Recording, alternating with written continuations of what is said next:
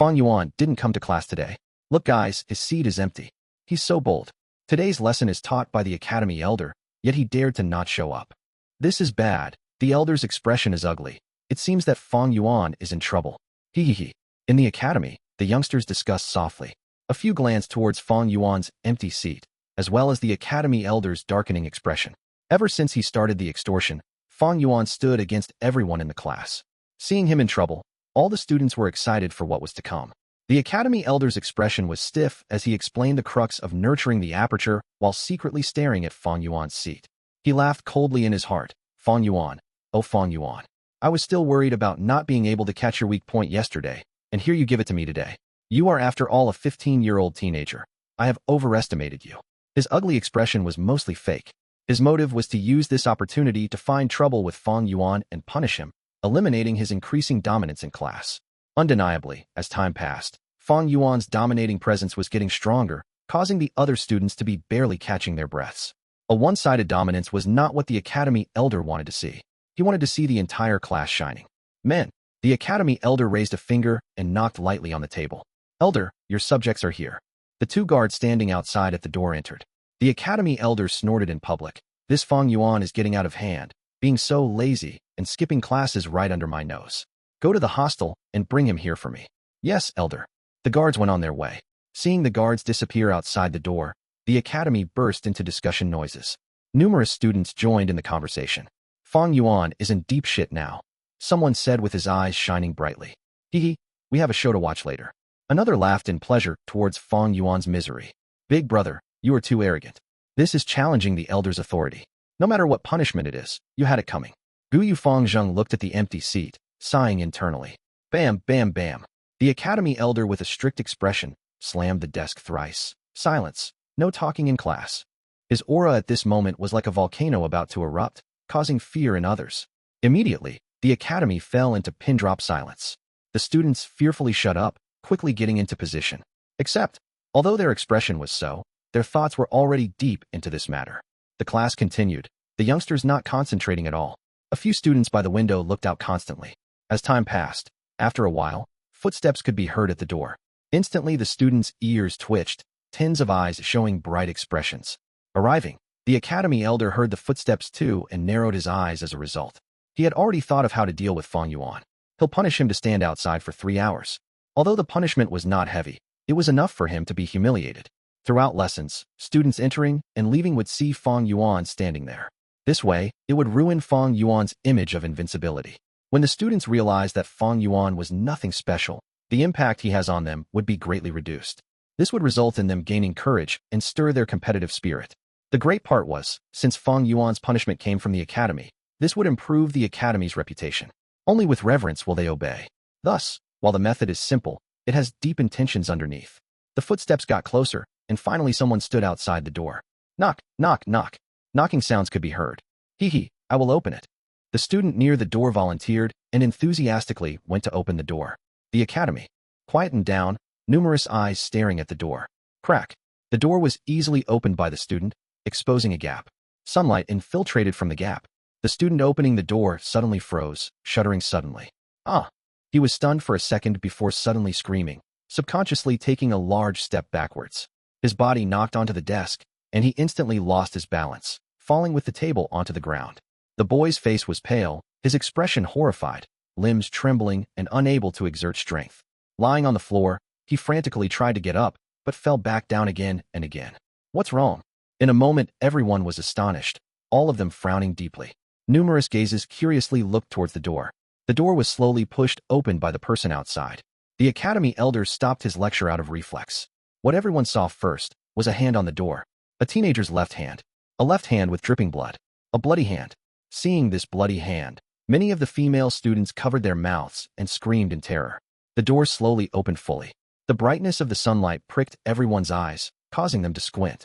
With the bright sunlight as his background, a dark shadow attached to a thin teenager appeared before everyone. He didn't know why, but the Academy Elder felt a strong feeling of unease in his heart. It's Fang Yuan. Someone screamed out loudly. Everyone who had gotten used to the sunlight could clearly see who the person was. What met their eyes was Fang Yuan, bathed in blood, standing outside the door as if he had gone through an intense battle. His left hand slowly retracted, his right hand grabbing onto some hair, dragging along a person. The person's left arm was entirely detached from the base. He was lying there motionless, evidently unconscious. Blood on his left shoulder gushed out. It's one of the guards who went to look for Fang Yuan. Someone recognized the person's identity. What exactly happened? Someone was going berserk. He murdered again. This time he killed the guards. Someone pointed at Fang Yuan, screaming in horror, getting louder and louder, as if it would purge the terror and fear in his heart. At once, the academy was rowdy. Many students forgot the rules at this time and stood up from their seats. They looked towards Fang Yuan with fear, shock, and nervous expressions. In their imaginations, Fang Yuan would be dragged here by the guards left and right. But the truth was, Fang Yuan bathed in blood, his expression cool like a devil approaching. The two guards, one missing while the other lying motionless, blood oozing from his body, quickly forming a puddle. A thick scent of blood permeated the academy. The academy elder was stunned. He did not anticipate such a scene. After his shock, came intense rage. The two guards were merely external martial artists. So what if they died? The academy elder did not really care. But the crucial point was their identity.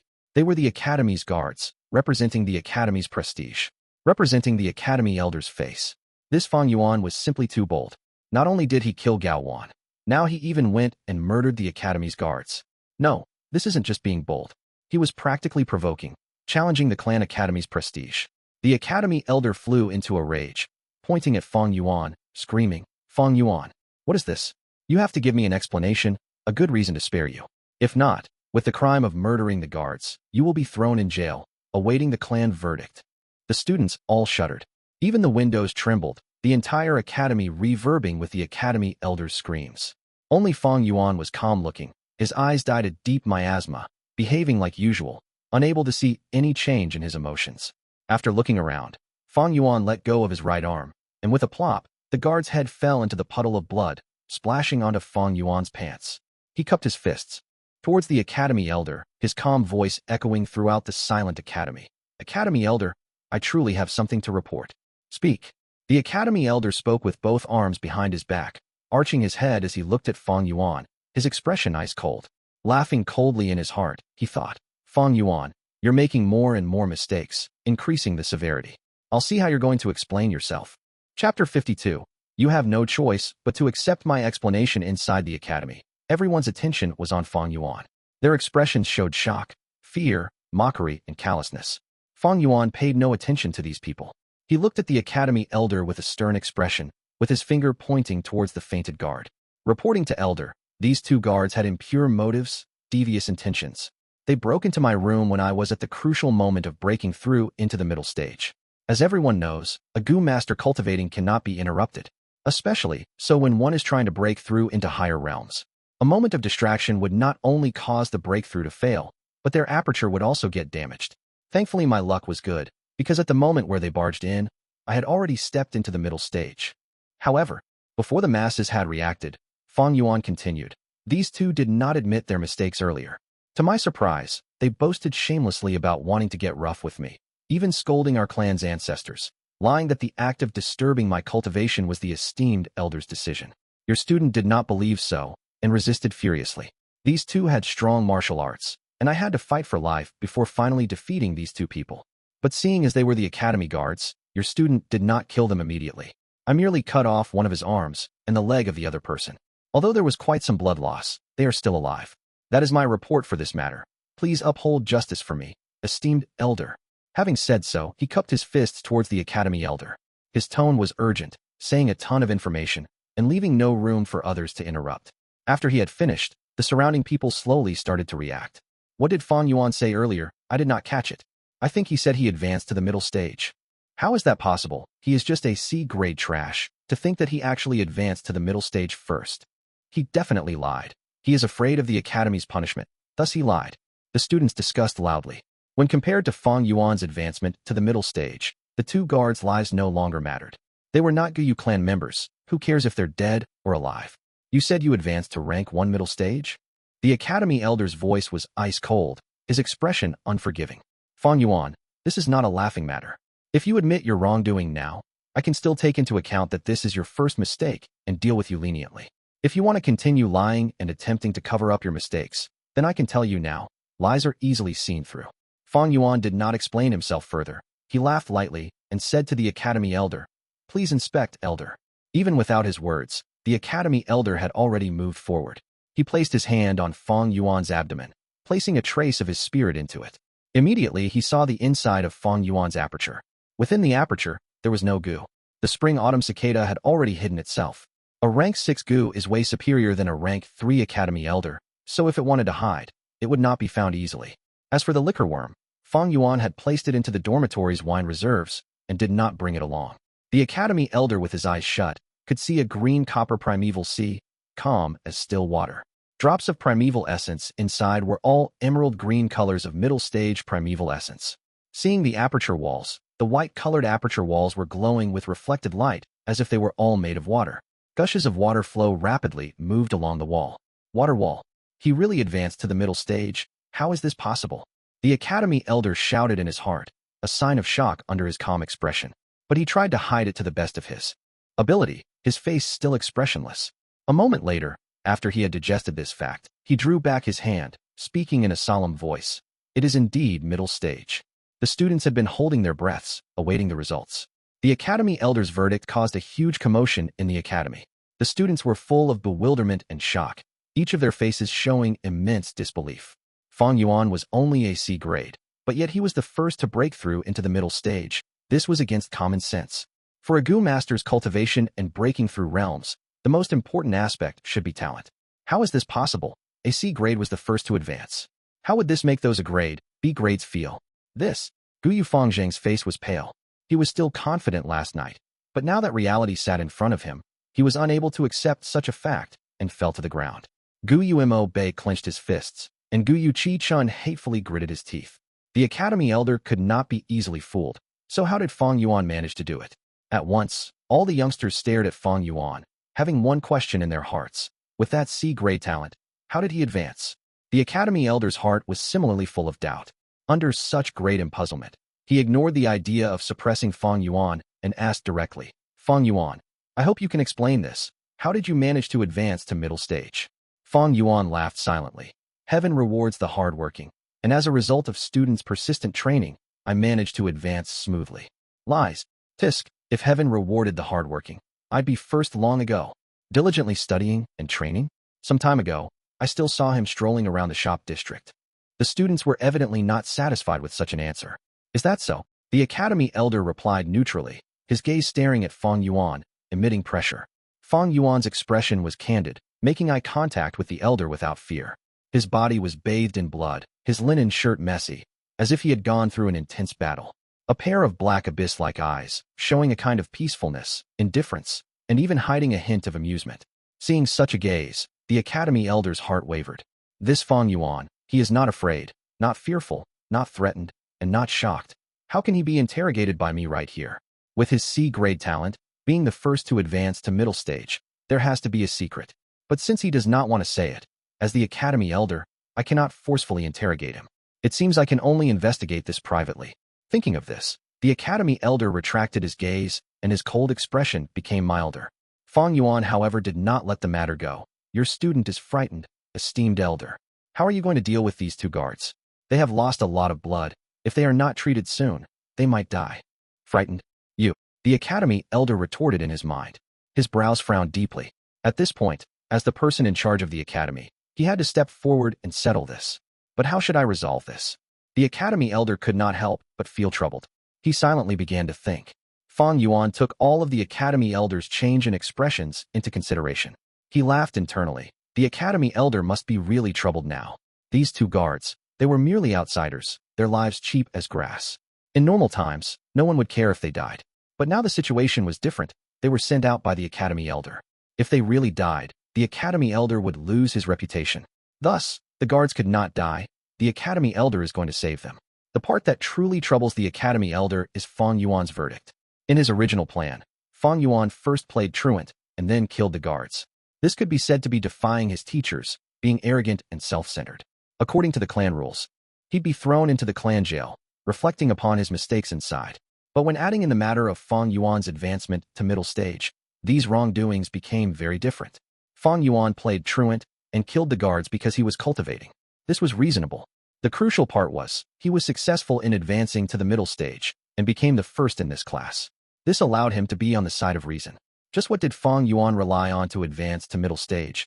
This secret would be discussed later. Winners win all, losers lose all. The world only cares about result. No one would reprimand such an outstanding junior. The Academy Elder could not execute any punishments on him. What is the Academy for? It is to nurture outstanding Gu masters and inject fresh blood into the clan.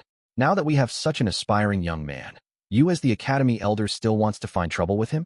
That would be neglecting your role. Just like a student who got good results, as a teacher he should be encouraging and praising him, instead of punishing and criticizing. A teacher who punishes and scolds a student for his good results is not one that would ever be recognized. Perhaps the other elders would secretly cause problems for Fang Yuan because they fear Fang Yuan's future prospects, or because of grudges and past grievances. But him alone, the esteemed Academy Elder, cannot do such a thing. Because he is in charge of the Academy, he has to be impartial, at least on the surface. These are the rules. Do I just let him go like this? It was not easy finding a weakness of his. The Academy Elder was indignant. He knew in his heart that all the youngsters in the Academy were merely spectators of this matter. They can only look at the matter as entertainment, but are unable to see the crucial point in this. They are unable to experience the excitement in this battle. The truth is, this is the one time where he, as the Academy Elder, was battling against Fang Yuan the student. First he grabbed hold of the rules, and was bent on punishing Fang Yuan, removing his strong image in front of the other students. Next, Fang Yuan retaliated. His actions may seem rash, but it hit the matter on the point, and with the excuse of advancing to the middle stage, he got back his argument. As for those two unlucky guards, they were merely sacrificial pawns who were implicated by the two's battle of wits. This Fang Yuan, he is too cunning. If he had really killed the two guards, I can still retaliate against him with this reason. Although his talent is lackluster, with such a meticulous and experienced method, it is hard to believe that he is just a 15-year-old. The worst part is, I cannot retaliate. No wonder back in those days, the clan had rumors about his early awakened intelligence. The Academy Elder suddenly realized he had lost. His loss was due to his status. He was the elder in charge of the Academy. This was both his strength and weakness. One's strength is also one's weakness. Fang Yuan had understood this logic long ago. The Academy Elder was both helpless and frustrated. He had asked Fang Yuan to explain, and in actuality Fang Yuan's explanation was full of loopholes and easily exposable. These guards were chosen by the Academy Elder himself. They would not be so rash and retarded to scold the Gu ancestors. Fang Yuan's words were on purpose. It was blatant accusation, framing, and laying a trap in front of the other party. The Academy Elder was clear of this, but he knew that he could not pursue the matter. This was a trap. Once he looked into it, the truth would be revealed. And how would he handle this matter? If he did not punish Fang Yuan, the two guards would be pitifully framed. And as the Academy Elder, if he does not handle things impartially, how can anyone trust him? If he punished Fang Yuan, that would be suppressing and displaying jealousy of the talented. To suppress a junior of the clan for two servants who were not part of the clan, this matter would trigger the unhappiness of the clansmen. Thus, the best way to resolve this was to pretend to not see anything, and treat these two guards as discarded pieces, admitting that they had performed a huge mistake, as well as praising Fang Yuan. This way, the clansmen would be satisfied, and the deceived guards, without additional information, would think of this as being impartial. If he handled the matter like this, it would give the Academy Elder the largest benefit. Logic told the Academy Elder that this is the way to handle it. But emotionally, he could not take it lying down. This Fang Yuan was too devious. The Academy Elder not only failed to suppress Fang Yuan, but he himself became the stepping stone for Fang Yuan, getting humiliated in public. Fang Yuan did not show the slightest respect for him and dared to oppose him like this in public, causing this esteemed Academy Elder to suffer such humiliation and frustration. The point was, in future if these two guards felt indignant and wanted to reveal the truth, as the Academy Elder, if he wanted to maintain his image and position, he would have to be the first to step up and suppress them. But this was all caused by Fang Yuan. What sort of feeling is this? For example, it would be like Fang Yuan pooping on the Academy Elder's face, but the Elder himself still has to praise him and at the same time, clean his butt for him. If anyone wanted to point out that there was poop on his face, he has to be the first to shut that person up. This feeling of grievance, it was almost unbearable for the Academy Elder. There was a growing urge in his heart to give Fang Yuan a few tight slaps. But finally, the Academy Elder stretched out his arm and patted Fang Yuan's shoulder. Good lad. The Academy Elder's face was dim like still water, forcing the words out of his mouth. It is all thanks to the Academy's nurturing, Fang Yuan replied plainly. The corner of the Academy Elder's eye twitched. Chapter 53. Fang Yuan, You were appointed as class chairman. Everything was going according to Fang Yuan's calculations. Thereafter, the Academy Elder ordered the healing Gu master to save the 2 guards. The guards were saved, but they had suffered heavy injuries and were almost crippled, ending up getting fired from the academy by the Elder. Fang Yuan did not receive any punishments. On the contrary, he received compliments thoroughly. This result caused much fear in the other youngsters. But this issue was far from over. As time flowed, the commotion spread to the rest of the clan. Fang Yuan, being the first to advance to the middle stage with his C-grade talent, became the after-meal gossip of the entire clan. After meals and tea breaks, everyone was discussing this matter. Subsequent to the initial peculiarity, everyone started to guess the secret behind Fang Yuan's quick advancement. Actually, with a C-grade talent, surpassing a grade and B grade to advance first into middle stage is not something that strange. True, there are many methods in this world that can achieve such a thing. Take the relic Gu, for example. Once this Gu is used, the aperture walls would be enhanced, and it will assist the cultivation to rise by a small realm, being the easiest method of breaking through. At once, the crowd's discussion evolved into all sorts of possible answers and methods. As for theories about liquor worms and external sources of primeval essence, these ideas were also naturally brought up by many people. If Fang Yuan revealed the existence of the liquor worm at the start, there would not have been such a commotion. But because he hid it, this resulted in the curiosity of many people being raised. Although it appeared peaceful, Guyu village had an undercurrent brewing. Numerous eyes were watching the Academy Elder, all waiting for his explanation. As the Academy Elder, if he did not know how a student that he had taught himself had advanced, that would be negligence of his role. Thus, the Academy Elder had to give an explanation. Days passed by. The second youngster to break through the initial stage and advance to middle stage appeared. It was Guyu Mobe. Soon after, with just a 3-hour difference, Guyu Fangzheng advanced too. He was, after all, dragged down by the lack of primeval stones. Of course, there was also the reason of him being traumatized by Fang Yuan. The third was Guyu Qi Chun. Even if he had Guyu Qi Lian's infused primeval essence, the method's effectiveness was not very high and could only be performed once every 3 days, adding to the fact that it was very risky. But with his C-grade talent, getting 3rd position was already a success. On the 5th day, the Academy Elder once again handed out subsidies. Guyu Fang Yuan. He stood at the front, calling out Fang Yuan's name first. Fang Yuan stood up and walked towards him with a plain expression. The youngster's attention was on him as he moved, revealing all sorts of envy, jealousy, inspection, and hatred. Not one was the same. Today, the Elder is not only handing out resources, he is also appointing the chairman and vice chairman positions. As expected, the first to be called up was Fang Yuan. He is the first to advance. The title of chairman belongs to him.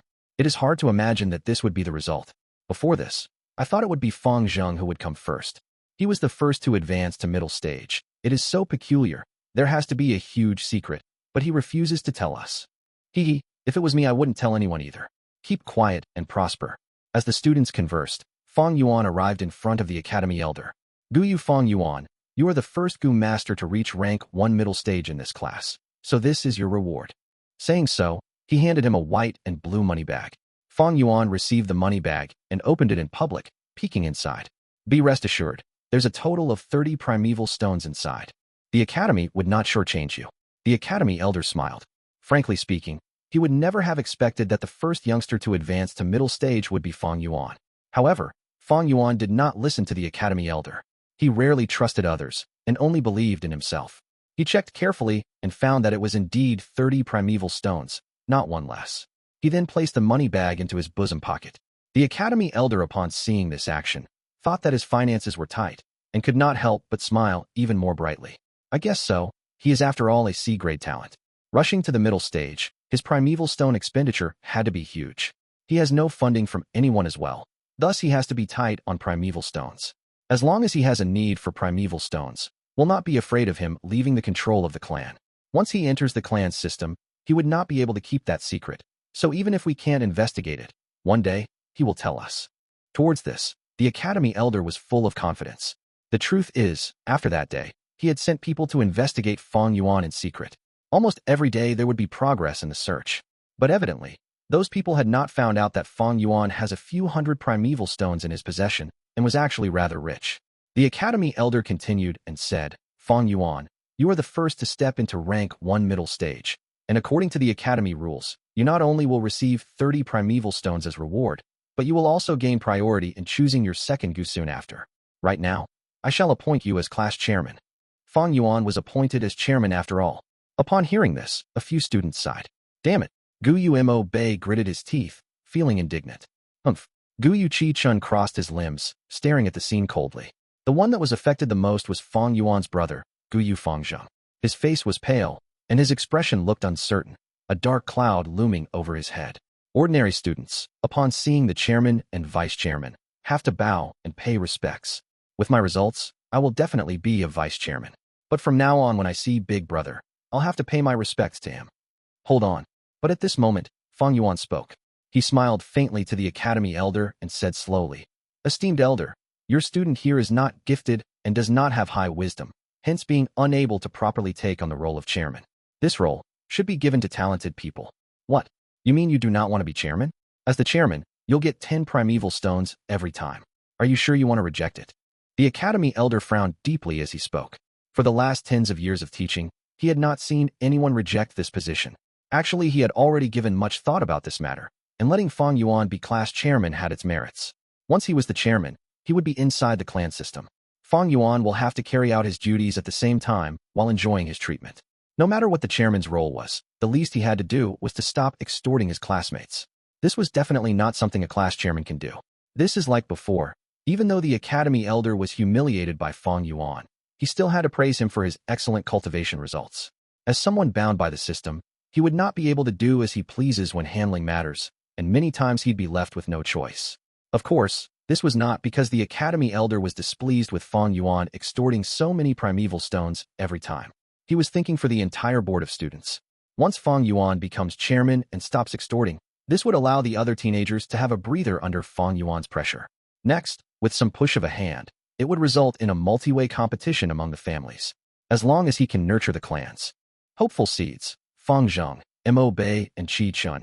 What is the cost of sacrificing a small role of a chairman? And yet, although he had a good plan, the truth was very different from what he expected. Fang Yuan rejected it. He actually rejected it. Although this position is small, it is the first representation of honor among these hot-blooded youngsters. Besides honor, as the chairman, they get 10 primeval stones as resources each time. This temptation, no youngster has ever resisted it before. But Fang Yuan actually rejected. Fang Yuan looked at the stunned elder and asked him back, did the academy rules state that the first has to be chairman? The position of chairman, is it irrefusable? The academy elder replied with a cold expression. Of course there are no such heartless rules. Fang Yuan laughed. Thank you, elder, for your understanding. Saying so, he cupped his fists and walked back to his seat. The students who saw this scene with their own eyes all flew into a commotion. At once, the academy was lively. Fang Yuan actually rejected it? Are you kidding me? Is he sick in the head? Not sure why he's acting crazy, but he's gonna regret this later. Fang Yuan gave up on being chairman. This means I am the chairman? Happiness came too quickly, and the second place Mo Bei could not react in time. Chi Chin showed a look of disbelief. He was unable to comprehend that someone actually gave up the spot of chairman. He has to be beyond stupid.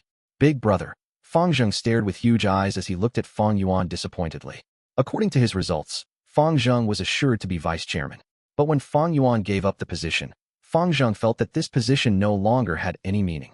The academy elder's face was dark this time. Really, really dark. The last time when Fang Yuan skipped class, although he looked angry, it was just an act for the others to see. But this time, he was in a bad mood, worse than before. Fang Yuan gave up the position of chairman. This means he is rejecting the clan system. The elder had governed the academy for tens of years, but this was the first time he saw such a student, rejecting this huge temptation. He wanted to invite Fang Yuan into the trap, but since he wouldn't enter, the academy elder was helpless. The giving out of subsidies ended. Mo Bei claimed the position of chairman with his result of being second. Fang Zheng and Chi Chin each became vice chairman. The class chairman was given 10 primeval stones. The vice chairman got 5. A few students who were not from well-to-do families were so envious that they almost drooled when seeing the 3 students' primeval stones. Chapter 54. But I am the class chairman. The wheel of red fire. The sun slowly sank down on the west side of the mountain range. Its light was not eye-piercing, but it was a sort of bright and gentle ray. The west sky was dyed a shade of blushful red, the sunset glow continuously spreading out. It was just like an imperial concubine who had just been rewarded, happily crowding around the emperor, wanting to sleep together with him. 1. Qingmao Mountain was engulfed entirely in a sea of rose-red color. Each of the tall pillared buildings and houses were also draped over with a layer of golden yarn. The surrounding forest planted around the academy seemed like it was wiped with a faint stratum of oil. The wind blew slowly, and as the students walked out of the classroom with their bosoms carrying the primeval stones that were just passed out, they were in a relaxed and calm state of mind. I really don't know what Fang Yuan is thinking, to actually give up on the role of class chairman. Ha ha ha, his brain is fried. I bet he thinks of killing people all day. Let's not concern ourselves with this kind of crazy guy. Come to think of it, that day when he burst into the academy, I was really freaked out. It was just so terrifying. I had a nightmare on the day itself after I went home. The students were in groups of 2s and 3s as they walked. Good day, class chairman. Greetings, class chairman. Gu Mo Bei swaggered around as he walked, and wherever he went the students would bow and greet him without exception. His face was unable to stifle the expressions of excitement and infatuation. This was the fascination of authority itself. Even if it was just a tiny bit of difference in status, it could also make a person even more confident in his own self-worth. Right now, as the dying sun looked as red as blood, Mo Bei watched it while his heart sang. How is it that I have never realized before? This sunset's rosiness sure is adorable. Going head over heels just because of becoming a chairman, as if it's so amazing. Gu Chi-chung purposely walked behind, since he just didn't want to greet Gu Mo Bei at all. I really have no idea what Fang Yuan is thinking about, to think he actually let go of the position of chairman. However, it's also a good thing, or else me as the third, how could I have been able to obtain the role of vice chairman? Gu Chi-chung was confused in his heart, but he also felt happiness and relief. Good day, vice chairman. At this moment, a normal student walked past him and immediately bowed to greet him. Haha, good day to you too.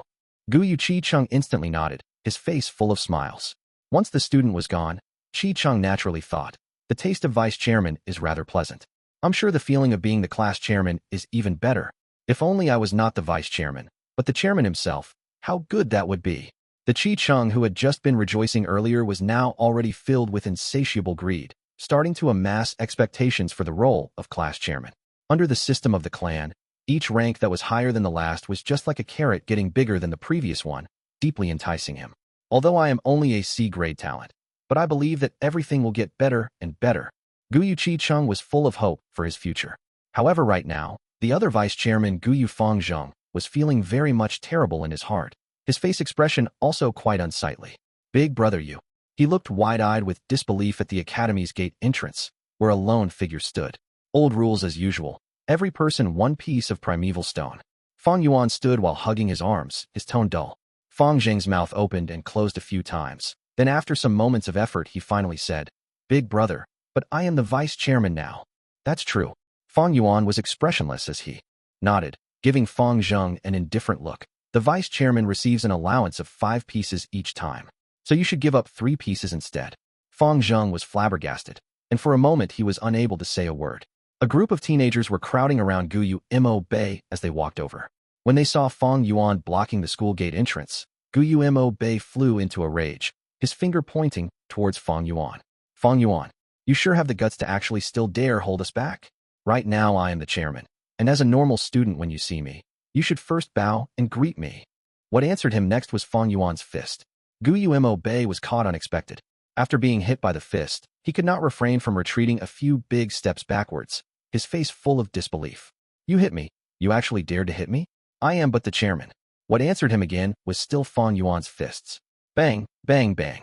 After a few rounds of exchanging offensive and defensive blows, Gu Mo Bei was knocked down to the floor by Fang Yuan, and he fell unconscious. The surrounding youths were all wide-eyed as they watched, all of them unsure of how to react for a moment. This was totally different from their imaginations. The guards at the gate entrance had also been watching everything that happened under their eyelids. They could not help but whisper among themselves. Fang Yuan just knocked down the new class chairman. What do we do? Salad dressing. 2. What do you mean? It means just watch them, then call some other guys and tidy up the place. But, hey, you want to provoke a person like Fang Yuan? I hope you remember what happened to Wang De and Wu Er. The questioning guard immediately quivered and stopped saying any more. The 2 guards at the huge gate entrance stood perfectly straight and upright. To let an incident happen right beside them, it was as if they were deaf and blind, unable to hear or see anything. After Fang Yuan sorted out Gu Mo Bei, he also dealt with Fang Zheng and Chi-chung. It was then that the other teenagers realized that nothing had changed. Fang Yuan was still the same old Fang Yuan, and the extortion would still continue as always. Each of you hand over 1 piece of primeval stone, vice chairman 3 pieces, class chairman 8 pieces. Fang Yuan announced the new rules. The youths could only sigh and obediently fish out their primeval stones. When they walked out of the school gates, suddenly someone slapped his head and exclaimed loudly, "I've thought of it." No wonder Fang Yuan did not want the position of class chairman. He wanted to continue extorting us. That's right. Every time he does it, he would get about 59 pieces of primeval stones, and right now it's gone up to about 68 pieces. If he was the class chairman, he'd only get 10 pieces. Quite a few of them were enlightened. He's too treacherous, too cunning, too savage. Some of them were slapping their thighs, full of hatred and resentment. Sigh. This way it means that there's nothing extraordinary about the position of class and vice chairman. They'll also be extorted and be left with 2 pieces, just like the rest of us.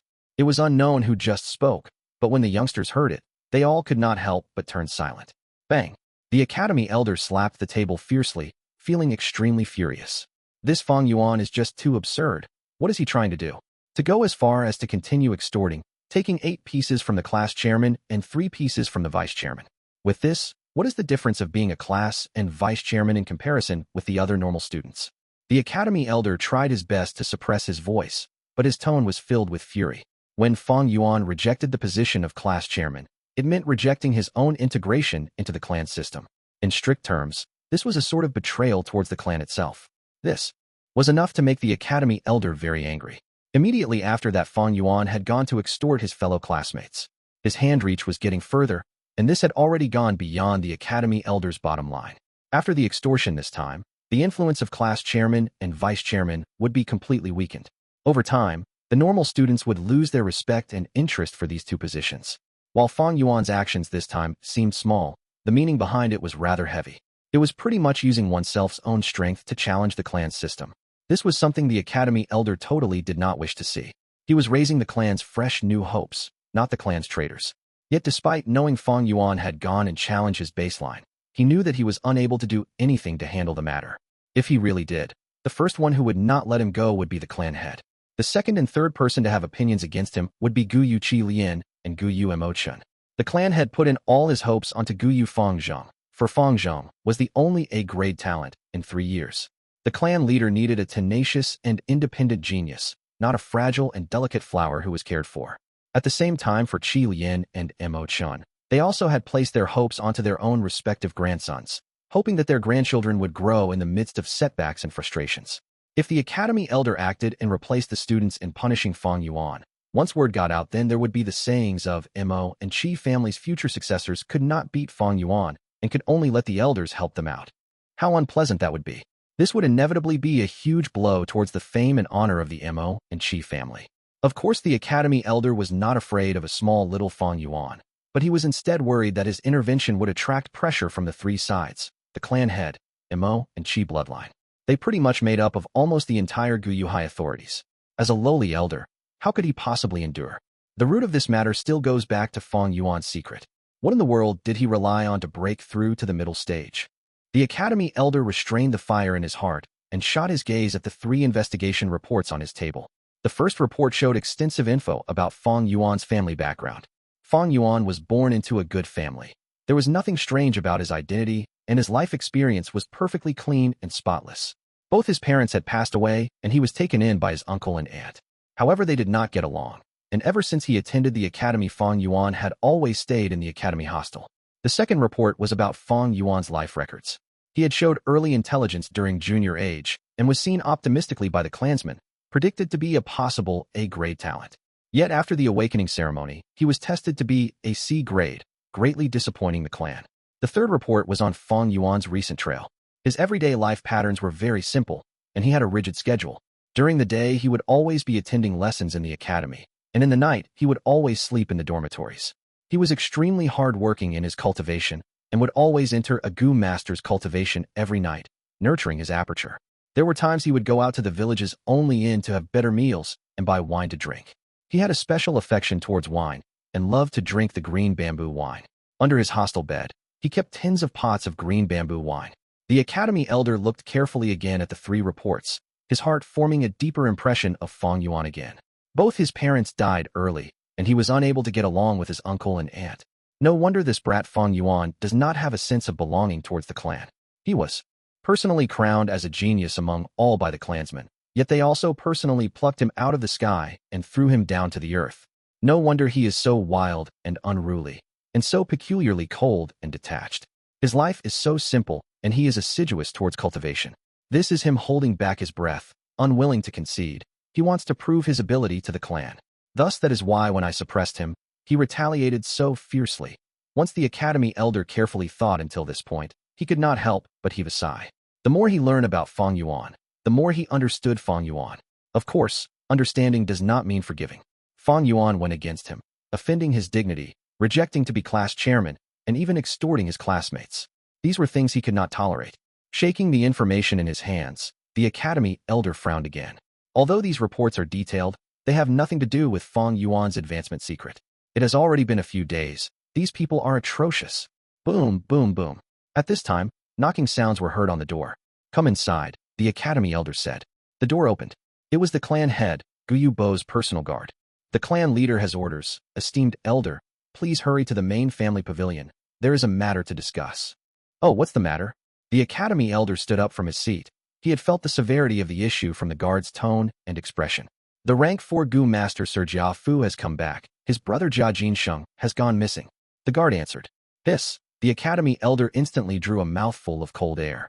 1. This analogy is unique to the author. I translated as closely as possible, yeah. Something about how basically two colors in the sky blend together like an emperor sleeping with his concubine. 2. Salad dressing is a Chinese wordplay that is very hard to contextualize. Zimaban Zenmi ban and Nengban Liang ban are homophones with the character ban, so it is a phrase commonly used when people don't know how to reply to the how question. Chapter 55. Exactly the words I wanted to hear. The moon, round like a wheel, was faintly discernible among the floating clouds. The Academy elder hurriedly walked on the road, his face barely visible under the flickering moonlight. It was hard to survive in this world, and Gu masters going missing was a common thing. With his extensive life experience, the Academy elder knew that under normal circumstances, these sort of sudden disappearances often spelled death. Anyone can die, but Jia Jinsheng cannot, especially not dying in the Guyu village. His identity was special, his father being the Jia family head, his brother being the rank 4 Gu master Jia Fu. A rank 4 Gu master has yellow-gold primeval essence, and they have absurd fighting power. Within the Guyu clan, only the clan leader is rank 4 and can match up to him, while the other clan elders were all rank 3. The Jia family head was at an even higher cultivation level. He was a rank 5, and under his lead the Jia family rose to prosperity, becoming a large-sized clan and possessing the resources of an entire mountain, with a large number of clansmen. Compared to them, Guyu clan was just a middle-sized one. If the two clans fought, Guyu village would definitely have the disadvantage. The most crucial part was, if this matter was spread, the Guyu clan's reputation would be tarnished. Many merchants are vigilant in choosing their routes. Without the interaction with merchants, the Guyu clan's surplus local resources would not have an avenue to sell, and the external resources they required would not be purchasable. As time passes, they would definitely weaken. This matter is severe. If we do not handle it well, it would be a disaster. The Academy elder worriedly rushed towards the clan head's pavilion. Once he stepped into the conference hall in the clan head's pavilion, the Academy elder felt the solemn and serious atmosphere. The main seat was occupied by the current clan leader Gu Bo. The fat and short Jia Fu brought along 5 to 6 followers with him and stood at the center of the hall, adopting an accusative stance. Under the bright light of the lamp, the solemn faces of the elders who were standing at side of their chairs were evident. Jia Fu was a rank 4 Gu master, and since he was not sitting, these rank 3 clan elders naturally did not dare to sit. This was the deterrent force of a rank 4 Gu master. It was also a form of respect for power. Greetings. The clan elders were about to pay their respects, but they were stopped by the clan leader Gu Bo's hands. Gu Bo, who had grizzled white hair, was using his finger to rub his temple, a look of distress on his face. I'm not going to say more about the matter. The clan academy is always under your supervision. Let me ask you, where is Gu Fang Yuan? The academy elder was shocked. Internally he thought, how does this have to do with that brat Fang Yuan? He answered politely. At this timing, he should be cultivating in the academy hostel. The clan leader sighed. Brother Jia is very suspicious now. He thinks that his brother Jia Jinsheng's disappearance has something to do with Fang Yuan. I order you to go and bring him here immediately. The academy elder shuddered in his heart. Yes. He understood the severity of this issue and hurriedly paid his respects before he turned around and left. Brother Jia, that Fang Yuan will be brought here immediately. Have a seat. Gu Bo pointed at a seat near him and said to Jia Fu. Jia Fu laughed bitterly, cupping his fists at Gu Bo. I apologize to Brother Gu. I was really anxious then. It has already been days since I've seen my brother. I fear for the worst. I really cannot afford to wait. There are some things that, only after losing them can they be understood. Jiafu only realized it in these few days. The reason why his father paired him up with the burdened Jia Jinsheng for the caravan. It was to test his nature, seeing if he could, while suppressing his brother, remember their kinship, and at the same time take care of this little brother. If Jia Jinsheng was dead now, how would his father view him? When he realized this point, he immediately held investigations in the caravan and quickly set his target on the Guyu village. He rushed back without a single break. Now that he was standing, reluctant to sit, it was to create the impression that he was determined to get the culprit. This was both emitting pressure on the Guyu clan as well as giving his father a form of assurance when he returned to the Jia family. Reporting to clan leader, sir, Fang Yuan has been brought here. Quickly, the academy elder brought Fang Yuan to the hall. Guyu Fang Yuan pays his respects to clan elder, Sir Jiafu, and the various clan elders, Fang Yuan said with an expressionless face. It's him. Jiafu coldly observed Fang Yuan. At the same time, asked a female Gu master. This female Gu master was the one who Fang Yuan bought the purple gold rock from at the gambling den. Yes, it's him. There is no mistake. The female Gu master stared at Fang Yuan, saying confidently. Jiafu nodded.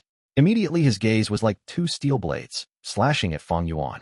But he did not interrogate openly, for this was the Guyu village. Thus he had to give the Guyu clan leader some respect. Thus he looked towards the Guyu clan leader. The Guyu clan leader had a serious expression. He knew that Jia Fu purposely conversed with the female Gu master loudly. It was not only to confirm Fang Yuan's identity, but also to assert his motive. He was implying to the Guyu clan head that he had the evidence in his hands. I have sufficient confidence, so you better not overly defend your own clansmen. This caused some displeasure in the Guyu clan leader's heart, thinking, you Jia Fu lost your brother. It was your mistake to begin with. Now you come here to our Guyu village with an accusative stance. Do you think my Guyu clan can be easily bullied? My Guyu clan is impartial and works around based on logic, but don't be mistaken that this is a weakness. Thinking of this, he did not interrogate Fang Yuan immediately, but fiercely said to the female Gu master, did you see clearly? I'm not afraid to tell you this, but Fang Yuan has a twin brother who looks extremely identical to him. Are you really sure it's him? The female Gu master was just a rank 1, and under Guyu Bo's pressure, she instantly showed a hesitant and nervous expression. Jiafu frowned and took a step forward, blocking her from Guyu Bo's sight. Cupping his fists, he said, Brother Guyu, I've always respected the Guyu clan, especially the Guyu clan's 1st and 4th clan leader. These two were rank 5 powerhouses. One built the clan from scratch, where he went through tough times and created the Guyu family's 100-year foundation. Another was a benevolent hero, for to protect his clan he sacrificed himself, and is worth respecting. Brother Guyu, as the clan leader, I believe you will act impartial. Please interrogate this Fang Yuan. Hearing that his tone had softened, Guyu Bo nodded, but his heart had already decided. If this Fang Yuan was the culprit, then he would hand him over. After all, he was just a C grade. There is no loss in losing him, as long as it is able to settle this dispute. If Fang Zheng was the one who did it, Fang Yuan also has to take the blame. Fang Zheng is an A-grade genius, the only one in 3 years. The clan higher-ups still expect to nurture him greatly to go against that by Ning Bing from the Bai clan village. Fang Yuan, don't be nervous. Guyu clan leader smiled benevolently, using a gentle tone towards Fang Yuan. Let me ask you, do you know any information about that Jia Jinsheng? Who is Jia Jinsheng? Fang Yuan looked up and said calmly, he's lying. The female Gu master from the gambling den shrieked right as Fang Yuan finished his question. The people in the discussion hall, upon hearing this shrieking, frowned and all looked towards her. The female Gu master pointed at Fang Yuan, showing an agitated expression. It's him. It's him. At our gambling den, he bought 6 purple gold rocks, and the 5th was a mudskin toad. Young Master Jia saw it, and tried to use 500 primeval stones to purchase it. This left a huge impression on me. Even if a year or 2 passes, I will not forget. Not only me, but the other Gu masters at the gambling den saw it too. Is that so? The Guyu clan leader's smile disappeared, showing a stiff expression and dragging his question towards Fang Yuan. Fang Yuan only nodded now, showing a hint of nervousness, and pretended to suddenly realize, oh, it's him. All right, if he's Jia Jinsheng, then I do know him. But after the gambling den incident, I did not see him ever again. He's lying again. This time, it was not the female Gu master, but a male Gu master who called out in public. Fang Yuan looked towards him, and as if he had recognized him, showed an expression of shock, but quickly tried to hide it. His expression changes were reflected in everyone's eyes. Everyone started to ponder. Esteemed sirs, I am an employee at the wine shop. The male Gu master first cupped his fists to everyone, and then vigorously pointed at Fang Yuan. That night, I saw clearly at the wine shop. He was sitting with young Master Jia Sheng, and the two secretly conversed for a long time. Once he said so, the hall erupted into a clamor of soft discussions. The academy elder used a cold gaze and looked at Fang Yuan. The Guyu clan master moved backwards slightly, slowly leaning on the large chair. How can that be? Fang Yuan showed an obviously frantic expression, hurriedly saying, "The wine shop had so many people. How can you recognize me just like that? You might be mistaken yourself." Haha, I am definitely not wrong. The male Gu master smiled, his gaze staring at Fang Yuan. At this moment, he felt extremely confident. Not to mention it was young Master Jia Sheng, who coming to our wine shop. We have to take care of him carefully. Even if it was not him, I would still have had recognized you, as you had given me a strong impression. Saying so, he raised his eyebrows, saying smugly, "Do you still remember? That day you came to our shop, wanting a cup of monkey wine, but you only drank a mouthful. After that you released the liquor worm and fed the remaining monkey wine to it. I saw the liquor worm and was very agitated, wanting to purchase it from you, but you refused to sell it and walked away immediately." Good, exactly what I wanted to hear. Fang Yuan laughed coldly in his heart, but showed an expression of shock on his face, subconsciously taking a step backwards. Liquor worm. The eyes of the academy elder behind Fang Yuan shone, but quickly he frowned again, and could not help but ask, "Fang Yuan, where did you get that liquor worm?" Fang Yuan clenched his fists, gritting his teeth, but refusing to answer. The surrounding clan elders flew into a rage, starting to scowl. "Fang Yuan, do you know the trouble you've caused? Talk, exactly what happened. Tell us of what you know, own up. This liquor worm, is it Jia Sheng's? How can it be his? The liquor worm is obviously obtained by myself. I opened it." Fang Yuan raised his head suddenly. His expression worked up, as if he could not stand such a slander, and shouted loudly with an indignant emotion. "You opened it?" Gu Yubo frowned deeply. "That's right. At this point, I shall not hide it any further." Fang Yuan acted as if he was risking everything, speaking urgently. "I bought 6 pieces of purple gold rock at the gambling den, but because I did not have enough primeval essence, I only opened 5 on the spot. The last one, I brought back to the hostel, and after opening it, I found a liquor worm inside. I was overjoyed as I had searched up information on it before, and knew that the liquor worm is a rare Gu worm that could supplement my lack of talent. Thus I refined it on the spot." Wait, you said that you bought 6 gambling rocks and opened a mudskin toad, as well as another liquor worm. The clan elders, upon hearing this, could not help but ask in an unbelievable tone, "So what?" Fang Yuan answered as a matter of fact, then pointed at the female Gu master, shouting, "She can be my witness." Everyone on the scene were momentarily stunned before turning to look at the female Gu master. The female Gu master felt the pressure from all the gaze and did not dare to lie, so she honestly said, "It is indeed true. Fang Yuan bought 6 rocks and opened the mudskin toad on the 5th. He brought the 6th piece away, but I do not know what he opened inside. Buying 6 purple gold rocks and getting 2 Gu worms consecutively. Isn't this luck way too good?" The clan elders mumbled. "What's so hard to understand? It's luck, who knows, heh? Back in the days when I gambled rocks I also..." Wait, Gu worms are hard to refine. Why did it sound like Fang Yuan easily refined it? Some of the family elders asked suspiciously. "You're muddled. Don't you know that when a Gu is extracted from a fossil, they're extremely weak, tittering on the brink of death? Even refining then from a lower rank is possible. What's so peculiar about him refining the liquor worm?" Someone immediately answered. Fang Yuan continued, "I refined the liquor worm and went to the stores on the 2nd day. I indeed went to a wine shop in the afternoon and bought a cup of monkey wine. At night, I went again and witnessed a scamming scene. Jia Sheng was selling a smelly fat worm as a black Boar Gu to someone in my clan. Next, Sir Jiafu appeared and resolved the dispute. I went to the wine shop again, but I did not expect to see Jia Sheng drinking wine in a poor mood.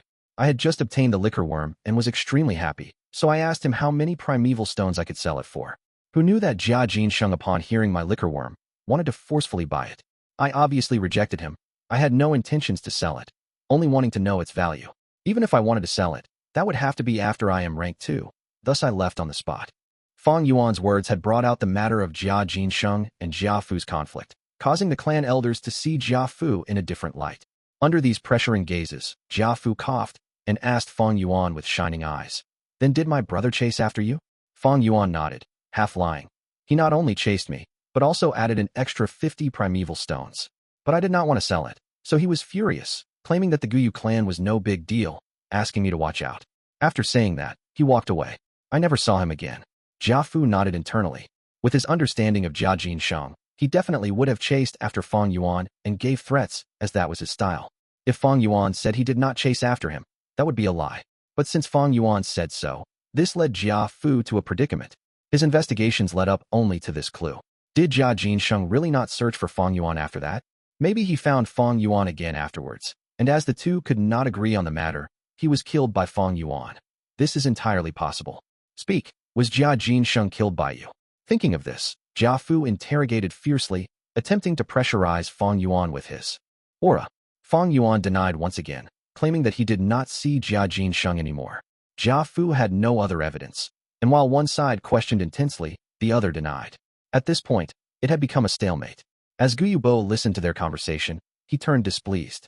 That Jia Jinsheng actually dared to threaten the Guyu clan on Qingmao Mountain. This was not giving the Guyu clan any respect. Now this Jia Fu dared to interrogate a Guyu clan member so intensely in front of all the Guyu clan higher-ups. Never mind if he had evidence, but now that he has no evidence or proof, if this matter spread out, what would happen to the Guyu clan's honor? Brother Jia, it's not that I want to speak out of turn. The clan leader interrupted his interrogation and continued. Jia Jinsheng has gone missing for so many days. Hope is bleak. The culprit who caused this crime definitely left behind some traces. Did brother find anything yet? Jia Fu stared fiercely at Fang Yuan before raising his head and sighed. I understand brother's words. If there were any traces, I would not have come here to find the culprit. That criminal is obviously experienced with vile methods and meticulous handling. To speak the truth, all the clues are at a dead end, and on the day we left, there was a huge rain that could have washed away all the possible blood traces. Gu Yubo smiled faintly. Brother Jia, I heard that your Jia family has a tracing Gu worm called the Underworld Path Butterfly. It can emit soul fragrance and be implanted on Gu worms. The scent is colorless and odorless and never fades. Your Jia family members' Gu worms all have this scent. As long as you use the Underworld Path Butterfly, following the fragrance, you'll be able to find the Gu worms and thus your brother. Jia Fu solemnly said, I used the Underworld Path Butterfly long ago, but there was no effect. I'm sure you've heard that once the Gu worm dies, the fragrance dissipates. Evidently, the murderer killed all of the Gu worms in my brother's possession. Gu Yubo's words turned. That's strange. The murderer harmed your brother, but he did not go for the Gu worms, or for extortion to get primeval stones. The murderer killed this tiny rank 1 Gu master. What was the motive? Indeed, what was the motive? Regardless of whether Jia Jinsheng was dead, there had to be a motive, right? If not for Gu worms nor primeval stones, then was it for love? But if it was a crime of passion, it had to be a long-term process, and Jia Fu would not have come to the Guyu clan. The caravan members and clansmen would fall under greater suspicion as they have a long relationship with him. At once, the hall fell into silence. Fang Yuan followed everyone's gazes and suddenly said to Jia Fu, maybe Jia Jinsheng was killed by you. I heard before that your family is splitting assets. Now that one brother is dead, wouldn't you get more inheritance? Shut up. Baseless accusation. Do not slander Sir Jia Fu. Immediately, the family elders erupted. Fang Yuan kept quiet immediately, his gaze shining obscurely, but his objective had been reached. His earlier words were like a pebble that was thrown into the elders' sea of thoughts, causing waves of ripples. The clan elders followed this train of thought and started to think. Jia Fu cannot kill Jia Jinsheng. This causes more harm to him than reward. Wait, even if he won't do it, that does not mean others won't. The Jia family's internal dispute. A certain elder had a flash of inspiration and lightly muttered. His volume was not high, but in the silent hall, it could be heard clearly. At once, the elder's gaze shone. Finally, they have thought of this.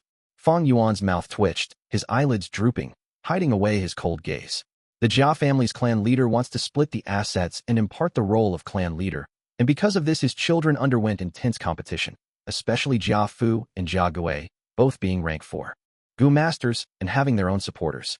In these few years, the Jia family situation is somewhat known by many of the mountain villages. Jia Jinsheng's misfortune was too strange. Currently, there was no evidence showing that Fang Yuan was the killer. It was obvious that the motivation for murder was not enough just based on the theory of killing just because of a liquor worm. At the same time, the murderer's actions and methods would not be so meticulous and secretive. But if Jia Gui was the one acting in the shadows, then it could be explained. Everyone present was a higher-up, and as someone in a position of power, there had to be something capable about them. At least for political schemes, they had great intuition and perception. The Jia family dispute. This gave everyone's imaginations a pair of wings. The Jia family clan leader had arranged Jia Jinsheng to join the caravan. One reason was to test Jia Fu's nature, to see if he was a good brother, and only suppressed but not bully his brother. Now that Jia Jinsheng was in trouble, Jia Fu would be implicated. And who is the true winner? Obviously Jia Fu's greatest competitor, Jia Gui. The criminal's actions were so fluid, causing all clues to come to a dead end. This showed how experienced the criminal was. How could this be done by a 15-year-old like Fang Yuan? All the answers were revealed at once. The discussion hall was still silent, but the elders exchanged gazes full of meaning. To make someone believe in something wholeheartedly, it is not through convincing, but directing. Fang Yuan's keen observation allowed him to see these glances, and he laughed coldly in his heart, but his face still showed an expression of indignance and stubbornness. Jia Fu's face was so dark and gloomy it could drip water. The matter of the Jia family internal dispute caused him to think of Jia Gui. At that moment, his soul shook. Who else had a greater motivation than Jia Gui? No one. I understand now. I understand everything. The academy elder stood behind Fang Yuan, looking at him. His eyes shone. Fang Yuan is both lucky and unfortunate, meeting Jia Jinsheng at the last moment. With his age of just starting to attend school, how can he get rid of all the evidence? If he had such scheming abilities, how can he show this expression of indomitability? He denied it earlier just to hide the existence of the liquor worm. At this point, everyone had dispelled their suspicions towards Fang Yuan. Getting rid of the suspicions on me is just the first step. What happens next is crucial. Fang Yuan was in grasp of the situation, and at this point, everything was going according to plan. He sighed internally and looked at Jia Fu. Jia Fu looked at him too, the unfriendliness in his eyes growing obviously more intense. Chapter 57. A gentleman's lie. Jia Fu was conflicted. He had dispelled his suspicions of Fang Yuan and was certain that Jia Gui was the mastermind. But yet, so what if I know the truth? Jia Fu felt anger and sadness surging. I have no evidence at hand, so if I accuse Jia Gui in front of father without any proof, father might even think I am trying to frame him. Jia Fu was smart, and he looked at Fang Yuan, a light flashing in his eyes. Jia Jinsheng had journeyed with him together, and now that he was missing, it was Jia Fu's fault for not taking care of him. Since he could not accuse Jia Gui, he had to give his father some answer. And this answer was in front of him. That's right, if Fang Yuan is the scapegoat, it would at least help me get through this crisis. Once I get over it, I can get back at Jia Gui with twice the payback. Jia Fu thought deviously. He raised his pitch, interrogating Fang Yuan. Fang Yuan, how do you prove that you did not harm Jia Jinsheng? The clan elders were stunned. This is obviously your internal dispute. Why are you still grabbing onto my clansmen? Only the Gu clan leader looked grim, his expression turning sharp as he stared at Jia Fu. Fang Yuan, what proof do you have to show that you were not present at the time and did not harm Jia Jinsheng? If you can't prove it, you are the murderer. Jia Fu pointed at Fang Yuan, his gaze furious as he threatened with his aura. He's trying to push our clan's Fang Yuan into being the scapegoat. How atrocious. At this point, the clan elders had reacted and their expressions all turned unkind. They had been fighting and scheming against each other for a long time, so if they thought about it, they would know easily about Jia Fu's standpoint and intentions. Witness. Of course I do. I prepared it long ago. Fang Yuan smiled internally, but showed an expression of shock, as if he wanted to speak but couldn't. No need for others. Just tell me if you do or not. Jia Fu raised his voice again, forcing Fang Yuan. Fang Yuan showed an indignant expression, but finally gritted his teeth and said helplessly, no, haha. Then you are. Jia Fu was about to declare his verdict, but at that point, halt. The academy elder took a step forward and stood in front of Fang Yuan with a solemn expression. Of course he has a witness. That would be me. You? Jia Fu asked in shock. That's right, me. The academy elder, facing rank 4 Jia Fu, was slightly overpowered. But seeing Gu Yubo's encouraging gaze, he gathered his courage and raised his head. These days when Fang Yuan unexpectedly became the first to break through the middle stage, I sent my men to investigate him. His everyday activities and actions are recorded down. There was no time for him to harm Jia Jinsheng. Yes, this is it. Fang Yuan hid behind the academy elder's back, where no one could see his curled lips, revealing a smile. Jia Fu's expression was dim. He did not expect the academy elder to stand out and protect Fang Yuan. The crucial point was, the Gu clan leader did not object. This had a great meaning, for it meant the Gu clan was going to protect Fang Yuan. I get it.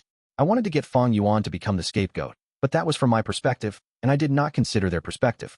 Indeed, once Fang Yuan is criminalized, the Gu clan has to bear the evil name of harming a Jia family member. From then on they will have to face the Jia family's retribution as well as losing their own reputation. Furthermore, future caravans would not dare to come here and trade anymore. The loss is too great. Thinking of this, Jia Fu was anguished and wanted to slap his own head. The Gu higher-ups did have such considerations. Fang Yuan was a C grade, so if he really harmed Jia Jinsheng, Handing him over was nothing. But the point was, now that his suspicion had been cleared, if he was handed over, wouldn't the Gu Yu clan suffer a great injustice and lose out greatly? Knowing that this conflict could not be resolved, Jia Fu gritted his teeth, determined to get his way. He said, "If so, why don't you let me use the footprint Gu? Once this Gu is used, it will show us his last 30,000 footprints on the floor." The Academy elder scoffed in displeasure. Jia Fu's words meant he did not trust them, but he has no reason to stop him. Thus he let Jia Fu through. "Come and test." Fang Yuan laughed coldly at Jia Fu, walking towards him with his head lowered. He was confident, having predicted this.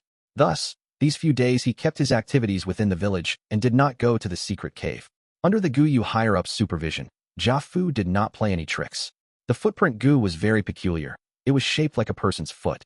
Its material was like a translucent yogurt, giving others a feeling of smoothness, and the surface had a yellow-green luster. Its size was small, being only palm size. Jia Fu held it in his hands, sending primeval essence into the footprint Gu. The footprint Gu became brighter, and then suddenly with a bam sound, exploded into a cloud of yellow-green powder. The powdery cloud enveloped Fang Yuan and spun around him before flying out of the discussion hall.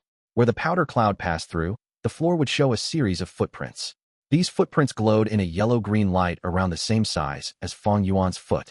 They were Fang Yuan's footprints when he entered the discussion hall. The footprints extended from the family head pavilion into the academy hostel and then to the academy and circulated. Other than that, it reached the mountain village's inn. The powder cloud became smaller as it flew, and finally at the 30,000th step, it vanished. The results were clear. Everyone had checked and knew that Fang Yuan was innocent. There were no suspicious points. Jia Fu sighed, taking out a small jade box. He opened the jade box, where there was only a jade piece inside. The jade piece was a translucent emerald color, and there was a Gu sealed inside. This was a phasmid's, one, its body long and slim, with the color of jade, its entire body looking like a bamboo tube. The phasmid's was normally longer than a palm, but this one wasn't, being only the size of a fingernail. On its surface, it emitted a white glow. Green jade as its body, white light enveloping its form. This is the bamboo gentleman. At once, some of the elders recognized this Gu worm and exclaimed. Even Gu Yubo was moved. He could not refrain from advising. "Brother Jia, this bamboo gentleman is a rank 4 Gu. It is not easily refined. Why waste it here?" Jia Fu shook his head, looking at Fang Yuan. "This bamboo gentleman was obtained through gambling rocks when I was young. The rock was only opened halfway before it could no longer be extracted. As everyone knows, this Gu worm is fed honesty as food, being able to detect lies from birth. Only an honest gentleman who has never lied can refine and feed this Gu. Fang Yuan, you just have to open this rock and keep the bamboo gentleman in your aperture. Whatever I ask you, you will answer. Next, we will take out this Gu and let everyone see if it changed color. If the Gu changes color, you're lying." "No problem." Fang Yuan did not hesitate. He immediately opened the jade piece and did as Jia Fu instructed.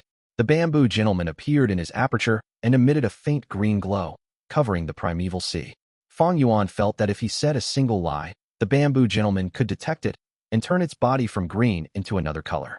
But he only accepted it because he had his trump card. Spring Autumn Cicada. With a thought, the spring Autumn Cicada awakened and let out a trace of its aura. This aura was overpowering, and it immediately suppressed the bamboo gentleman. The bamboo gentleman emitted a green glow and immediately shrunk its body. Its entire body was curled up, trembling in fear. How could it have the excessive spirit to detect lies? Jia Fu began, interrogating, with his first question hitting home. "Fang Yuan, did you harm my brother Jia Jinsheng?" "No," Fang Yuan affirmed. Jia Fu asked, "Do you have any other information about him?" Fang Yuan shook his head. "No idea." Jia Fu asked again, "Did you say anything dishonest to us earlier?" Fang Yuan shook his head again. "No." "All right, you can take out the bamboo gentleman now." After finishing with 3 questions, Jia Fu instructed Fang Yuan. Fang Yuan took out the bamboo gentleman, and everyone saw that it was still an emerald green color with no changes. The clan elders heaved a sigh of relief. Jia Fu's expression became milder as he kept the bamboo gentleman, cupping his fists towards Gu Yubo. "Much offense this time, Brother Gu Yu. No matter, the truth is what we wanted to see as well." Gu Yubo waved his hand, then sighed. "But what a pity for this bamboo gentleman." The bamboo gentleman had the ability to detect lies and was a rank 4 Gu, thus it was very valuable. But feeding and refining it was not easy. It had to be refined by an honest gentleman. If any other Gu master had said a single lie, the refinement would fail and the bamboo gentleman would die on the spot. Its food was honesty. It would reside in the aperture of an honest gentleman and consuming the gentleman's honesty as food to survive. Now that the bamboo gentleman had been opened, it was extremely weak, but it had no food to restore its strength. After being treated so harshly by Fang Yuan, its death was set in stone. Jia Fu shook his head, looking at the bamboo gentleman in his head, not feeling any pity. He said solemnly, I have already done my best to investigate, but I received no results. This time, when I get back to the family, I will employ the divine investigator Tai Shuelong, too. It would definitely get this matter cleared up. Goodbye. Saying so, he cupped his fists towards Gu Yu Bo and left, crisp and quick, with a certain elegance to it. Seeing Jia Fu and the rest leaving, Gu Yu Bo heaved a sigh of relief and said, You can all leave now. He waved at the clan elders, but suddenly thought of something and said, Academy elder, please stay back. Without losing a single drop of sweat, Fang Yuan walked out of the family head's pavilion safe and sound. 1. Phasmids, stickbugs. https://en.wikipedia.org/wiki/phasmatio day. 2. Tai Shuelong. Tai means metal and is the name of the Tai clan. Shuelong means cold blood. This name will be important. Chapter 58. The clan does not only have rules and regulations. Clan leader, what is the matter? The academy elder respectfully stood at a corner. It's nothing much. Take a seat. I have a story to share with you. Gu Yubo squinted his eyes and said slowly, Your subordinate shall listen with full attention. Academy elder chose to sit at the seat closest to the clan leader. Clan leader Gu Yubo began his story on Rinzu. Some say, ever since Rinzu was able to get their names and subdued the rules and regulation Gu, his first order was for them to capture a longevity Gu.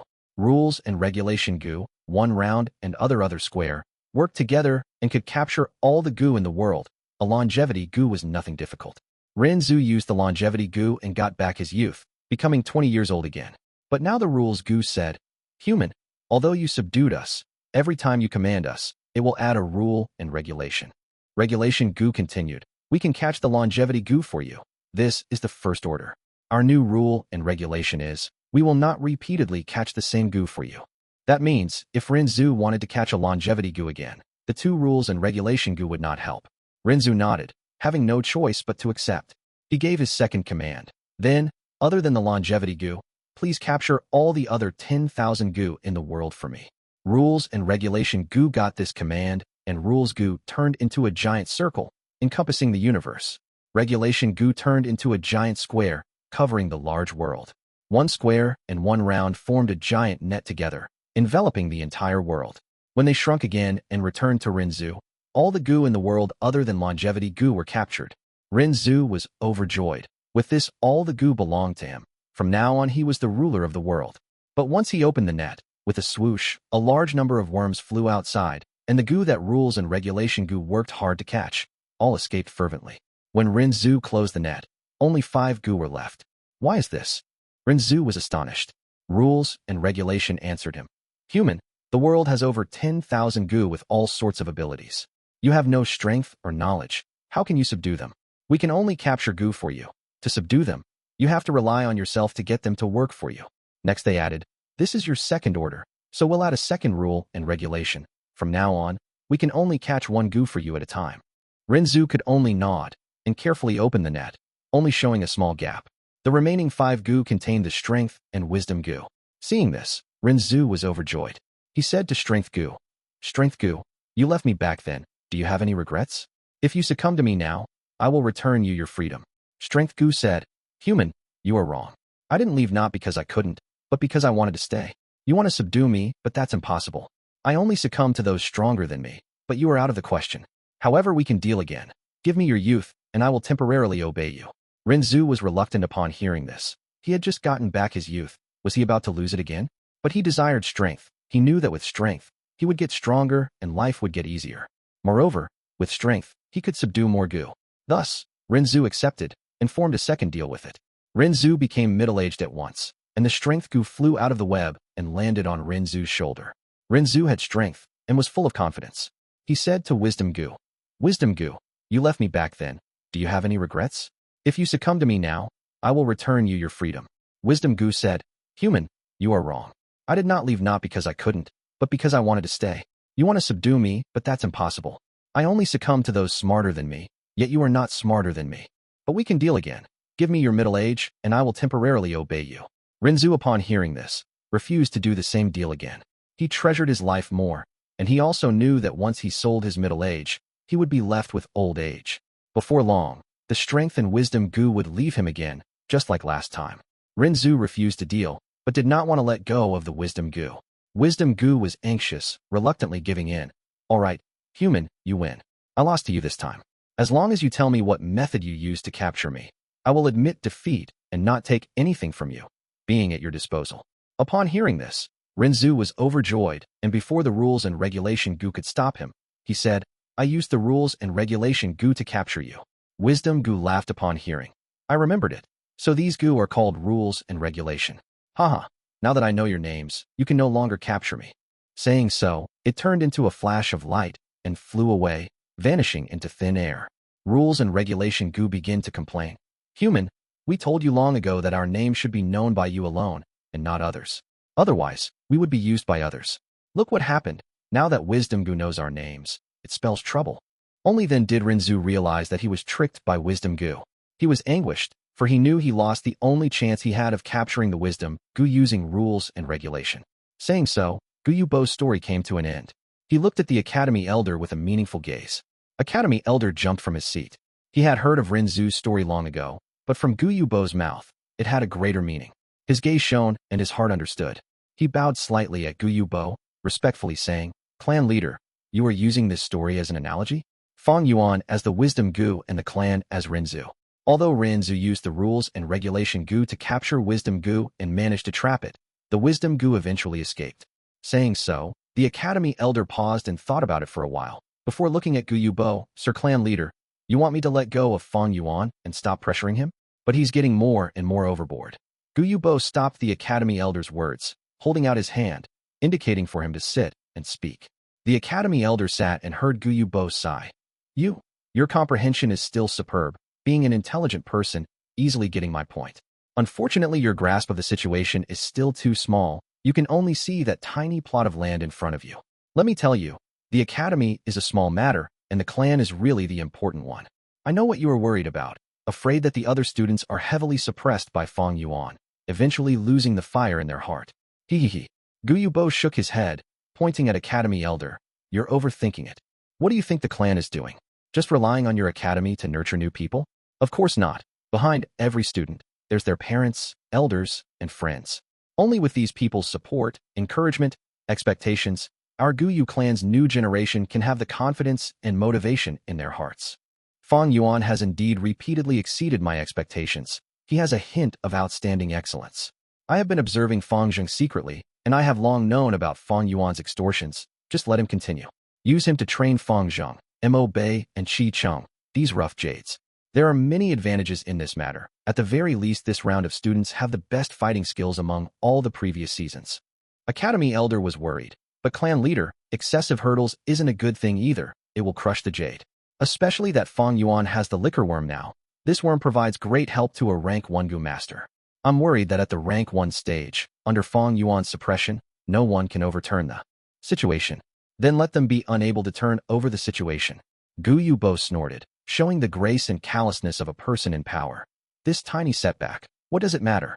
Is it scarier than death? With their family elders' support, if they still lack motivation, then they are not even jade to begin with and have no value to nurture. The clan has tons of new students into the academy each year, so if this season doesn't succeed, there's always the next. As for Gu Yufang Zheng, starting tomorrow night, I will teach him in secret. With the clan leader's personal teaching, that is really Gu Yufang Zheng's fortune. Academy Elder licked his boots at the appropriate timing. Gu Yubo's expression softened as he looked at Academy Elder, instructing. Do you know the reason why after so many decades, you are still the Academy Elder? Have greater tolerance. I know Fang Yuan infringed your dignity and made you humiliated, but do you really have to be so calculative with a junior from a younger generation? I know that Fang Yuan has some earlier wisdom, but he is still a youngster and tends to be rash. If not, he would not have hurt the guards in public and caused you to be in a predicament. He was furious internally back then, and that is understandable. From being hailed as genius to a commoner, it is normal to be angry at the clan. He is actually very childish. You can tell from him trying to hide the liquor worm. How can the liquor worm be hid? He is not mature yet and is still innocent. Don't think of him as a scary being. Comparing him to the Wisdom Gu, I am thinking too highly of him. At most, he has some small intelligence, but lacks true wisdom and knowledge. If he hid the fact that he rose to middle stage silently, or accepted the class chairman position without any displeasure, that would truly be deep scheming. Clan leader, your meaning is? Academy elder raised his eyebrows. What I'm trying to say is, Fang Yuan is discontented with the clan, thus let him go vent his anger. An ant spitting at an elephant, will the elephant care? Emotions are meant to be let out and not bottled inside. So once he's done venting, he will naturally fuse into the clan. Our Gu clan has been around for nearly 1,000 years, ever since the first generation founded it. There has been countless of people who were discontented with the clan, but eventually did any of them manage to overturn the clan? A clan is not just about rules and regulations, there's also blood relation and kinship. Renzu wanted to use the rules and regulations to capture wisdom. Yet not only did he lose, but he also informed wisdom of the rules and regulations. There is profound meaning in this story. The rules are dead, but people are alive, and relationships are deep. If you only know how to use rules and regulations to catch people, it will only increase resentment and cause Fang Yuan to be more dissociated with the clan. Fang Yuan is only a C grade. If he's lucky, after tens of years he'd still be a low-ranking clan elder. But he is still Guyu Fang Zheng's twin brother. Do you understand now? Understood. Hearing Guyu Bo's final sentence, the academy elder realized at once. If a family only has rules and regulations, then the family is a pile of dead objects. But if you add in blood relationship, it'll be alive. Guyu Bo nodded. And one more sentence, I want you to remember. Please admonish me, Sir Clan Elder. Guyu Bo, with a distant gaze, looked out of the window towards the moon. The sea can hold the water from thousands of rivers. It's big because of its capacity.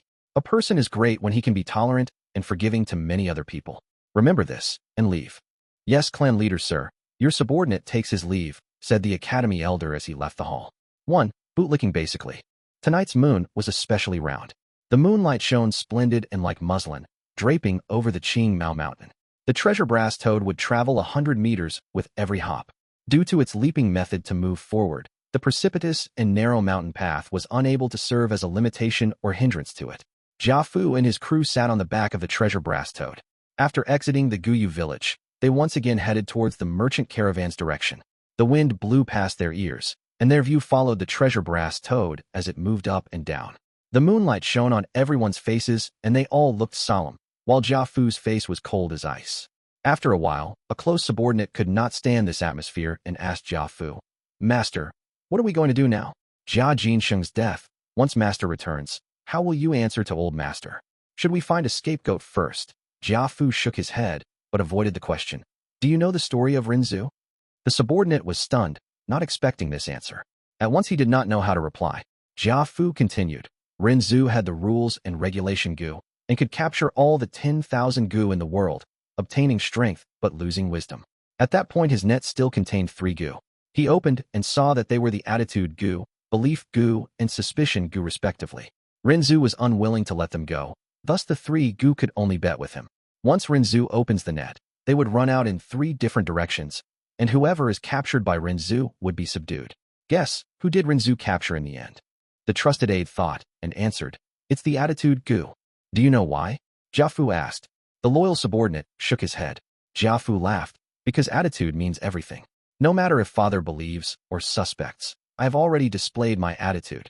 Jia Jinsheng went missing, and I immediately conducted investigations in the caravan. Once I had a clue, I rushed towards the Guyu clan without stop.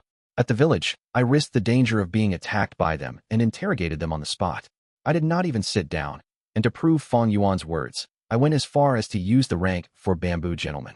Once I get back, I will even spend a ton of money to employ the divine investigator, inviting Tai Lung Shui to investigate this matter. Regardless of whether Jia Jinsheng is dead or alive, as his brother I have already done all that I should. My attitude shows everything. I have thought it through earlier, we do not need a scapegoat. We shall go back in this honest state, because I was not at fault for this matter. Finding a scapegoat, that might just be a trap by Jia Gui. If I can find a scapegoat, he can also find someone to overturn the case. His subordinate was shocked and said, Master, you really suspect that young Master Jia Gui was behind this? Humph, who else but him can do something so perfectly? Saying so, Jia Fu's face distorted, anger bursting from his eyes. Before this, I was thinking about our blood relationship and did not do such a thing to him. But since he is so devious, I will have to pay him back an eye for an eye. Don't blame me for being unscrupulous. He did not know that far away in a distant place, there were a pair of eyes sending him off. Fang Yuan stood on the hillside as he silently watched. The view tonight was truly spectacular. The golden yellow, round moon was high up in the night sky, shining so brightly that the entire earth was lit bright. The nearby green mountains were verdant and lush, all kinds of flora growing about. The Man Mountain's pine and cypress trees, as well as the Qing Mao Mountain's distinctive green spear bamboo grew in continuous clumps, cluster after cluster. A wide expanse of dark green color poured down in torrents from the mountaintop and flowed down to the foot of the mountain. Faraway mountains ranged endlessly, forming a muddled heavy black shadow under the moonlight. The tortuous and entwined mountain road resembled goat intestines as it meandered into the distance, occasionally sheltered away by the forest, stretching out all the way. Jia Fu and his group sat atop the treasure brass toad, following the mountain road as they moved forward. As they continued on the leaping toad, their figures were finally covered away by the trees. Although the mountain terrain could not affect the treasure brass toad's speed, Jia Fu did not dare to recklessly cut through Qingmao Mountain, for if he barges into a monster horde, even with his rank 4 cultivation, he would still not come out unscathed. Hence, following the mountain trail and moving forward is the best path. Not long ago, Fang Yuan was standing on the hill holding an umbrella, sending the caravan off. But now he was here again, watching Jia Fu leave. The trouble from killing Jia Jinsheng is finally settled. His eyes were dark and remote while his heart was calm, a bout of peacefulness. Even since he killed Jia Jinsheng that night, he had been considering how to tie the loose ends. He was clear that without base or support, if the truth was revealed, the Gu clan would definitely sacrifice him. But if he just hid it blindly, the truth was bound to get exposed one day. A smart way to lie is to have truth and lies, some truth in his lies, and some lies in his truth. He had to direct the trouble elsewhere. This incident was like a chess game with two sides against each other. One side is Jia Fu's caravan, while the other is the Gu clan. In this incident, be it Gu Bo, the Academy Elder, or Jia Fu, they were all pawns. Heck, even Fang Yuan himself was just a pawn. To protect the pawn that represents himself, he had to use the two opposing sides and find a chance in between. Few days ago, Fang Yuan had already started plotting. He first made use of those two guards to come up with a good show with the Academy Elder at the Academy. Next, he hid the existence of the liquor worm and stirred the curiosity of the clansmen, gaining great attention, attracting the higher-ups. Simultaneously, he allowed the Academy Elder to hold private investigations. Next, he extorted his classmates and expressed his rashness, wildness, and displeasure towards the clan, showing weakness to the Gu higher-ups. Then he counted the days and waited for Jia Fu. During the interrogation, he displayed his immaturity and fear, which allowed him to lead the others' thoughts by the nose, letting them find out the truth. Lastly, he made use of the Gu clan and Jia Fu's opposing interests, and turned the Academy Elder, who was suspicious of him and held investigations, into his eyewitness. The bamboo gentleman was a small, unexpected accident, but it was still a rank 4 Gu, and under the spring Autumn Cicada's aura, the bamboo gentleman ironically became Fang Yuan's greatest evidence. Finally, Fang Yuan not only explained perfectly where he got the liquor worm, but also pushed the blame to the innocent Jia Gui, while he himself got out of this incident without losing a hair. Academy Elder was asked to stay behind. It seems that Gu Bo is going to interfere in the Academy's matters and get rid of the plan to pressurize me. With his nature, he does have this tolerance. But his real motive isn't me. It should probably be Fang Zheng. One of my motives for blowing up the matter was to stir a commotion and make the higher-ups notice. If Gu Bo doesn't show up, there will still be Gu Mo Chun and Qi Lian who would come out to defend their reputation. As for Jia Fu, he should be certain that Jia Gui is the culprit now. With the flames of revenge burning in his chest, I am looking forward to it. With my interference, their sibling conflict would be elevated. I wonder if that Gu master competition would be brought forward. Oh yes, there is still that divine investigator Tai Lung Shui. Tai Lung Shui Humph. Fang Yuan repeated this name, and after half a beat, lightly smiled. Among the righteous path, this is indeed a character. Unfortunately, he is riddled with official business and has a tight schedule. For this matter, it is not easy to get him to come. Jia Fu wants to show his attitude, thus he has to invite him. But the time is hard to gauge. At the very least, it should be arranged in 2 to 3 years' time. In 2 to 3 years, he would have rank 2 or 3 cultivation. By then, life would be in a completely different sight. The night wind blew over with the fresh, cool air of the mountains, penetrating with a kind of fragrance. Fang Yuan breathed in, feeling more refreshed. He looked into the distance, his field of view wide. The unrestrained mountains were picturesque, looking tranquil and auspicious under the moon. The bright moon illuminates among pines, the clear spring flows upon stone. Fang Yuan lightly recited. He could not help but think of a verse from a fable from Earth. There were a group of monkeys that pursued the moon. They saw the moon in the well, and they wanted to fish it up. The monkey from behind grabbed hold of the tail of the monkey before it, and the monkey before it grabbed a hold of the monkey in front of him. Thus this went on repeatedly until the first monkey was able to touch the water surface of the well. Once it stretched out its hand, the water rippled and the moon disappeared. People in this world were like this. They would see the reflection of the moon and think that it is the real thing, not knowing it was just the moon in the well, the moon in their eyes, or simply the moon in their hearts. In this life, I hope to become the real moon, rising above the mountains and heavens, toying with the clouds and seas, following the ancient times and walk in the darkness above the various heavens. Fang Yuan's eyes were crystal clear, and the beautiful green mountains were reflected on his pupils. On the hill, the thin body of a teenager stood silently. A golden moon will shaped like a disk suspended high in the night sky. It has existed since ancient times, traveling through the night sky, casting the small shadow of the teenager faintly onto the limestones. Chapter 60. Passage behind the broken wall. How can the legacy be easily obtained? The night sky of early summer is beautiful. There was not a single cloud floating in the sky, and the stars flickered like crystals, shining with emotionally moving radiance. Sandalwood crickets appeared on stage to take over the place of the dragonpill crickets, and they sang their emotional songs in the grassy bushes, creeks, and tree branches. The Guyu village was radiantly lit, as if it was reflecting the bright starry sky. One by one the dark green bamboo houses stood in the night wind, and beneath the star dome it had a tranquil and peaceful ambience. Fang Yuan was not in the village now, but he had snuck into the secret cave among the rock cracks. He half-kneeled on the ground, his hand caressing the image wall, his palm emitting a lump of blue-colored moonlight. On the image wall, the original scene was already gone, and it was now no different from the other surrounding stone walls.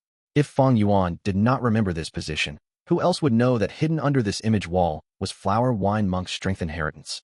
On a night over a month ago, the image wall transformed, and the Flower Wine Monk's secret hideout appeared. The image wall first showed a video of Flower Wine Monk bathed in blood, but proclaimed he was leaving his inheritance. Next was a line of bloody words, hinting for the discoverer to break the image wall, and the cave opening would appear. Then the words vanished, and the image wall's photo-audio Gu's strength was depleted, and the image wall went back to being an ordinary wall. Although he knew about the Flower Wine Monk's inheritance, Fang Yuan did not have the time to explore it. As it was an unexpected occurrence, he had to kill Jia Jinsheng on the spot and was busy that night getting rid of the evidence. Towards the impending interrogation, he had to plot carefully and had restricted his activities inside the village. Until when Jia Fu left, and after the academy elder stopped his investigations, about 10 days later, the attention had waited and Fang Yuan could finally sneak back into the cave. In the aperture, the green copper sea was reducing as Fang Yuan deployed his primeval essence into the Moonlight Gu on his right palm. The Moonlight Gu emitted a gentle moonlight and flickered continuously. Under its effect, the rock wall was shaved off slowly, and large amounts of rock powder fell on the ground. This was Fang Yuan's extensive control of the Moonlight Gu, the same method he used to open the gambling rocks. Compared to opening rocks, this method was more coarse, but in breaking this thick rock wall, this method seemed a little too gentle. This was the 6th day that Fang Yuan was using the Moonlight Gu to shave the rock wall. On the floor was a thick pile of dark red-colored rock powder. Logically speaking, Qing Mao Mountain soil was all green-colored. But here, the soil were strangely bright red and emitted a dark glow. But fortunately so, because of this source of light, Fang Yuan did not need to prepare a torch. In order to avoid being suspected, Fang Yuan did not use any tools. Steel hammers and pickaxe were undoubtedly better for breaking the rock wall, but if he did, the sound of the wall breaking would reverb all over the area. Regardless of whether the outside world would hear a faint or loud noise, Fang Yuan wanted to eliminate all such possible suspicious points. Fine details often decided in one's victory or defeat. To Fang Yuan, being cautious is not just his good point, it was more like a habit to him. In his past life he had been careless and carefree, but he quickly paid a hefty price. There is a saying that goes, people get more cowardly when they age. Yet actually this is not cowardice, but patient cautiousness. 500 years of experience ingrained the word caution into his soul. Puff. Taking in a deep breath, Fang Yuan slowly stopped the transmission of his primeval essence. He plopped onto the ground, extremely exhausted. He had dug around 3 inches of thickness out of the entire slab of image wall that was the height of half a man. Fang Yuan wiped the sweat off his forehead while exercising his shoulders and stretching his legs. Due to long hours of squatting, a sense of numbness was felt from his legs. Knock, knock, knock. Fang Yuan bent his fingers and knocked on the rock wall. Hearing the sound, he was slightly happy in his heart, as he could tell the wall was getting thinner. Closing his eyes to meditate, He checked the situation inside his aperture once again. The green copper primeval essence had less than 20% left. Continue working hard. Fang Yuan grit his teeth and stretched out his right hand again on the rock wall. The water blue-colored moonlight sustained a glow for around 15 minutes. Then Fang Yuan suddenly halted his actions. He took out his right arm and found out that the rock wall had a small hole in it already. He immediately stood up and kicked. With a thunderous noise, the hole expanded and became as big as a bamboo basket. Fang Yuan cautiously took a few steps backwards. He felt a sense of staleness emitting from the hole and permeating into this secret cave. The secret cave's ventilation was not good. Fang Yuan thought about it for a moment and decided to leave the rock crack, returning to the outside world. Only after a while did he return. The stale feeling in the cave was slightly better than earlier, and Fang Yuan continued to expand the size of the hole, sometimes using the Moonlight Gu, and at other times using his hands to dig or his legs to kick. After a while, he finally expanded the hole into a size that he could fit into. Looking from the hole, there was a diagonal path downwards. The path was initially narrow, but the deeper it was, the wider it got. A person must lower their head when entering at first, but towards the latter half of the path, they are able to take large strides with straightened backs. The cave's walls were a weird red soil color, emitting a faint red glow. This caused the passage's interior to be visible. But the path was very long and extended beyond what the eye could see. Due to the angle, Fang Yuan could not see what was at the end of the path. He stood at the cave entrance and did not immediately step in, instead squinting and standing on the spot. A strength inheritance was not like a legacy inheritance. Legacy was when a Gu master died and left behind his belongings. Those who find this legacy can find the items on the corpse. A strength inheritance is when a Gu master who is on the verge of death and reluctant to let his legacy go extinct, or to benefit the future generations, or wants to leave behind his last trace of existence in the world, purposely set hurdles to test the people who arrive. Taking the flower wine monk, for example, he set up this inheritance with a clear objective. It is to nurture an avenger, to take revenge on the Gu clan. If the person who comes along is able to pass these trials, she would obtain all sorts of benefits. The person who gets through the final test would obtain the entire strength inheritance. According to the two factions, strength inheritance is split into the righteous inheritance and the demonic inheritance. Righteous inheritances often had exquisite design to test the nature and character of the person. Those who fail midway would not be in any mortal danger. Demonic inheritance was more complex. Those demonic cultivators were often insane and persistent, cold-blooded, or a mass murderer, unable to be assessed by normal standards. Some demonic inheritances had trials that tested the mind. With lots of mind-boggling decisions to make, a lot of people would fall into deep and painful thoughts without getting a single result. Some demonic inheritances were extremely simple, being a secret room with Gu worms and primeval stones inside. Some demonic inheritances were extremely cruel, and failure midway often spelled death. Some were more extreme. A few demonic cultivators' inheritances were a huge lie, being a giant trap itself.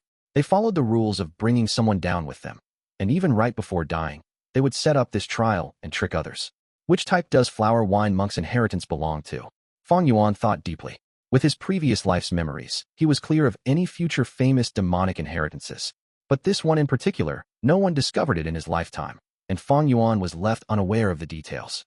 By right, the chances of a trap isn't high. Otherwise, the Flower Wine Monk would not design this image wall. But is there a hidden mechanism? Fang Yuan picked up a rock and threw it into the cave. The rock rolled in the path and quickly rolled out of Fang Yuan's sight. He could hear a series of colliding sounds echoing in the cave. Fang Yuan fell into deep thought. The rock testing results showed that it was safe, but he did not enter the path yet, and instead took out some rock powder and spread it around the entrance of the secret cave. At the same time, he spread a layer on the rock crack entrance. Next, he squeezed out of the narrow rock crack and left the place. Around a few hundred meters from the river in a hidden bush, he found the green bamboo wine that he had brought along this time. Opening the seal, he drank a huge mouthful and purposely spilled some of the liquor, getting it on his clothes and making him smell of alcohol. Carrying the wine, he went back to the village, and upon reaching the school hostel, it was exactly midnight. If he did not return at night often, people would get suspicious. This was better, going out early at night and returning late at night. When finding the liquor worm, Fang Yuan already did this, and with that background, such behavior was not peculiar. The stars fade and the sun appears, a night of silence. Chapter 61. Life hanging on a grass rope. The bright morning sun shone on Qing Mao Mountain. In the academy, the elder spoke about important details. Tomorrow, we are choosing the second Gu worm for refinement. Everyone here has experience in successfully refining Gu worms, and this time you can solidify your experiences. For the selection of the second Gu worm, consider it carefully. With the experience of cultivating these few days and understanding of your own body, consider it as a whole. Normally, it is best if you pair the second Gu well with your vital Gu. A Gu master's first Gu was known as the vital Gu, and once it was chosen, it would be the footing stone of their development. After that, the second and third Gu worm would be nurtured upon this footing stone and decide the Gu master's cultivating direction. After hearing the Academy elder's words, the youngsters began to ponder, and only Fang Yuan was sleeping soundly on the table. He had worked hard for half the night yesterday, and after returning to the hostel, he still continued in his Gu master cultivation, nurturing his aperture. When the sun had risen, only then did he sleep. The Academy elder looked at Fang Yuan and frowned, but did not say anything. Ever since the clan leader spoke to him, he had adopted a let Fang Yuan do as he wishes, I am not going to give a care attitude. Which Gu worm should I choose? As the students thought about it, they subconsciously looked towards Fang Yuan. Speaking of which, Fang Yuan already has his second Gu worm. Yeah, that is but a liquor worm. To actually get a liquor worm out of gambling rocks, his luck is off the charts. If I had the liquor worm, I would advance to middle stage first too, huh? The students' thoughts varied, having admirers and jealous people among them. Ever since that day after the interrogation, Fang Yuan's liquor worm was successfully exposed. The origins of the liquor worm did not raise suspicion. The clansmen were both enlightened and also exasperated at Fang Yuan's luck. Why don't I have such luck, sigh? Gu Yuqi-chung, who was also a C-grade talent, sighed deeply in his heart. Quite a while ago, his grandfather had asked around and tried to procure a liquor worm for him. To think that even as a family branch's inheritor, he was not able to have one. To think Fang Yuan managed to get the liquor worm before him. Compared to Qi Cheng's envy and depression, Vice Chairman Fang Zhong was full of spirit. Brother, I will definitely surpass you. He looked at Fang Yuan and said in his heart before looking away. These days his eyes were shining with light, and he felt a sort of excitement towards life. His face was flushing red and his forehead was glowing. Even his steps were quicker and lighter. The Academy elder saw all of it, and immediately understood that the Guyu clan leader had started secretly teaching Fang Zhong. These underhand methods were obviously not for the public to know. The Academy elder turned a blind eye to this. Soon it was night once more. Fang Yuan entered the secret cave again. Ring, ring, ring. In his hand, a wild rabbit was struggling, and there was a bell was on its neck. This was a wild rabbit that Fang Yuan caught on the mountain. The bell was naturally attached by him. After a day, the stuffy smell in the secret cave has dissipated, and the air was fresh. The cave's passage entrance was open. It was silent inside. Fang Yuan half kneeled on the floor as he inspected the floor. Yesterday he had sprayed rock powder all over the area, and this thin layer of powder was inconspicuous. The passage entrance's rock powder is intact. Thus it seems that during my absence, nothing strange has crawled out of it.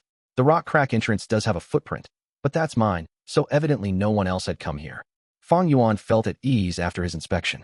He stood up, using his hands to pull the dead vines from the wall.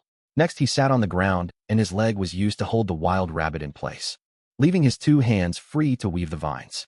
This was work that normal Gu masters wouldn't know, but Fang Yuan had too much life experience. In his past life, many a time was he so poor that he couldn't afford to feed his Gu worms, leaving them to starve to death one by one.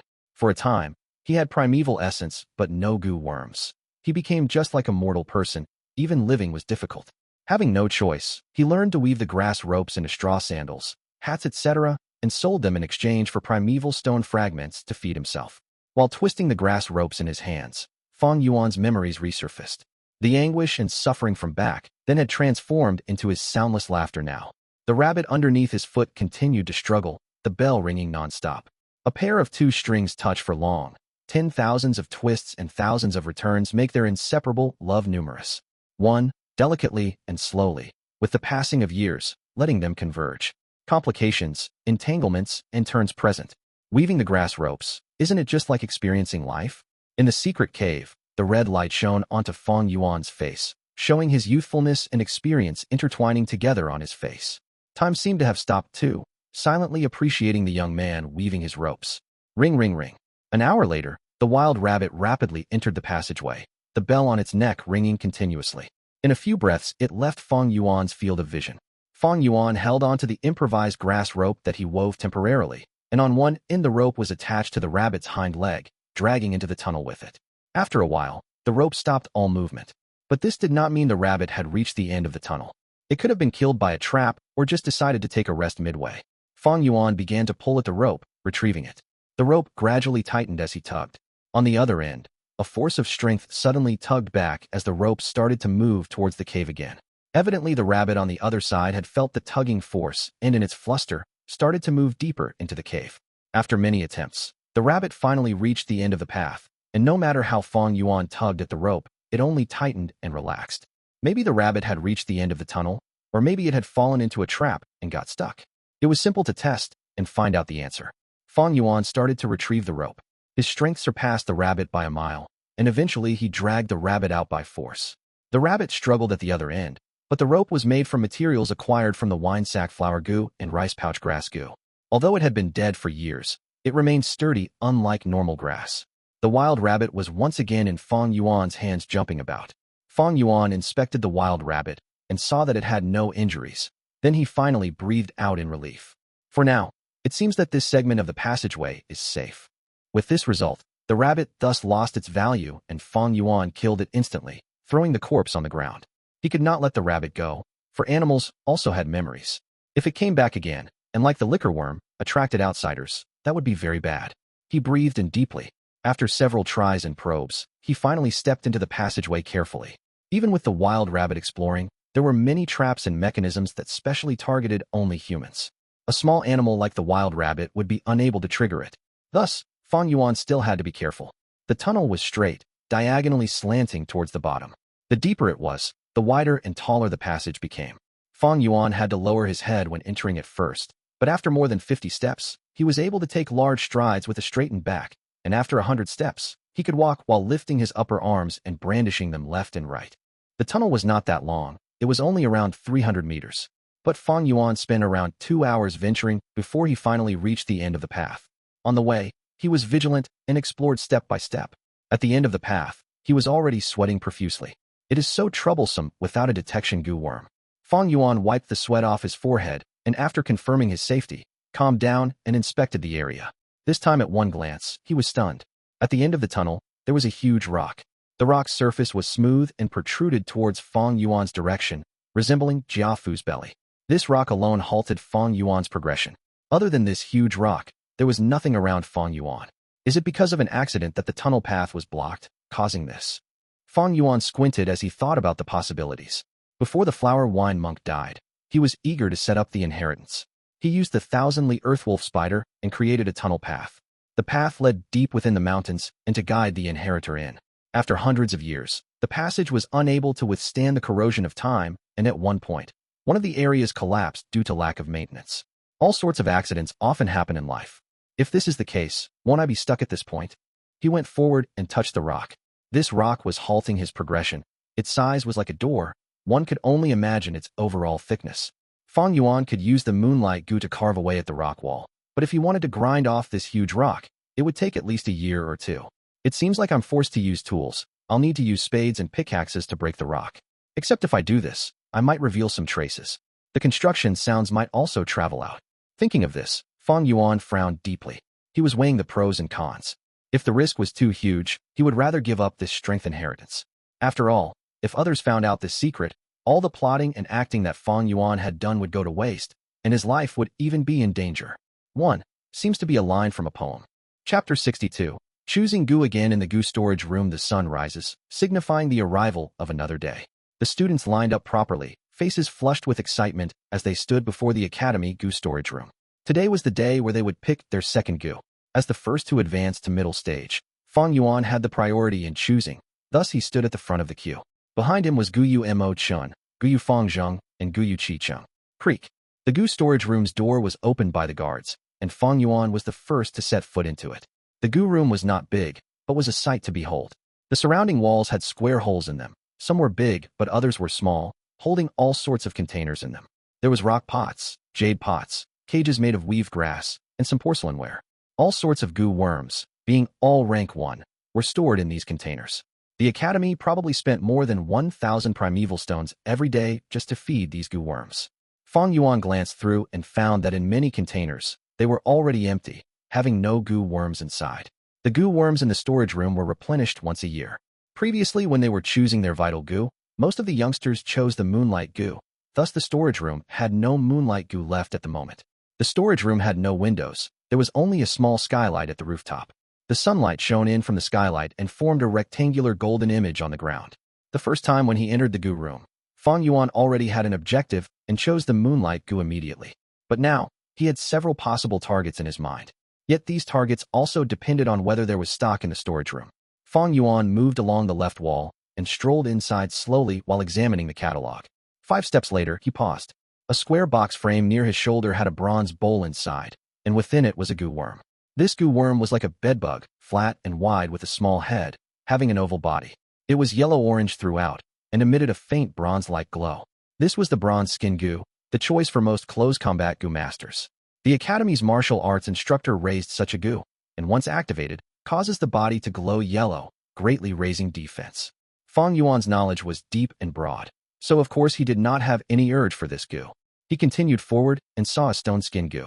The Stone Skin Gu and Bronze Skin Gu were similar in appearance, but the Stone Skin Gu's body was gray instead, like an art piece made of rock. After 6 Stone Skin Gu, there was the Iron Skin Gu.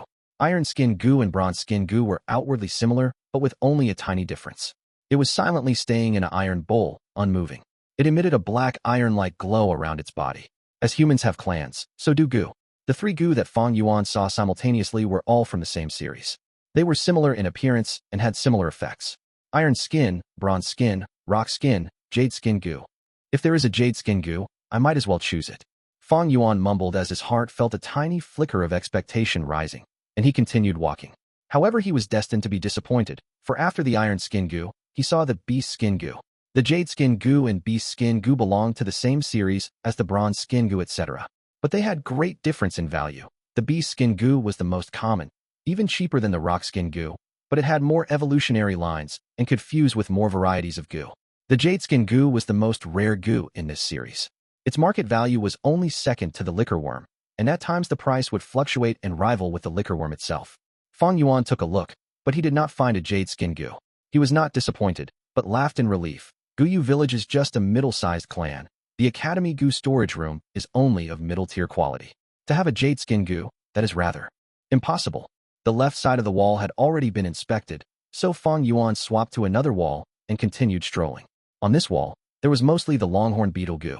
Similar to the Skin Gu series, Longhorn Beetle Gu was a large clan among the rank 1 Gu worms. Their outer appearances were similar. They had long and circular cylinder figures, the back area having many outlines. A large part of the body was a black color, giving out a metallic luster. It had a pair of feelers that were long and exceeded the body size. Its chin was strong, and it gave out screeching noises, like the sound of timber being sawed. With this, a few Gu masters from some places would call them as the sawing tree bunch. What first entered Fang Yuan's vision was a brute force Longhorn Beetle Gu. Its entire body was a red metallic color, and it had a pair of antennae that was coarser than the usual Longhorn Beetle ones. On the top surface of the antenna, there was a bamboo joint-like growth with every small interval. This brute force Longhorn Beetle Gu was highly sought after in the market. Earlier, the caravan that came to the Guyu village had people who sold large numbers of this Gu. The brute force Longhorn Beetle Gu gave Gu masters temporary super strength. It had the reputation of the strength of 1 bull, and could sustain for 5 breaths. But it had 2 weaknesses. One was that every activation consumed too much primeval essence. Rank 1 middle stage required 10% primeval essence, but if converted to initial stage, it would consume 20%. Another was sequela.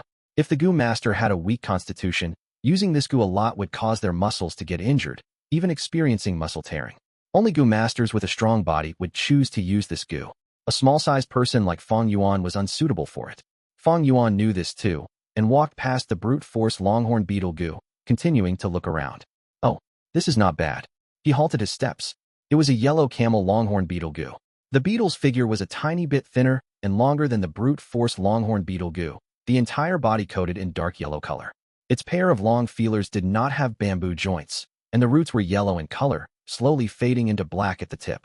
The brute force Longhorn Beetle Gu could grant a Gu master temporary strength, and this type of strength was immediate, only lasting for 5 breaths. But the yellow camel Longhorn Beetle Gu could grant the Gu master durability and allow their stamina expenditure to be greatly reduced. However, it could only sustain for 15 minutes. At the same time, it had no repercussions. Among the rank 1 Gu worms, the yellow camel Longhorn Beetle had high market value, comparable to the Moonlight Gu and only losing to the Jade Skin Gu and Liquor Worm. Fang Yuan inspected the surroundings and found that there was only 1 yellow camel Longhorn Beetle. The Gu is not bad, but it is not compatible with me. Fang Yuan shook his head, giving up this Gu. Very quickly he walked and reached the corner of the wall, having finished looking at the second wall, but he was not satisfied. The Gu in the storage room were only of this quality, and if he wanted to get lucky or get a surprise Gu, the chances were slim. Fang Yuan turned to the third wall and continued inspecting. On this wall, the Boar Gu were dominant. Boar Gu was a series among the Gu worm. There's the flower Boar Gu, pink Boar Gu, black Boar Gu, and white Boar Gu. Pink Boar Gu had the least value. Almost no Gu masters chose them. It only had one ability, and that is to gain weight. After a Gu master injects their primeval essence, the pink Boar Gu would change their constitution and cause them to get fat. No matter how skinny they were, they would be able to become a big fat person. There was only 2 to 3 pink Boar Gu in the storage room, obviously of no nurturing value. The flower Boar Gu was the most abundant, having a dozen at least lining into a row. These Gu worms had flower patterns. On the surface, either white and black, black and pink, or white and pink. There were even some that had all 3 colors. The flower Boar Gu's use was similar to the brute force longhorn beetle Gu, temporarily adding strength to the Gu master. The brute force longhorn beetle Gu gave 1 bull strength, and the flower Boar Gu gave 1 boar strength. The flower Boar Gu spent the same amount of primeval essence as the brute force longhorn beetle Gu, but could sustain for 10 breaths, twice of the brute force longhorn beetle Gu. This was because the Gu master gained lesser strength, thus lesser side effects. The flower Boar Gu is the most common Gu worm, and it is sold most abundantly in the market. Its price is half of the brute force longhorn beetle Gu, truly value for money. But among the Boar Gu clan, only those 2 last Gu has greater value, being even more expensive than the jade skin Gu and liquor worm. Fang Yuan's eyes showed a light of deep thoughts. A black Boar Gu or a white Boar Gu could sell for 600 primeval stones in the market. Once it appeared, it was often sold immediately. The black and white Boar Gu's ability was to change the Gu master's body constitution and raise their strength permanently. Although the brute force longhorn beetle could grant a bull's strength, it could only last 5 breaths, uses too much energy to sustain, and had strong after effects. The black and white Boar's strength increment, although little at a time, would be accumulative over time, and once obtained, the strength would belong to the Gu master wholly. Even if the Gu dies, this strength will still remain on the Gu master's body. This is the reason why the black and white Boar Gu's value is higher than the liquor worm. The public recognizes that the liquor worm's value should be slightly inferior to the black or white Boar Gu. The liquor worm can only refine primeval essence, and after an intense battle, a Gu master's primeval essence is easily depleted. For the remainder of the battle, they can only rely on their martial arts and their physical strength. This is when the white and black Gu show their worth. They are more reliable than the liquor worm. If I can refine a black Boar Gu or white Boar Gu, that would be good. Fang Yuan was just imagining the scenario. But with this type of Gu storage room, which only has 1 yellow camel longhorn beetle, how can there be white or black Boar Gu which are so rare? He walked another round and saw all the Gu worms the room had to offer. As expected, there was nothing that truly captivated him. At last, he retrieved a little light Gu at a corner of the wall. There were 5 little light Gu in the storage room. This Gu was oddly shaped, looking like a pentagram, and only half as large as a fingernail. The little light Gu was mainly paired with the Moonlight Gu, a common assistance type Gu worm for the Moonlight Gu. To Fang Yuan had chosen this Gu, it was merely an average option, but at least it suited his development path. Fang Yuan is out. Geez, finally out after so long. I wonder what Gu he chose. He already has the liquor worm. This is his 3rd Gu. Maybe he won't be able to raise them properly. Hee. Fang Yuan leisurely walked out of the storage room. The students were outside for such a long time and had started to become restless. It's my turn. I wonder what Gu has Fang Yuan chosen. Once Gu Mo Chun saw Fang Yuan stepping out, he hurriedly took big steps and entered the storage room. He checked and found that the sole yellow camel longhorn beetle was still there. Mo Chun could not refrain from becoming overjoyed, immediately taking it away. Afterwards, Fang Zheng went in. I have the Moonlight Gu for offense, but I lack a defensive type Gu worm. Gu Yu Fang Zheng, after long consideration, decided to choose a bronze skin Gu. Gu Yu Chi Chung was the 4th to enter. I need an evasion ability, so in future battles I will be able to hit others, but others cannot hit me. I'll be virtually unbeatable. He looked left and right, and finally chose a Dragon Pill Cricket Gu. Chapter 63. Gifting the Jade Skin Under the Moon. White Boar hidden in the ground flower. The sun lowers, and the moon rises, the signal of the arrival of nightfall. This was one of the concealed courtyards in the Guyu village. A locust tree that stood with complicated branches and luxuriant leaves, its robust and spacious treetop, that was like a jasper imperial canopy, enveloped the entire courtyard. The moonlight was gentle like water, traveling through the leaves and branches of the locust tree, spilling into the courtyard. A gust of wind blew over, sending the tree leaves rustling, the shadows of the tree swaying slightly. It was under this tree that two people stood. Gu Yubo used a gentle gaze and looked at Fang Zheng. Fang Zheng, today you chose your second Gu. I wonder what it is. Reporting to clan leader, sir. Today I chose a bronze skin Gu. Gu Yu Fang Zheng stood rigid, saying with a look of admiration. Gu Yubo nodded, and after pondering he replied, not bad. It is a good choice. Gu Yu Fang Zheng stood before Gu Yubo, his body tensed and tightened. Hearing Gu Yubo's praise, he did not know how to reply for a while. So in the end he only laughed. Clan leader, I chose randomly. You think I'm not serious in praising you? No. Gu Yubo stared at Fang Zheng, a smile on his face. Do you know? From choosing a Gu, it shows a person's disposition.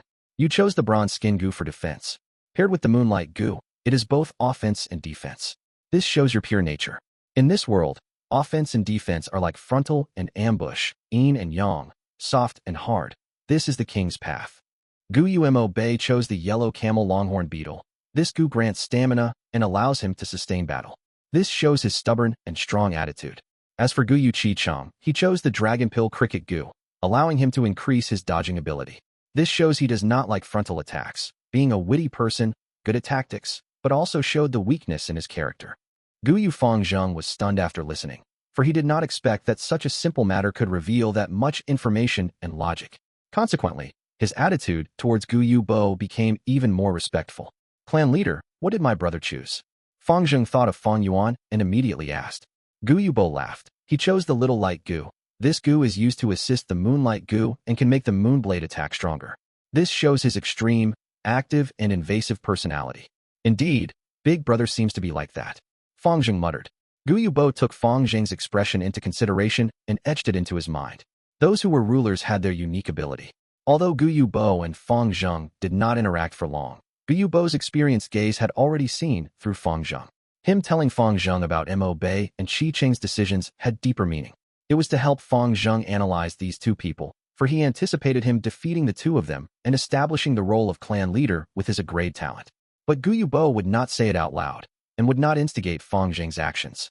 As the clan leader, his every word and action had political implications.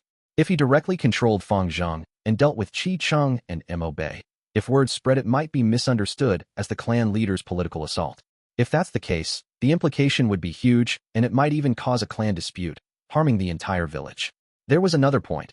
Gu Yubo was waiting for Fang Zheng to understand his intentions. He spent time and effort to nurture Fang Zheng, but it was not to nurture a rank 4 or 5 fighter. A fighter without political knowledge was like a double-edged sword. He needed the future leader for the clan. I analyzed Mo Bei and Qi Cheng's personality for Fang Zheng, but he did not notice my intention, instead asking about Fang Yuan's situation. It seems that he has great trauma regarding Fang Yuan, but he is also at his rebellious stage. He wants to beat Fang Yuan. That's understandable. Sigh, if only Fang Zheng had Fang Yuan's intelligence. I've seen many youngsters these years, but when it comes to political wits, Fang Yuan tops them all. It is a pity he only has C-grade talent. Gu Yubo sighed internally, but his smile got even more gentle. He took out a Gu worm from his pocket. This is jade skin Gu. Fang Zheng, on seeing this Gu worm, said lightly with his eyes wide open. Gu Yubo said, compared to the bronze skin Gu, this jade skin Gu is much better, not only using less primeval essence, but also gives greater defense. Fang Zheng, do you want it? Clan leader. Fang Zheng was shocked, and he looked at Gu Yubo, stuttering. Of course I want it. I can give it to you. Gu Yubo laughed even more amicably. But as the clan leader, I have to be impartial and cannot give it to you for no reason. Thus, I have a condition. Fang Zheng nodded repeatedly, staring widely. What condition? Gu Yubo's smile vanished, showing a stern expression. I want you to be the first to break through rank 1 into rank 2. Be the first place in terms of cultivation. And this jade skin Gu is your advancement reward. Advance to rank 2? Gu Yu Fang Zheng hesitated for a moment. He had just become rank 1 middle stage. After middle stage was upper stage, and after that there was still peak stage. But now Gu Yubo wanted him to be the first person to advance to rank 2. What's wrong, are you afraid? Then I can only give this Gu to others. Gu Yubo pretended to keep the jade skin Gu. Fang Zheng was incited by this sentence. Immediately his brain heated up as he shouted. No, I promise you. I will defeat everyone and be the first rank 2 cultivator. That's the way. Gu Yubo showed his gentle smile again, placing the jade skin Gu on Fang Zheng's hand. He thought in his heart, Fang Zheng, I know you feel inferior, but this inferiority complex is too harmful to your growth. The best way to dispel your inferiority is success. You have a great talent, so advancing to rank 2 first is your greatest advantage, and also the easiest success you can achieve. You must succeed, for if you fail even this, I would be too disappointed. At the same time, Fang Yuan stepped into the secret cave behind the rock crack again, getting into the end of the tunnel. This time, he did not bring any steel spade, pickaxe, or hammer, but carefully observed the surroundings. He was discouraged by this setback the previous night, and on the way back to the village he felt something amiss. Only today in the dormitory where he used the spring Autumn Cicada to refine the little light Gu did he suddenly understand the weird part of this situation. This huge rock blocking my path is too round and smooth. This is definitely man-made. That is to say, the flower wine monk purposely set this to block the path. But why did he set this hurdle at such a place? Fang Yuan pondered. He looked at the surroundings again. The ground of the path was smooth and the top was curved. The walls on both sides were red soil, emitting a red light. When he looked at the ground again, he found a point of suspicion. The ground near the giant rock was slightly darker in color.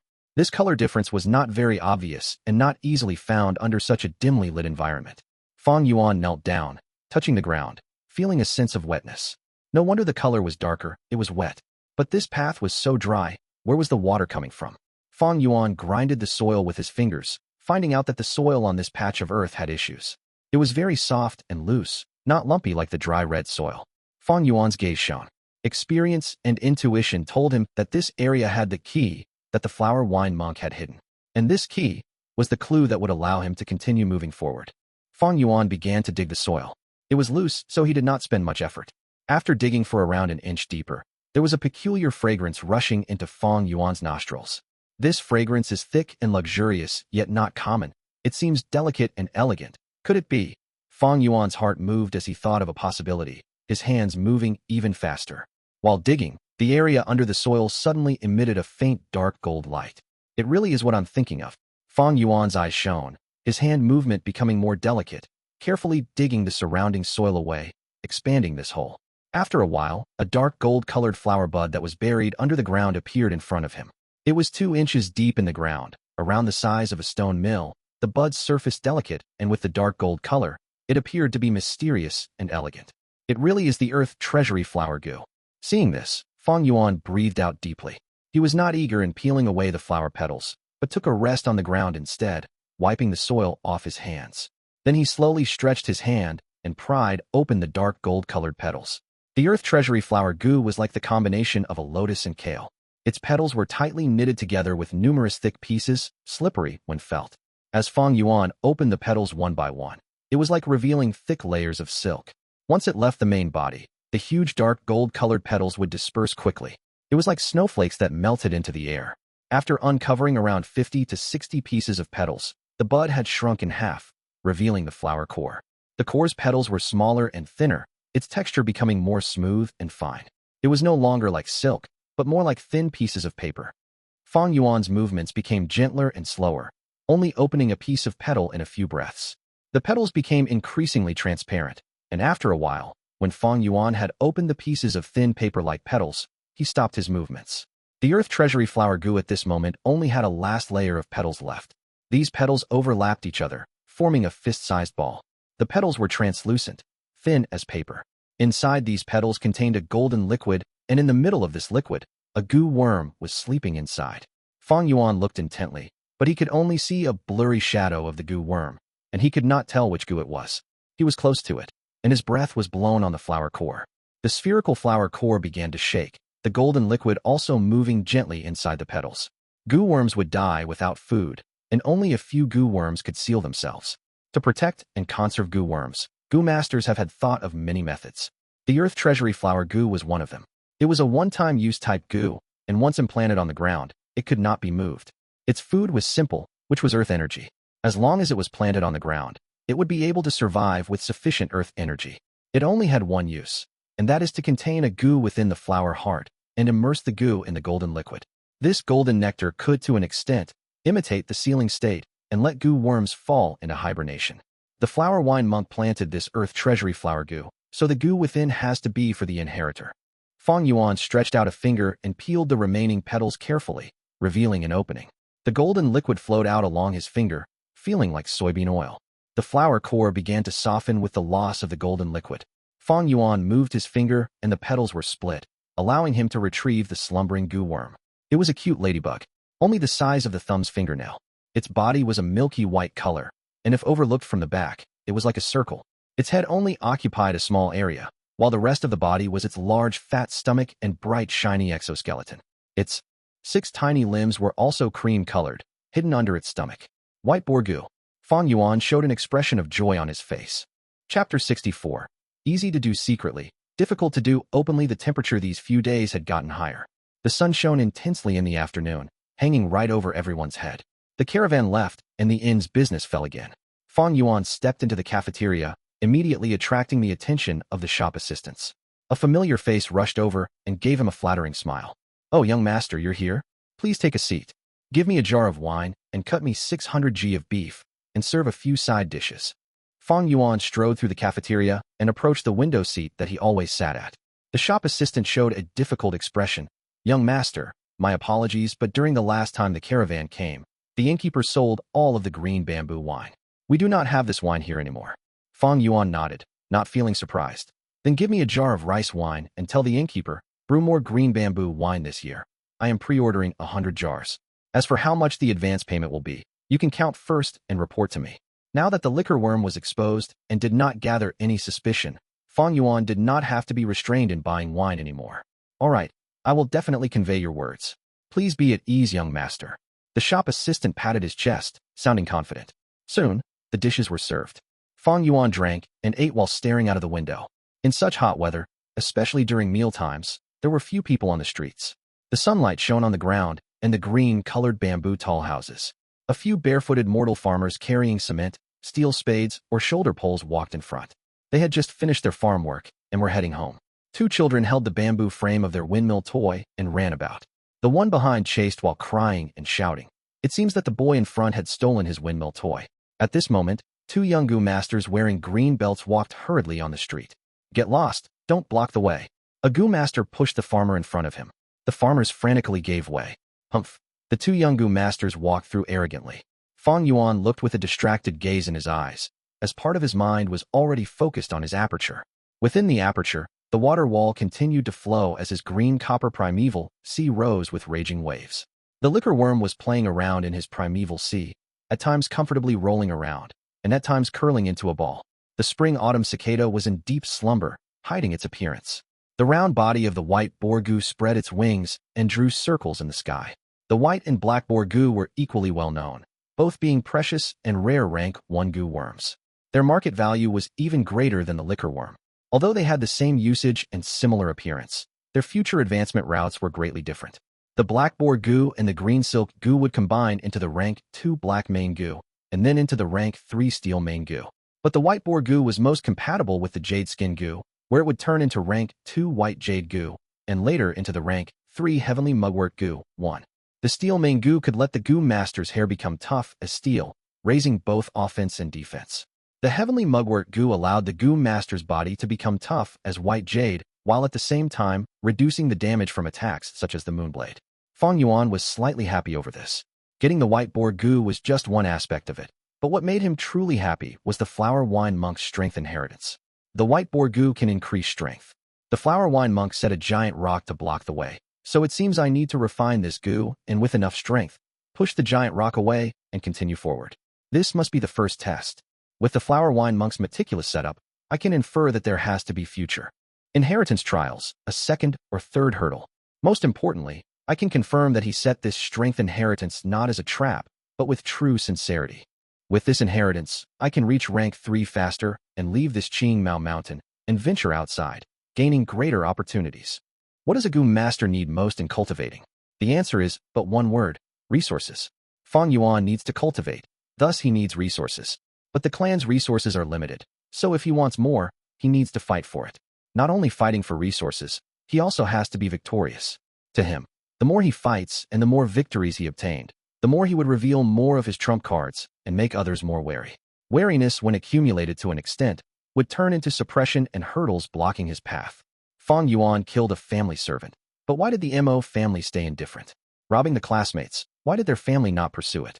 Fang Yuan resisted the clan and refused to be part of the system, but why did the clan leader choose to be lenient? It is all because he is weak, because he is C grade. They feel strong and do not feel like bullying the weak.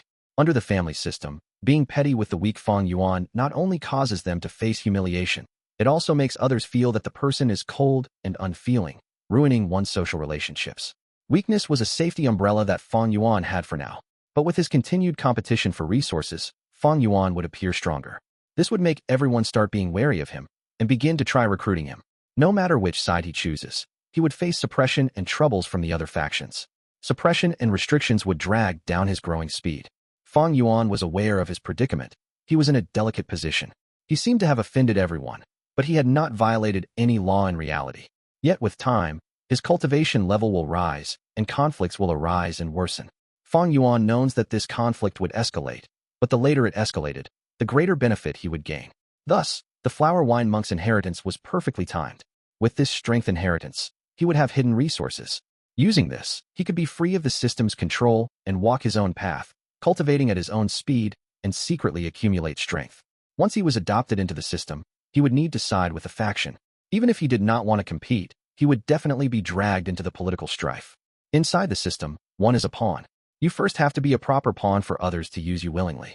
After they trust and use you, you have the chance to climb upwards, and even during that process, you have to be careful not to become a discarded pawn. Fang Yuan was clear of this procedure. He knew it too well. Even with his vast knowledge, there was nothing he could do to this situation. These were the rules. The more crucial part was his C-grade talent. To the clan, there was no desire in investing in him. Often he would be treated as a discarded pawn. The most optimum progress route was to work alone. This way, he could avoid most competition. Towards the higher-ups in the village, the image he had created earlier would be sustained. This world's matters. It is always easily done secretly, but difficult to do openly.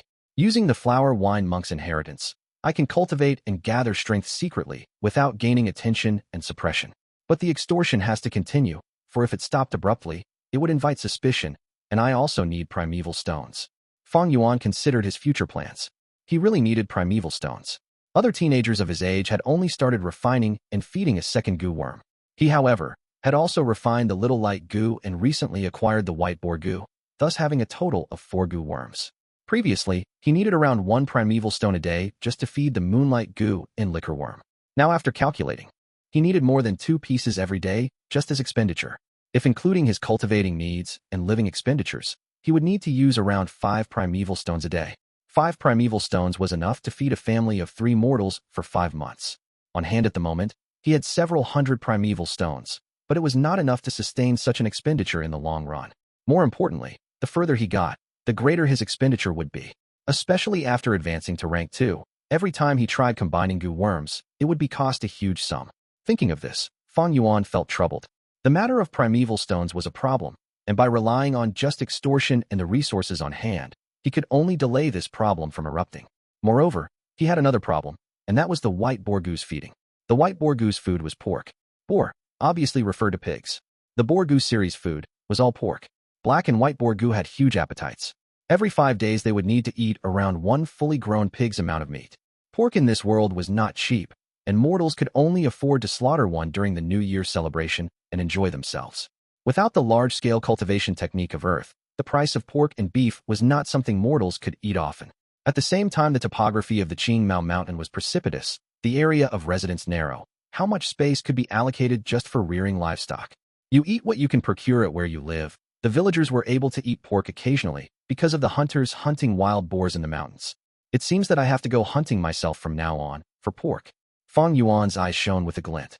Relying on the village to purchase pork, first was the expenditure of primeval stones, second was that it would attract attention.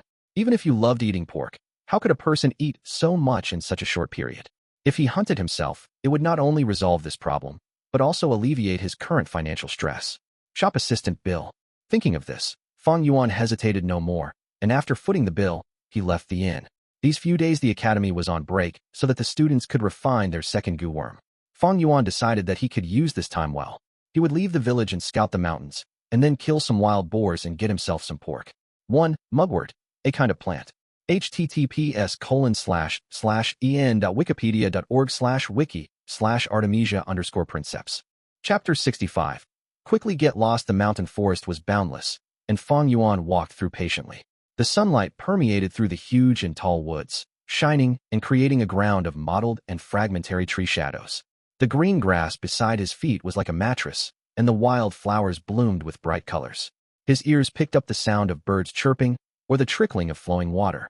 The further he got from the village, walking towards the outer surroundings, the more risky it was. Thus Fang Yuan was even more careful. The wilderness was very dangerous. Gu masters had to have at least rank 3 cultivation to be able to venture the wilds alone and explore. But this did not mean they were safe, as many rank 3 Gu masters died in the wild, sometimes even rank 4s. Wild beasts, poisonous worms, human threats, and at times the weather. These were all causes of death. However, Fang Yuan wanted to kill the wild boars which were often found around the village's peripheral. Otherwise, the village hunters would not be able to catch wild boars. The environment around the village, every now and then, Gu masters from the clan would come out and clear the area. This environment to a rank 1 middle stage like me is still safe. But I still have to be careful. Wild beasts and Gu worms like to move around. With his experience from his previous life, Fang Yuan scouted carefully. Time gradually passed, but Fang Yuan gained nothing.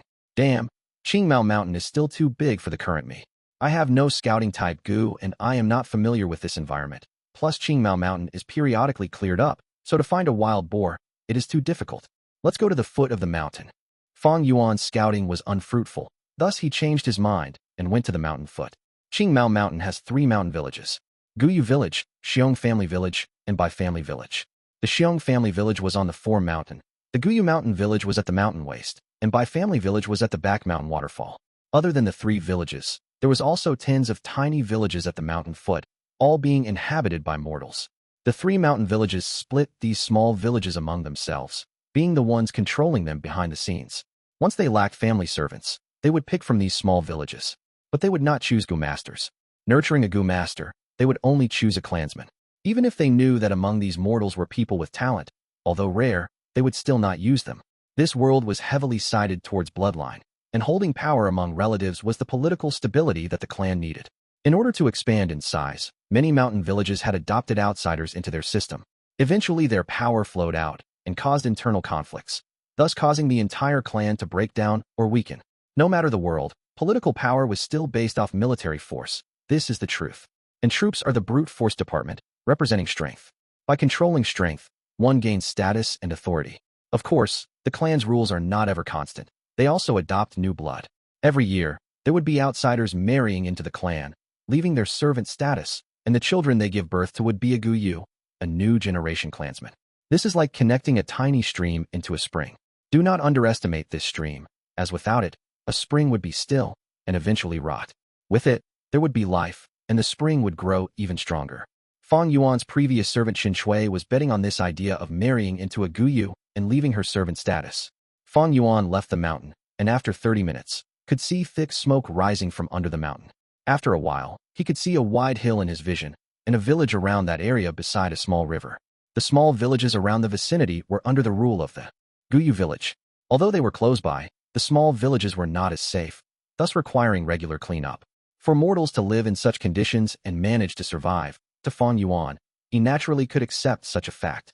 Oh, on the mountain path nearing the village, Fang Yuan sensitively found traces on the ground. His past experience told him that this was a wild boar's traces.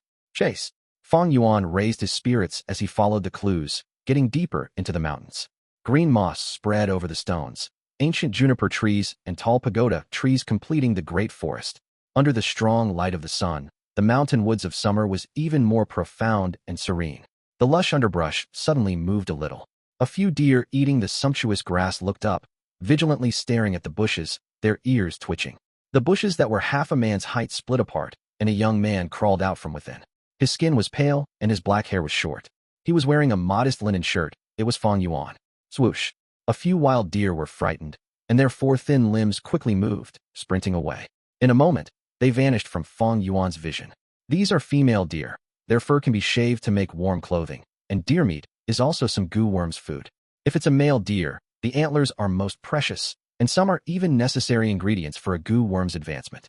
The wild was dangerous all over, and at the same time it had great treasures. Fang Yuan looked at the direction that they were escaping in, and retracted his gaze. His target was wild boars, not these deer. He continued moving. There was the sound of buzzing. Nearing these noises, Fang Yuan stopped in his tracks. Beehive. He looked forward and saw a beehive hanging on a tree. The bee's nest was massive, the size was that of a wicker basket. It appeared as a sort of grayish dark yellow color. Outside the bee nest was a few dozen bee soldiers flying around. Occasionally a few worker bees would enter and exit. Beehive has honey, and honey is the bear strength gu's food. Thus, the Xiong family has great demand for honey. This beehive is only a small-sized one, and the chances of producing a gu isn't high. If I had the bronze skin gu, I could risk getting stabbed and collect the honey. What a pity, Fang Yuan thought. In this world, not all insects are gu. Gu are the spirit of the world, the body of the laws. How can it be so cheap? Among a swarm of insects, normally only the insect king is a gu. But that depends on their size and development. So if the swarm is too small, there is no gu either. Taking the beehive ahead as an example, because it is too small, there is a low chance of having a gu. Fang Yuan routed around this beehive and continued forward. The traces of the wild boar was getting more evident, and Fang Yuan knew he was getting close to it. Thus he became more careful, as wild boars were very dangerous. Wild boars are not reared pig. When a mature wild boar fights with a tiger, the tiger may not win. In this mystical world, wild beasts are not simple too. Oh, this situation. When Fang Yuan finally found the wild boar, he saw that it had fallen into a huge pit. A sharpened green bamboo was situated at the bottom of the pit, where it had pierced the wild boar and was causing it to bleed. Seeing the accumulated blood in the pit, he could tell that the boar had already been in the trap for at least 15 minutes. But this wild boar continued to struggle, whimpering and howling, still full of life. This trap is obviously set by hunters. To think I'm reaping the rewards. Fang Yuan smiled, but his expression was grim. These traps threatened him too. If he had fallen into it, after half a quarter of an hour, he would die. Although the village surroundings were cleared regularly, the hunters often came to hunt and set many traps. Some could be discerned, while others were designed to be hidden, and if Fang Yuan could not discover them, he might fall into the trap. Any area in this mountain could have a trap buried by the hunters. But among hunters, with every trap set, they would inform each other on the location. It seems I have to find an old hunter's residence and find out about the trap locations from him. Along with the surrounding wild beasts activity area, and with these intel, I would not have to search like trying to find a needle in a haystack. Fang Yuan thought internally. This was the problem of not having a scouting type of gu worm. But to find a good scouting type gu, it was not easy. In a short time, he could barely make do with a hunter's intel. With such a thought, Fang Yuan's wrist flicked and a moonblade flew out, easily hitting the wild boar. Whoosh! With a light ring, the entire moonblade cut through the boar's neck and caused a long and slender wound. Then with a plop sound, a blood fountain spewed out from it. The spewing blood caused the wound to become bigger, and thus the blood fountain also enlarged. The boar screeched, thrashing about with the last of its energy, until its movements became smaller and smaller. Fang Yuan silently looked at the scene, his face calm. The wild boar's life faded as its eyes were staring wide and perfectly round, the muscles on its body twitching and the warm blood filling the trap hole, a thick smell of blood permeating the surrounding. Survival or death, this is the theme of nature. He sighed in his heart. At this point, human voices were heard. Second brother Wang, within our village, no one is better than you at hunting. Especially killing wild boars. Your family's old Wang is the hunting king in the entire region. Who would not know of his great name? That's right. Second brother Wang inherited the old hunter's abilities. To hunt a wild boar, it is naturally as good as caught. Second brother Wang, why didn't little sister Wang come with you today? After all the bootlicking, a grave and stern voice said, Humph, hunting a wild boar, how can it show my true abilities? Today I want to kill 3 boars, you'll see. Ergo Dan, stop lusting after my sister, or I'll thrash you. Ergo Dan retorted, men and women marry when they're of age. What's wrong with liking little sister Wang? Moreover, I'm not the only one. Which guy in your village doesn't also fancy her too? Second brother Wang, in my opinion you are also 19 already. You should marry a wife and have kids already. The voice spoke again. Humph, I'm a true blue man. How can I lust after such a small temptation? One day, I will leave this Qingmao mountain and explore the world and learn about everything under the sky that will truly be fitting of my manly status. Saying so, the 4 young hunters walked out of the forest. The leader hunter had a tall build, carrying a bow and arrow, his muscles bulging and his eyes full of spirit, showing a powerful aura. When he saw Fang Yuan, he frowned and screamed, Which village are you from, kid? How dare you try to take advantage of me, Wang Er? Quickly get lost. Get lost. Hearing Wang Er's words, Fang Yuan immediately broke into a cold smirk and he brandished his palm in front of him. Swoosh. With a light sound, a blue-colored moonblade shot forward. At the same time, he put strength into his leg and rushed towards the 4 hunters. Gu Master. The hunters were stunned and shouted upon seeing the moonblade. The Moonblade had already fired over, and they rushed to evade. Plunk! A person did not evade fast enough, and his right forearm was hit by the Moonblade. Immediately his bones and flesh split, the entire wrist and his forearm cut through and fell on the ground. Oh! He laid on the ground, screaming in fear and pain. His left arm was like an eagle claw gripping his right arm. His right limb spewed bright red blood non-stop, quickly dyeing the floor red. Spare me. We did not offend you intentionally. The other two mortals, on seeing their companion's state, went pale without a trace of blood in their face. They hurriedly got on all fours and kneeled down, kowtowing to Fang Yuan non-stop. Humph, a bunch of fags, what are you afraid of? It's just a Gu disciple. Only Wang Er was still standing. Fang Yuan attacked without warning, and this had made him frightened and angry.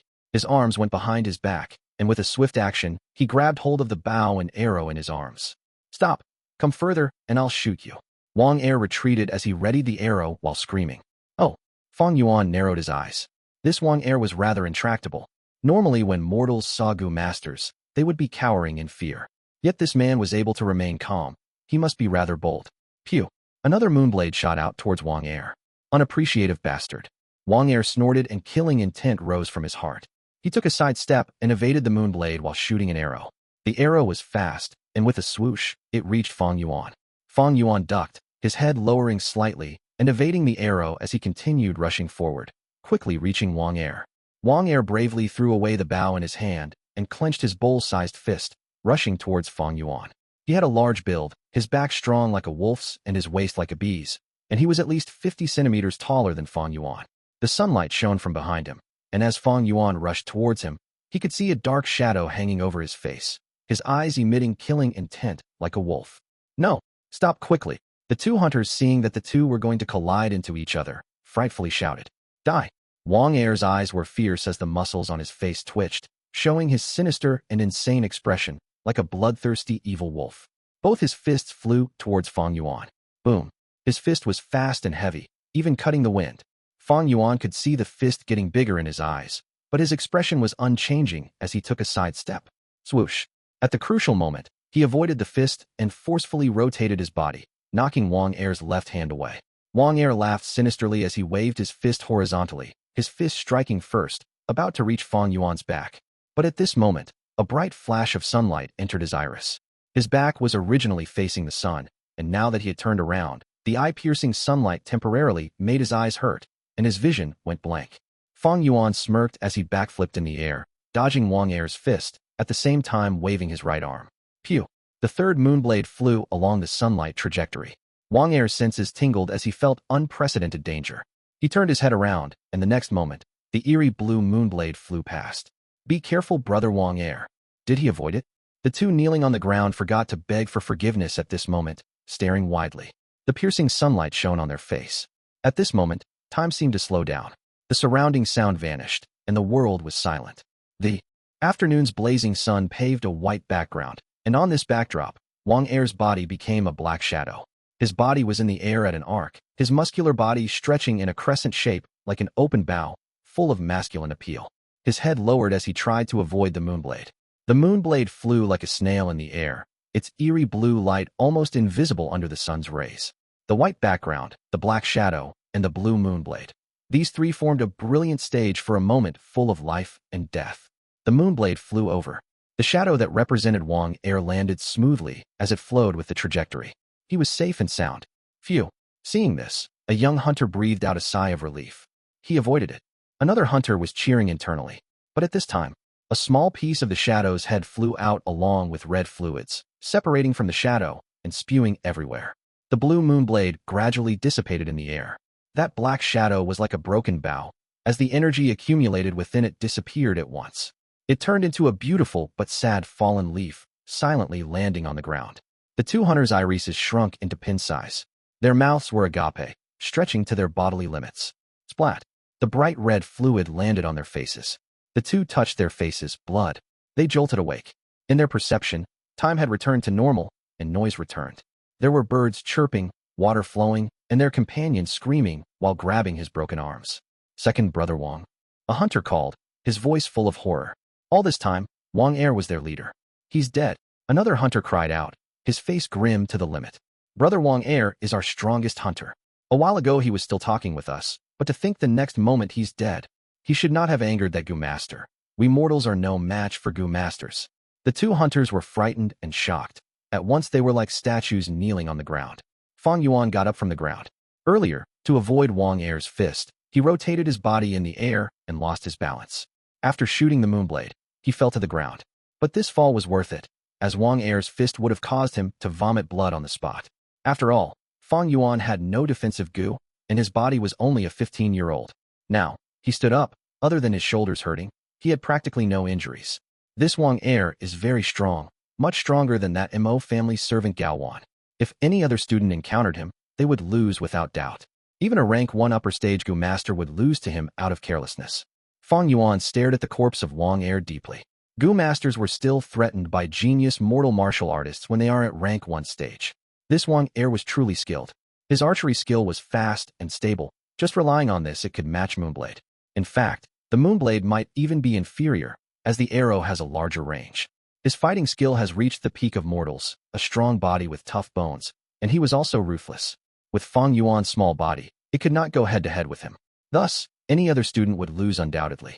Unfortunately for Wang Er, he met Fang Yuan. Once he appeared, Fang Yuan noticed his bow and deduced that he could not fight long range with him. The Moonblade only had a range of 10 meters. The bow had far greater range than the Moonblade. Thus, Fang Yuan ditched long combat. He quickly got closer and closed the gap between them, showing a physical fighting stance. Wang Er had no choice but to discard his bow and fight physically with Fang Yuan. But Fang Yuan did not really think of going close combat with Wang Er. He used the angle of the sun's rays and caused a weakness in Wang Er before shooting out his third Moonblade. He was already middle stage now, and with the liquor worm's refinement, the Moonblade had the attack power of an upper stage Gu master. At such a close range, with Wang Er's weakened vision, his defeat was guaranteed. But this Wang Er is indeed skillful. I wanted to decapitate him, but at the crucial moment, he relied on his senses and reflexes and evaded half of my attack, causing my Moonblade to cut off only half of his head. Life and death is nature's law. All living beings are equal, and everyone has their right to survive and be killed. There might be royalty and lower beings, but in face of death, a person's death is no different from a pig's. What's the difference? They're both dead. Fang Yuan took a final look at Wang Er's corpse and sighed in his heart. Chapter 67. Don't worry, I'll spare you. The tree roots penetrate into the mountain soil, letting their green hands reach up towards the sky. Thick and solid tree trunks faced each other, looking similar through the distances. The exuberant branches and leaves intertwined in mid-air. Under the surroundings of these trees was a wooden house. The wooden house was made entirely from the solid thick barks, leaking out a type of genuine firm smell. The wooden house was not a newly built one, but it had gathered many years. Thus the house surface had green moss growing all over, and some of the tree trunks had begun to sprout out tender little branches. Around the wooden house was a tall and great fence constructed from green spear bamboo. The back and front area was all vegetable fields, and in the middle of the fields was a man-made well. At this time, a young and beautiful lady was drawing water from the well. While she wore simple and plain clothing, this was still hard to mask her complexion. She was 16 years of age, and she had a big pair of black eyes, the black and whites of her eyes clearly defined, and pure like crystals.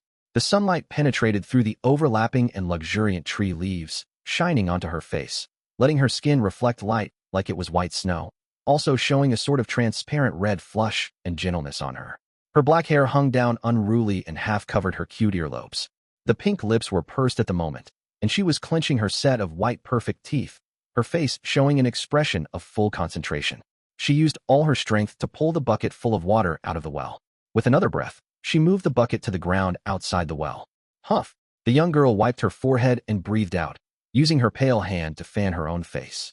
Hearing the bucket hitting the ground, the wooden house's door opened, and an old man came out.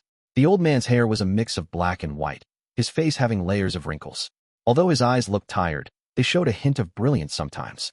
Like an elderly tiger, although old, the tiger's authority was still evident. Lass, this bucket is too heavy. I said let me carry it. Why are you secretly watering the plants behind my back again? The elderly looked at the young girl and showed an expression of doting affection. Father, the young girl sweetly called. You were hunting until late at night yesterday. I wanted you to sleep in later today. It's just a water bucket. Look, I can carry it out, right? You always loving to act tough. The old man's voice was full of helplessness, but his eyes were once again doting on her. He took a large step and got to the well, stretching out his hand and easily grabbing the bucket. Come, lass, let's water the plants together. The air was full of the smell of wild grass and flowers, and the summer's wind blew warmly and passed by the trees, turning into a gust of refreshing wind. The wooden house on the mountain had a vegetable field, and the girl used the pail, lowering her back to water the plants. The father was in charge of getting the water, rotating between two water buckets. The atmosphere of a loving family was evident in this tiny space.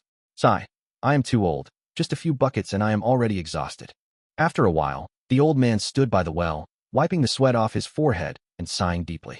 The young girl turned her head back, smiling like flowers, saying, "Father, you finally realized it. You're already so old, yet you want to act tough all the time. How many times have I told you? Let second brother do the hunting. You should be resting at home enjoying your life at this age." The old man laughed, nodding. "Relying on your second brother's abilities, he can roam this mountain easily. With his archery skills, it even surpasses me in my youth. But I still cannot feel at ease. His heart is too wild, and with just martial art skills he wants to soar. Sigh, young men love to imagine freely. They all have this problem. Father," the young girl dragged her words. The old man laughed even more heartily now, his tone carrying a mischievous hint. "Oh yeah, there's still you. You're not young anymore. It's time to get married. I have found a good partner for you, and with your good looks, there's no problems with finding a good family." The girl's face grew red like a tomato. Immediately, she felt too embarrassed until she was lost for words. The old man looked at the sky, imagining the great future as he sighed. "Once your second brother suffers some setbacks and curbs his nature, I will retire and never go into the mountains. Next I will find you a good family, and watch you marry and have children, preferably a chubby boy. Haha, your father wants to take care of his grandson, that's all I want. A person's life is not easy, and as a hunter, how many can have a good ending? Sigh, all my partners and comrades from back then are already gone. I am all that's left." "Father, you are wrong," the young girl consoled. "What do you mean there's only you left? You still have us." Him. The old man was laughing and was about to reply, but he suddenly heard a sound and turned his head. The little entrance of the bamboo fence was broken from the outside by someone. "You are Old Man Wang." Fang Yuan's cold expression with his eerie eyes stepped forward with a lump of moonlight in his right arm. The old man was shocked as he looked at the moonlight on Fang Yuan's hand, rapidly kneeling. "This old man pays his respects to Lord Gu Master." "Old Man Wang, your son dared to offend me. I have executed him. Bring his corpse forward." Fang Yuan stood proudly, staring at the kneeling old man as he brought out the main topic. His words had just finished, and two young hunters carried Wang Er's corpse in. Seeing this corpse, Old Man Wang's body shook. "Second brother," the young girl screamed pitifully, rushing forward and grabbing Wang Er's corpse, her face flushed with tears. Wang family's daughter. The two young hunters, seeing the girl they liked crying in front of them, felt terrible. They wanted to console her, but no words came out. "Old Man Wang, I heard you're a hunter, the best among the few villages. At such an old age, you can still hunt and get a good result every time. This is great." Fang Yuan paused here for a moment and continued expressionlessly. "Draw me a map of all the traps of the nearby mountain area now, as well as the results of your observation of wild beast territories from your hunting experience all these years. Draw it for me, and I will spare your son's sin of offending me. If not, humph." These villages were under Guyu village's control. The villagers were all farmer slaves of the Guyu clan. With Wang Er's offense for offending his master, according to the clan rules, their entire family would be implicated. Old Man Wang's body shook again, almost falling to the ground. An impact like this was too sudden and great to him. "Murderer, you are the murderer that harmed my brother. You treat human lives like livestock, and you dare to confront us? I will exact revenge for my brother." The young girl screamed, her voice full of hatred and anger towards Fang Yuan, and she rushed towards Fang Yuan. But she was only halfway there when she got stopped by someone. It was not the two young hunters, but her father. "Disgraceful wretch." Old Man Wang screamed as he gave the young girl a tight slap, sending her to the ground. "Your second brother is dead. Do you want to die too? Do you want this old father of yours to be old and alone forever?" The old man cried profusely saying this, his body trembling furiously. "Father!" The young girl was awakened by this, and her tears poured out. Her voice was full of sadness, unjust, pity, hatred, and helplessness. The old man turned his body, facing Fang Yuan as he kneeled down and placed his forehead on the ground, prostrating deeply at Fang Yuan's feet. His voice shook as he said, "Lord Gu Master, my son offended you and deserved to die. I shall draw the map for you now. Please spare us with your magnanimity." Fang Yuan's expression turned milder. He looked at the old man arrogantly, saying, "Be at ease. As long as you draw honestly, I will spare you. But don't think of lying to me, for if I find any suspicious points, your lives will be forfeited." "I understand. This old man understands. Old man Wang kowtowed nonstop. Please, Lord Gu Master, allow me to retrieve my brush and paper. No need. Fang Yuan waved his hand, looking at the two hunters he had forced along, ordering.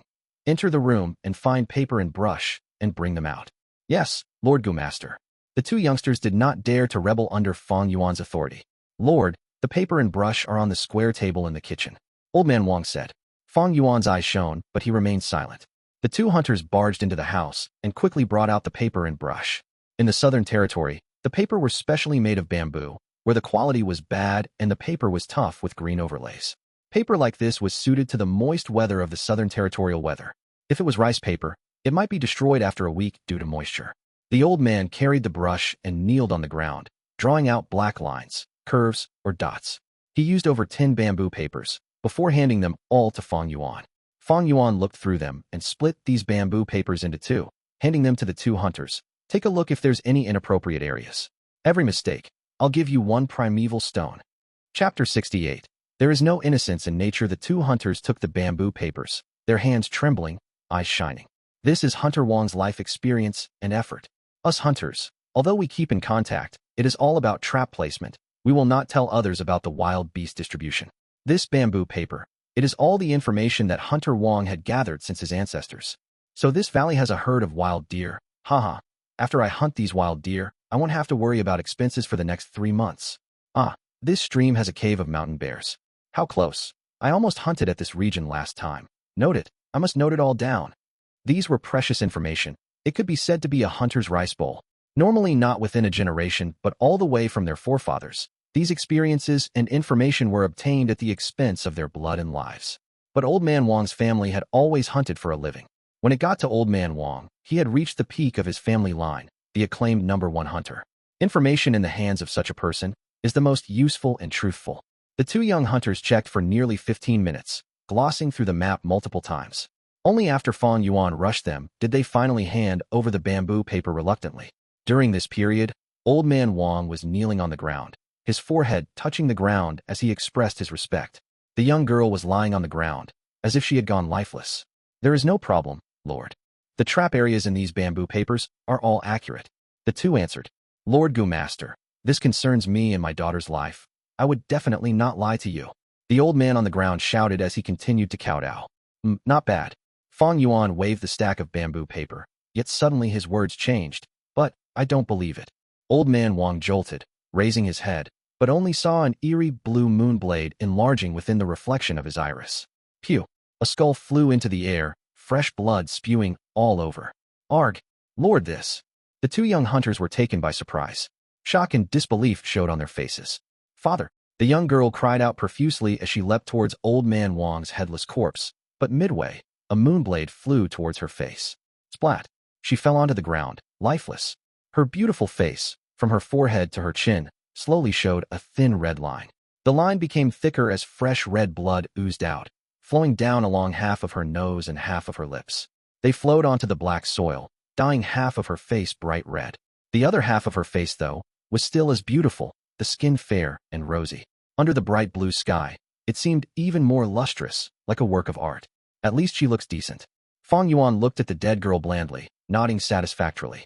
Using rank 1 middle stage primeval essence, the moonblade could slice Gu. Now that he was using upper stage primeval essence, it could break bones and even cut steel. Wang family's daughter. A young hunter fell onto the ground in despair after seeing her demise with his own eyes. Lord Gu Master, spare us. The other hunter, feeling Fang Yuan's phase, nearly died of shock as he plopped on the ground. Get up, go inside and search. Fang Yuan ordered. I know that a hunter's family always keeps a beast skin map. On top of it is the terrain, trap locations, and the beast territories. Find it for me, and I'll let you keep your lives. Yes, yes, yes, we will search immediately. Give us some time, Lord Gu Master. The two frantically got up and ran into the wooden house. Sounds of wardrobes overturning and falling could be heard from the wooden house. But a moment later, even though the hunters ransacked the house, there was no beast skin map to be found. Lord, please give me some time. We will find it right now. The two hunters were terrified as they got more desperate and searched boorishly, smashing many furniture in the process. Fuck, where is it? Appear, please appear. They muttered as their bodies shivered, their eyes getting bloodshot. Useless trash. Fang Yuan slowly walked into the house. Lord, Lord, forgive us, please Wah. The two young hunters shivered like they were electrified and fell to the ground, begging for their lives. Fang Yuan ignored the two and observed the house. There were 4 rooms in the house, a living room and a kitchen. All the furniture were in a mess, like they were ransacked. Fang Yuan slowly stepped in, his steps producing echoes in the wooden house. It has indeed been searched. That shouldn't be right. Almost every hunter has a beast skin map inherited throughout the generations, getting refined along the way, recording all the beast's territory and pitfalls. This is the livelihood of a hunter. How can they not have it? Fang Yuan stood pondering. Moreover, I tested that old man Wang earlier, purposely getting the 2 hunters to search for paper and brush. The old man immediately called out the location of the paper and brush, probably worried that they might find the beast skin map. Thus it has to be in this house. Fang Yuan observed the house again, and suddenly his inspiration struck as he looked at the fire pit. This fire pit was connected to the chimney, used in winter to gain warmth. There was even some residue charcoal in the fire pit. Fang Yuan walked to the fire pit, slowly squatting down and taking a shovel beside the fire pit, digging out the charcoal. Most of the charcoal still has their wooden shape. They were brittle and easily broken into 2.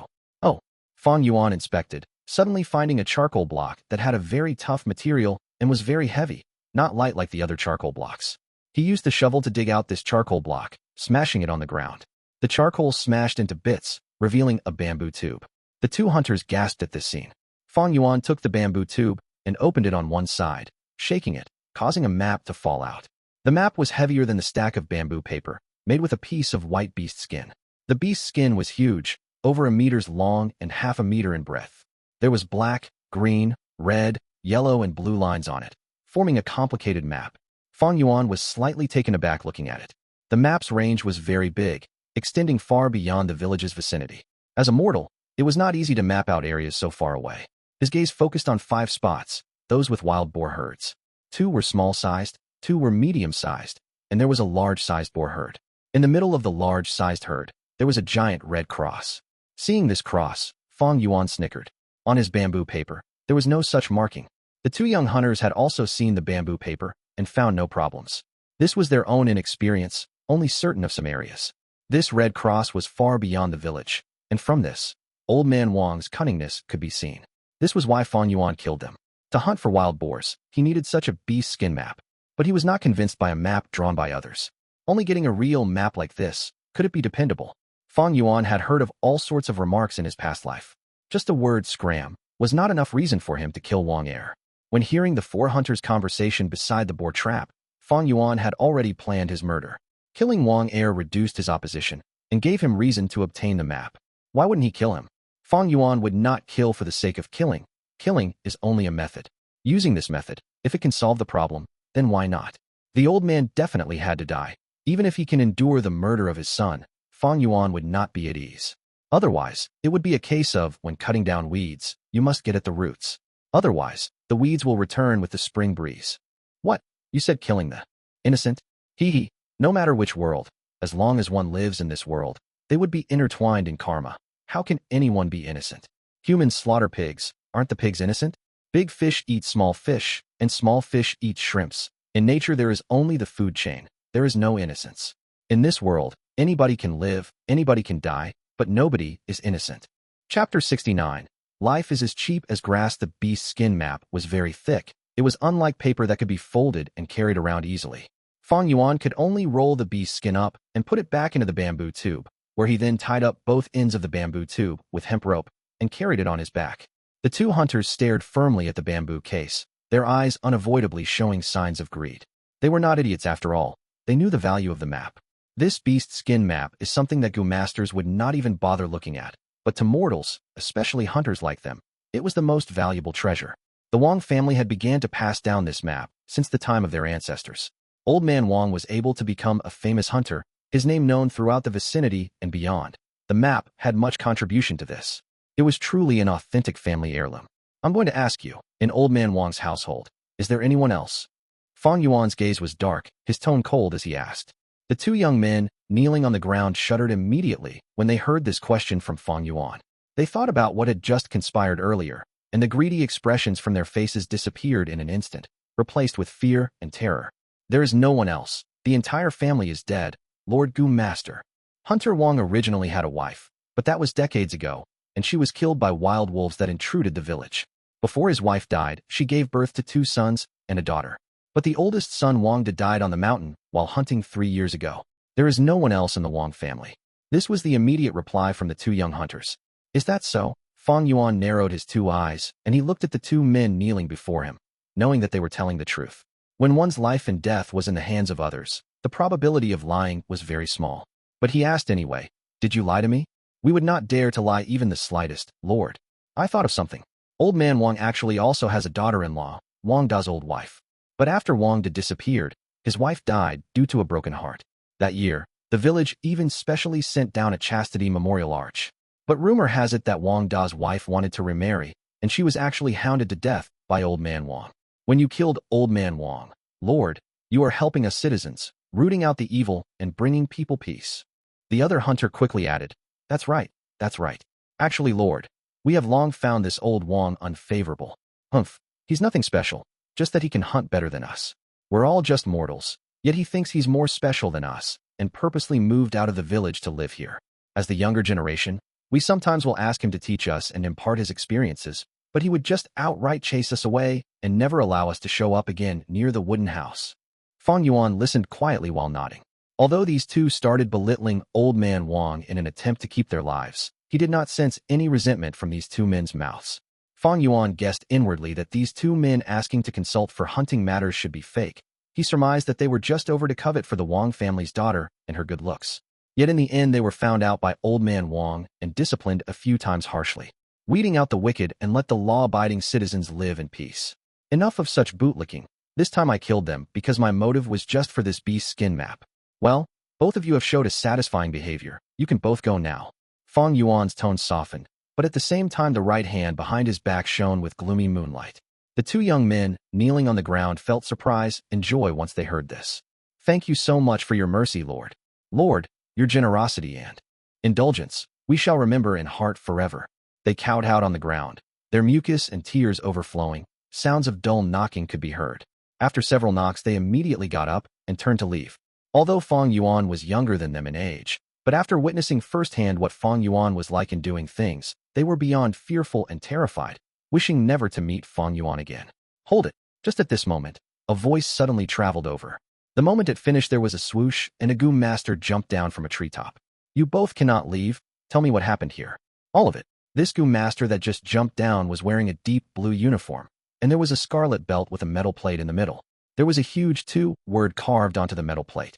This rank 2 Gu master had a slim build, his 2 eyes slender. He wore arm protectors on his wrists, and his calves had sturdy leg bindings, his entire being radiating with a highly capable aura. This commoner greets Lord Jianghe. The 2 young men had just got up with the intention to leave, but once they saw this Gu master they instantly knelt down again, prostrating themselves in admiration while greeting. This Gu master was someone they knew. It was the Gu master stationed at the village. Every year to reinforce their control in their surroundings, the Guyu village would dispatch Gu master down into the little villages and hamlets, stationing Gu masters there. This would also prevent the other powers from infiltrating and at the same time strengthen their defenses on their borders. This Gu master named Jiang, he did not bother with the 2 hunters kneeling on the ground, instead looking straight at Fang Yuan, asking in a cold tone, "I am the Gu master Jiang He of the Guyu clan who has been stationed here. You are?" Fang Yuan laughed lightly and stretched his right palm out, where the Moonlight Gu was giving out a ball of moonlight in the middle of his palm. When the Gu master Jiang he saw the moonlight in Fang Yuan's hand, his gaze softened considerably. The Moonlight Gu was the sign of the Guyu clan. This was something that could not be forged. "This matter is simple actually. Old Man Wang's second son offended me, so I killed the entire family off in anger. Those 2 can be my witness." Fang Yuan straightforwardly admitted with a bold and confident manner, pointing at the 2 hunters kneeling down at the same time. Fang Yuan was not lying, and these 2 hunters nodded in haste. There was no hesitation. Jiang he stared blankly for a moment before he started laughing loudly. "You killed well. Just a bunch of measly peasant servants. To actually dare to offend their masters, they deserve to be killed." But he quickly added with a change in tone, full of emotion and deep meaning. "However, young junior, what you've done has also brought problems to me. Although Old Man Wang resides far away from the masses and stayed here alone with his family, they are still villagers that I am in charge of. I was sent out from the clan and stationed here in this village. This means I'm supposed to protect the villagers and be on the alert as defense. Now that you've killed these few people, the number of villagers will have lessened. During the examination at the end of the year, the clan's assessment towards me will drop. Fang Yuan's gaze shone, and he instantly knew that this Jiang he was using this as a pretext to extort money from him. He laughed and set out. This isn't so difficult. Senior, you just have to report the truth back. Just say that this entire family was killed by me, and it has nothing to do with Senior whatsoever.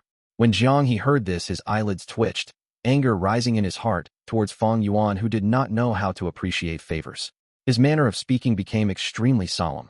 Then I will have to conduct business impartially here. Junior, if you are not afraid of the clan's investigation, then report your name. I will record it in detail as how things really are on paper. His words brought a strong implication of threat. If it was any other youngster, they would have been frightened by this statement already. But Fang Yuan could see Jiang He's weakness from it, and he instantly said, then Senior shall report as how it should be. All right, my surname is Gu, and my name is Fang Yuan. So you're actually Fang Yuan. Jiang He's face evidently showed astonishment for a while. I have been hearing about you all the time from my little brother recently. You thoroughly beat up all your classmates, extorting in front of everyone, getting 60 pieces of primeval stones each time. Every time my little brother speaks of it, he's always jealous of how you can earn money so easily. Not to mention that time when you gambled out a liquor worm and a mudskin toad consecutively. This sort of luck sure makes people jealous. Oh right, my little brother is Jiangya. You both should have met each other long ago. So it's him. Fang Yuan nodded and admitted. Yes, every time when I buy moon orchid petals, I would buy them in Jiangya's shop. Haha, since this is the case, then we both are acquaintances. Oh well, let's forget about it. This matter I'll handle it. When he said this, Jiang he clapped his chest with his hands, putting out the appearance of one with the spirit of loyalty and self-sacrifice. He was merely using this favorable circumstance. There was no way he could have really reported the matter. After reporting of such a thing, the clan's assessment towards him would still drop either way. You might as well just do a good turn to Fang Yuan. As for Old Man Wang's family's death, he could just report that they were invaded and attacked by a wild beast. It's Old Man Wang's fault for his unconventional ways of insisting to move out of the village, building a wooden house far away from the population. Jiang he was not afraid of the matter being disclosed. There was just a few mortal peasants around. Their lives were cheap-ass grass. Who cares if they died? Even if the clan found out about the cover-up, they would hardly care about such a small matter. But Junior, you have yet to graduate from the academy and do not have the Gu Master uniform like I am wearing now. If that Wang heir saw this outfit, he'd know about your status as Gu Master and wouldn't offend you. Junior, you are a smart person. Don't you think so? Hee, said Jiang He again. Fang Yuan's eyes flashed. Jiang He's words had implicit meaning and was actually warning himself. Do not run out of the academy and wander around for no reason, and you better not come to the area under my jurisdiction here after today to cause trouble and kill people again. In that case, thank you very much for your advice, Senior. Fang Yuan cupped his fists in greeting, bidding farewell to Jiang He, immediately taking his leave from here. Chapter 70. Using the white Boar Gu in the black of the night. The moon is shaped like a silver plate, hanging high in the sky, spewing its watery moonlight down. The dense woods lightly unfold their dense green leaves and branches in the summer wind. The waterfalls crash down as they flow, but the sounds are unable to cover the noises of the sandalwood crickets chirping about. Fang Yuan stepped onto the green grass, quietly approaching a mountain boar. This mountain boar had its head buried, puffing and snorting as it digged the emerald earth with its snout, rummaging among the soil and grass to look for worms. The wild boar was an omnivorous animal. It not only ate worms, but also stole bird eggs and was adept at hunting wild rabbits, mice, even venomous creatures such as snakes and scorpions. Fang Yuan crept slowly from behind the boar. Under the bright moonlight, the grayish-black fur coat of the wild pig could be seen clearly. Its body was strong and firm, the forelimbs short and rough. On its back was a long and stiff mane, while atop its ears were sparse fur that was erect like needles. With all four limbs on the ground, each foot had 4 toes, but only the 2 middle ones were digging against the soil. Its tail was thin and short, sometimes flinging about, chasing away the mosquitoes flying around. Suddenly it stopped digging for its meal, rearing its head up. At the same time, the boar's sharp little upright ears quickly trembled a few times. Although Fang Yuan had managed to stop his tracks in time, this mountain boar still found him. It immediately turned around and groaned out with warning sounds. Fang Yuan was not surprised by this. A wild animal was not like a domestic one. They were all very alert. Especially the wild boar. They had a cute smell and could find bird nests that were often hidden very well. Even if this mountain boar did not hear any noises, when Fang Yuan neared around 100 meters away from it, it would be able to smell his body odor and will still be able to sense Fang Yuan's presence. Although Fang Yuan had 5 Gu worms on him at the moment, the spring Autumn Cicada, liquor worm, Moonlight Gu, Little Light Gu and the White Boar Gu. These Gu were all not able to match each other and were incompatible. If Fang Yuan had a smell lock Gu that could cover up his body odor, and another quiet steps Gu that concealed the noise of one's footsteps, he could completely and silently reach up to a distance of 10 steps away from the mountain pig. However, if he had these 2 Gu, then Fang Yuan would have been keeping 7 Gu worms. This would cause his primeval essence usage to be too great, and he would have difficulty supporting them. Gu masters in general can only feed 4 to 5 Gu worms of the same rank. Thus, Gu masters usually do not move alone, but instead form small groups of 5, or at the very least with 3. Among the groups, there would be someone specially in charge of detection, one responsible for advancement, one bearing the offense role, another responsible for medical treatment, and someone in charge of resisting and holding back hostiles. Fang Yuan continued without stop, getting closer to the wild boar. The wild boar screeched lowly, the white fur on its neck standing, the symbol of its agitation. Finally, when Fang Yuan was near enough, closer than the wild boar's acceptable range, the wild boar's hoofs dug the ground 3 times before spreading its muscular forelimbs, lowered its head, and dashed towards Fang Yuan. Its upper jaw was withdrawn, its lower jaw turning upwards, forming 2 white tusks. Under the moonlight, the tusks shone with light as it stabbed towards Fang Yuan. Fang Yuan had no defensive type of Gu worm, and if he was pierced by the tusk, his stomach would be penetrated, his intestines would be punctured, and he would be heavily injured if not dead. Moonlight Gu. Fang Yuan's face was calm as he thought in his mind, causing the Moonlight Gu in his palm to absorb his primeval essence and emit an eerie moonlight glow, interweaving with the moonlight from the night sky. The wild boar charged towards Fang Yuan as his right palm swiped across the air. With a swoosh, the moonblade flew out and hit the wild boar in the face, causing blood to splatter all over. The wild boar cried out loudly, turning its anger into fuel as its charge became even faster, and in the blink of an eye, it reached a few steps before Fang Yuan. Fang Yuan nimbly jumped to the side, rolling and breaking his fall. The wild boar charged right past Fang Yuan, and with a boom, crashed into a tree behind him. The tiny tree was only as thick as a human arm. After getting knocked by the wild boar, it received devastating damage as the tree trunk tore open and split into 2. Fang Yuan stood up, quickly getting close to the wild boar, while a moonblade shot out from his right hand at the same time. The eerily blue moonblade drew a straight line across the air as it landed on the wild boar. The wild boar's black fur had several thin cuts on it. The injury was very deep and bright red blood oozed out from it. The moonblade Fang Yuan activated used up upper stage primeval essence. Thus it was able to break even a human's toughest bones in one shot. But on the boar, it could only cause such superficial injury and not damage the bones. A small wild boar like this was so strong. This showed how cruel the living environment was in this world. The wild boar growled and charged towards Fang Yuan again. In the process of sprinting, its blood-dripping wound continued to tear open, and its warm blood poured out like water. Fang Yuan used the same trick, taking a tumble sideways and dodged its charge. The wild boar, although strong and very ferocious, had one weakness. It could not change directions easily. Its speed was fast, but that meant it could not alter directions easily. So this way, every one of its charges is in a straight line. As long as a Gu master is attentive enough, it is not hard to dodge. Boom, boom, boom. Every time the wild boar charged, Fang Yuan would shoot a few moonblades, causing its old wounds to be overlapped with new wounds, and the angrier it got, the more blood flowed. After a few times, its movement slowed, and its growling also revealed a hint of weakness. Little Light Gu. This time, Fang Yuan not only activated the Moonlight Gu, but also deployed his primeval essence and injected it into the Little Light Gu. The Moonlight Gu, after being refined, had always stayed in Fang Yuan's right palm, turning into a blue crescent moon tattoo. After the Little Light Gu was refined, it also resided in his right palm, turning into the shape of a 5-sided star. At this point, his dark green primeval essence entered the 2 Gu, the moonlight emitting an eerie blue moonlight, while the Little Light Gu emitted a milky white glow.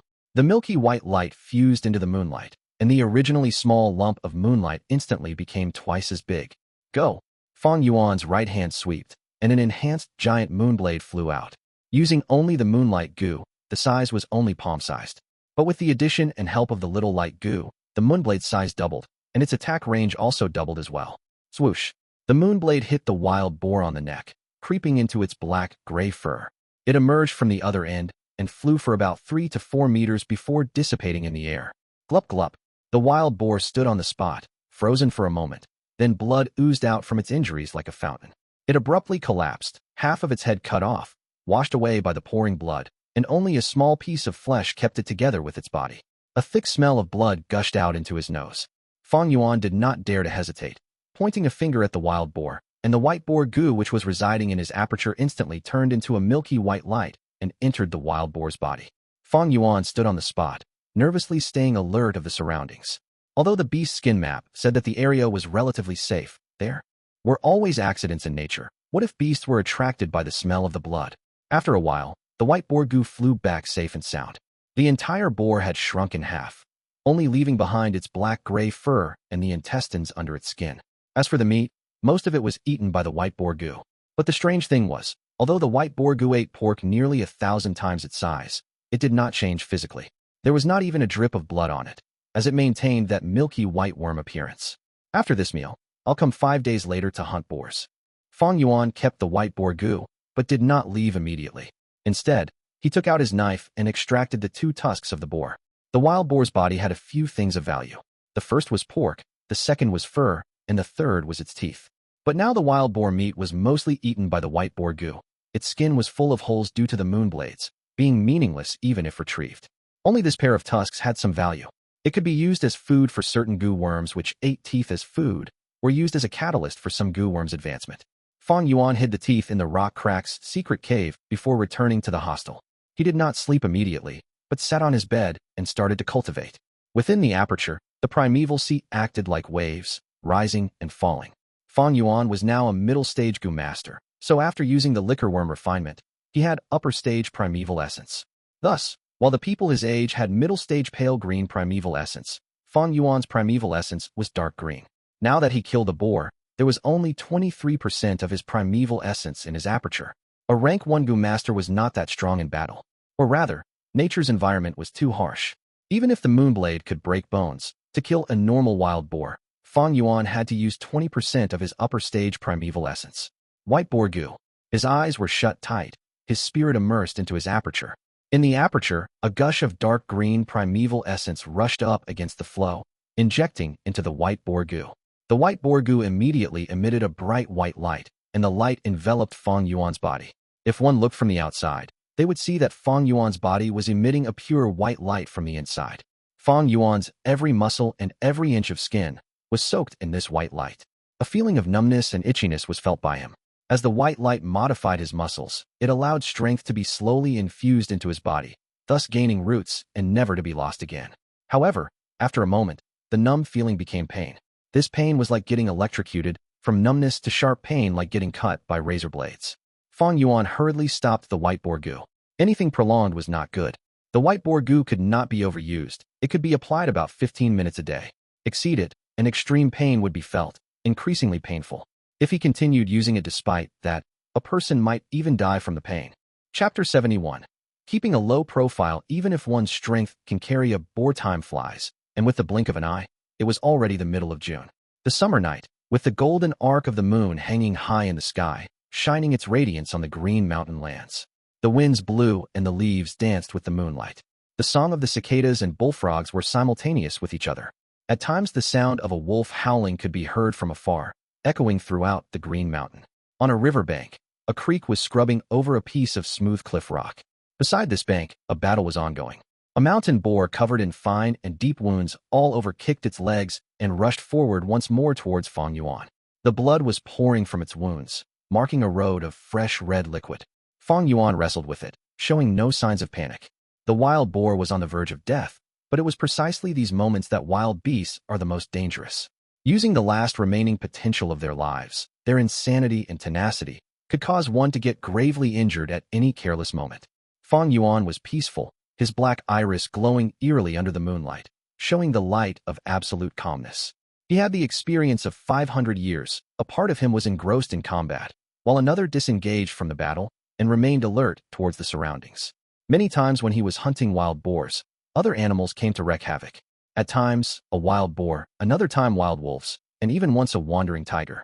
As time passed, the wild boar's attacks gradually slowed down. Fang Yuan's eyes shone brightly as he took a few strides forward, getting close to the wild boar.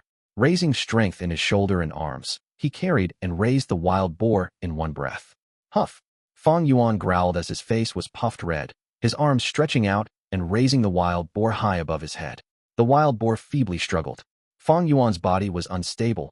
He used all his strength to throw the wild boar. With a boom, the wild boar was thrown onto a large rock by the river bank. It cried pitifully as sounds of its bones breaking could be heard. It fell down from the large rock, blood oozing out from its ears, nose and mouth. It struggled a few times before drawing its final breath. The surroundings regained its peace. The river water flowed endlessly, carrying the boar's blood along the river to some faraway place. My strength right now can compete with a boar. Tonight I'll go try that giant rock at the passageway. Fang Yuan stood on the spot, breathing in heavily with a hint of excitement flashing across his eyes. These days he had used the white boar gu nonstop to increase the strength of his body. He could feel strongly now that his strength was getting bigger. Back then when he fought wild boars, he could only use a kiting technique with the moonblade, but now he could even carry the wild boar, so the increment of his strength had shown great progress. Of course, the white boar gu would not endless give him strength. The limit was a boar's strength, and once he reached the limit, it would no longer grant him any additional strength. I can carry a wild boar now, but that does not mean I can go head-to-head with a boar, like how a strong man can carry another strong man, but it does not mean they have equal strength. My strength can continue to grow.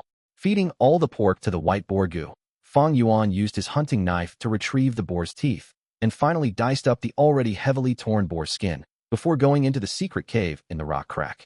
As for the boar's corpse, it did not need him to do anything. During the summer night, wild beasts roamed freely, and not long after, there should be wild beasts picking up the scent of the blood and rush here to clean the scene for Fang Yuan. Or rather, even if someone found out, it was inconsequential. The wild boar's injuries were all edited by Fang Yuan, looking nothing like moonblade cuts. Back to the secret cave enveloped in red light. Fang Yuan threw the two wild boar teeth at a corner. The wild boar's teeth collided, causing a crisp sound. At this corner, there was already a pile of wild boar teeth. They were the results of Fang Yuan's hunting. Fang Yuan squirmed into the passageway, once again getting to the end of the tunnel. Walking on the tunnel, his footsteps could be heard echoing in the cave. His vision dyed red due to the light. Everything was unchanged. The giant rock was still there, quietly blocking his path. As for the hole created after digging out the earth treasury flower, it had already been filled up by Fang Yuan. Fang Yuan walked in front of the giant rock, raised both hands and pushed. Although his face grew red with exertion, and he used all his strength, the giant rock did not move an inch. With my current strength, I can only carry a wild boar. But this giant rock, it is at least the weight of 5 to 6 boars. No wonder I cannot move it. The flower wine monk's strength inheritance is not that easily obtained. Fang Yuan's gaze shone as he estimated in his heart. He did not give up, but instead came out of the tunnel and returned to the secret room upstairs. Taking a bamboo tube from the corner of the wall, Fang Yuan sat on the ground and opened the lid, taking out the beast skin map and sheets of bamboo paper. He opened the beast skin map and started to memorize it, using his fingers to draw on the traces on the map to aid in his memorization. Ever since he had obtained the map, he had been doing this every day. Fang Yuan did not have a storage-type gu. He could not bring the beast skin map with him everywhere. Carrying a bamboo tube on him while battling is inconvenient too. Thus, Fang Yuan put in some effort and was prepared to stuff the entire beast skin map's content into his head. Some things, even if troublesome, had to be done. In a person's life, those who did not actively resolve problems due to fearing trouble would always face a dangerous predicament at the end. Fang Yuan understood this logic from his previous life. When one is young, their memory sure is good. I have already memorized more than half of this map. If I was old, I would probably forget the content while memorizing this. Of course, if I had a bookworm, I would feed this map to it, and from then on, as long as I do not lose the bookworm, I will be able to recall this map clearly forever. Fang Yuan had the liquor worm, white boar gu, and was now beginning to have insatiable greed, starting to crave the bookworm. The value of the bookworm was quite close to the liquor worm and white boar gu, all being rare species among the rank 1 gu worms. The market price was expensive, and they were often sold out in moments. In his previous life, Fang Yuan did not obtain the liquor worm or white boar gu, but he accidentally obtained a bookworm. This bookworm eventually advanced ranks with him and accompanied him for a whole 60 years. Forget it. Bookworms are rare and low in numbers. I won't be able to get one anytime soon. To speak the truth, my current stage is way better than my previous life at this point. Last time at this period, I was still a rank 1 initial stage, while the others like Fang Zheng, Qi Cheng, and Mo Bei were already upper stage, far beyond me. Fang Yuan was not someone who worried over nothing, quickly getting over it. He was rather satisfied with his current progress. He was a middle stage, and the others were also middle stage. With his C grade talent, he could maintain the same speed as these A and B grades. It was not easy. Much effort was given to the liquor worm, as well as Fang Yuan's rich cultivating experience. The other aspect was also due to Fang Yuan. His act of extortion had caused the classmates to bulk up on training their physical fighting skills under the help of their elders. Unknowingly, it caused them to be distracted, reducing the time they spent on nurturing their apertures. This resulted in everyone's cultivation level being even lower than Fang Yuan's past life. But even so, they were not so far from upper stage now. Gu Master's early stage of cultivation was rather easy, seeing effect in a short period of time. Especially Gu Yufang Zheng, Mo Chun, and Qi Cheng. Their cultivation level had already creeped and even seemed to surpass Fang Yuan. With constant cultivation, these three with their talent, or the support behind them, had already begun to show their advantage. The lead that Fang Yuan had due to the liquor worm was starting to disappear. Of course, there was also the reason of him hunting recently and using the white boar Gu to raise his strength, or spending much of his time and effort in doing so. At this rate, before long, someone will advance to upper stage. The first person that achieves upper stage will get a reward of 30 primeval stones. But this reward, I do not intend to contest for it. Fang Yuan had decided long ago. If he abandoned the white boar Gu now and rushed for upper stage, he might have some hopes of winning. But that was not Fang Yuan's goal. 30 primeval stones might be good, but he did not lack primeval stones at the moment. The bigger reason was that he needed to remain concealed and keep a low profile to reduce other people's attention towards him, so that he can inherit the flower wine monk's strength inheritance successfully. This is his real motive. The academy has all sorts of rewards, but it is just carrots to pique the student's interest, and most importantly, it is a part of the family system. Fighting for these little rewards is not what a wise person would do. Fang Yuan collected his spirits and gazed at the beast skin map again. The beast skin map had 2 pages. One recorded the day while the other recorded the night. Many lines of different colors intertwined on it. These lines, some were straight, some were curved, but they all had their own specific meaning. Only Old Man Wang would be clear of their meaning, but it is a pity he died. But even if he was alive, by forcing him to speak, he might not say the truth. These days, Fang Yuan relied on his knowledge and experience, and according to the bamboo paper's comparison, he had already deciphered it all. The red cross represents danger, a forbidden zone. The area with the red cross seems to be surrounded by wild boars. It is probably a wild boar king there. With my current strength, I'm as good as dead if I encounter one. Thinking of Old Man Wang, Fang Yuan could not help but snort again. This area marked with a cross was not marked on the bamboo paper. If Fang Yuan really believed the bamboo paper, he would probably die by the fangs of the wild boar king one day. This Old Man Wang was indeed experienced. To avenge his son, he did not have to act himself, but borrowed the wild boar king's strength. This way, even if Fang Yuan dies, he would be able to avoid responsibility. But these 3 spots marked with a red circle, what do they mean? Fang Yuan was perturbed. This was the beast skin map's final suspicious point. 3 red circles, showing 3 very isolated areas. They were also very far apart, and had little surrounding beasts, considered safer areas in the wild. The red cross represents forbidden area, but what does the red circle represent? Fang Yuan fell into deep thoughts. Normally, red is the most alert color. Old Man Wang marked these 3 areas, meaning they are important. It is a pity these areas are far. If not, I would inspect them myself and find the reason. Chapter 72. Any organization would also require loyalty. The hot summer sun blazes on, the mountain winds blowing the warm winds around. Qing Mao Mountain steaming under the hot air. In the blink of an eye, it was already near the end of June. Gu Yufang Zheng. In the academy, the family elder called out. Gu Yufang Zheng got up from his seat and came before the academy elder.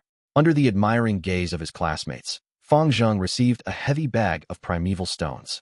Fang Zheng, you are the first to advance to upper stage. This is your reward. Good job, continue working hard. Academy elder smiled pleasantly, patting Fang Zheng's shoulders. Fang Zheng acknowledged with a grunt, his face full of excitement. He took the money bag over with emotion and returned to his seat.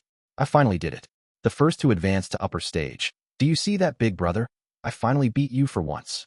His eyes shone with bright light as he swept his gaze over at Fang Yuan. Fang Yuan was sprawled on the table, sound asleep. Last night he had killed another wild boar, and after returning to the hostel, he used the white boar Gu to improve his body and also used the natural essence within the primeval stones to refine his primeval essence using the liquor worm. Finally, he used his upper stage primeval essence to nurture his aperture, all the way until morning. He hurriedly ate breakfast before rushing to class, falling asleep as soon as he settled in. He was too exhausted, and Gu Master cultivation could not replace sleep. Even if you don't admit it, this is the truth. Big brother, I have finally surpassed you. This is the first, and there will be a second time, a third time. Fang Yuan clenched his fists. This success was extremely meaningful to him. He had already broken through the dark clouds in his heart, creating an opening to allow light to penetrate in. Even though this light was thin, it gave Fang Yuan hope and encouragement. I actually lost to that Fang Yuan. Gu Yumo Bei sat on his seat, arms crossed, feeling indignant. This is the advantage of an A grade. Damn it, Gu Yu Chi Chung said with a dark expression. As he cultivated, he felt strongly the advantages of a good talent. Even with his grandfather Gu Yu Chi Lian's support, plus his extremely hard work, he was still left behind by Fang Yuan. If only I had a liquor worm, plus grandfather's help, I might not lose to Fang Yuan. Those accursed Fang family brothers. Little brother is a grade, suppressing us, but the brother being a C grade has a liquor worm. Why did all the good things in this world go to these brothers? Gu Yu Chi Chung felt really indignant. This time Fang Yuan broke through to upper stage first. Of course, he is a grade talent. Yeah, even Mo Bei, Chi Chung, and Fang Yuan lost to Fang Yuan. Fang Yuan has gained all the attention this time. Fang Yuan having the liquor worm is not putting in effort, wasting his time every day, even sleeping in class. He might as well give his liquor worm to me. The surrounding students discussed, feeling indignant in their hearts, helplessness, and envy. The academy elder called them one by one, and students went up continuously to collect their primeval stones allowance and return to their seats. Everyone quietened down. After the allowance was given out, the academy elder used his hand to hit the table. All of a sudden, the academy became silent. Now, you've all mastered your second Gu worm, and even so much as broke through into the upper stage. In the past half a year, you have all worked hard, and now you have some basics. It is time for you to train in the wilds. True battles are not scarecrows or puppets, wooden puppets that stand there and await your attacks. The following mid-year examination will be held 3 days later. All students have to attend. The examination content is to hunt wild boars. By collecting wild boar teeth as results to record, those who collect the most wild boar teeth will get better scores. At the end of the examination, each wild boar teeth can be exchanged for 10 primeval stones. Furthermore, you are allowed to hunt in groups. The academy elder's words caused a commotion among the students. The mid-year exam is finally here. Every year students study at the academy for a year, and there is always a mid-year exam and an end-of-year exam. Looking at the time, it really is time for the mid-year exam. Every year's examination content is different. To think that this year, our examination is to hunt and acquire wild boar teeth. What should we do? My talent is only D grade. My vital Gu isn't an attack type like the Moonlight Gu. How can I hunt wild boars? Didn't you hear? The family elder said, we are allowed to hunt in groups. For those with talent that can't make it, or those with Gu worms that aren't suitable, we can help each other and cooperate. When we get boar teeth, we just need to share with one another, and that would work. Each wild boar teeth can be exchanged for 10 primeval stones. This is the academy encouraging us to hunt more wild boars, and the prize is set for that. For true market value, 1 primeval stone can buy 20 wild boar teeth. The students had varying expressions. Some were happy while others fretted, some were eager to go, while others called on companions. Even Fang Yuan was slightly moved. It changed. I remember that last year's examination was to collect wildlife honey. To think that it changed to wild boar teeth. Is this the butterfly effect? A butterfly flapping its wings can cause a giant storm on the coast of another ocean. A small change in the initial conditions lead to drastic changes in the results. Ever since his rebirth, Fang Yuan had made many changes. The conditions of his current self was vastly different from his previous life. Back then he had already been left behind by Fang Yuan and the others, but now he was adamantly at the top of the student board. In his past life, he did not kill Jiajin Shang. In fact, they did not even meet. But this life, he did not only kill Jiajin Shang, he even excavated the deeper treasures of the flower wine monk's inheritance. These changes are like a butterfly flapping its wings, indirectly causing changes to the environment. The mid-year examination change is only the first of such symptoms. If I continue changing things, will it cause history to become completely unrecognizable as well? In that case, the advantage from my rebirth would be significantly reduced. Fang Yuan looked calm, but was sighing internally. The feeling of inability and pressing urgency roamed his heart, but he quickly adjusted his mood. No matter what, since it has already happened, I can't stop it. What I need to do now is to actively change myself. Even if the events are completely different at the end, I would not slow down my growth just because of such concerns.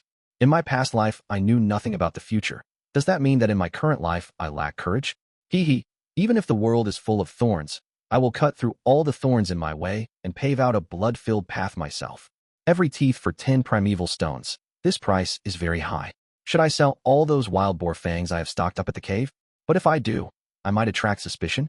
No, According to the Guyu clan's political situation, if I sell these wild boar teeth publicly, I might get screwed over. Fang Yuan shook his head. The risks were too big. If he really sold these teeth, what could he get in return? A little over 100 primeval stones.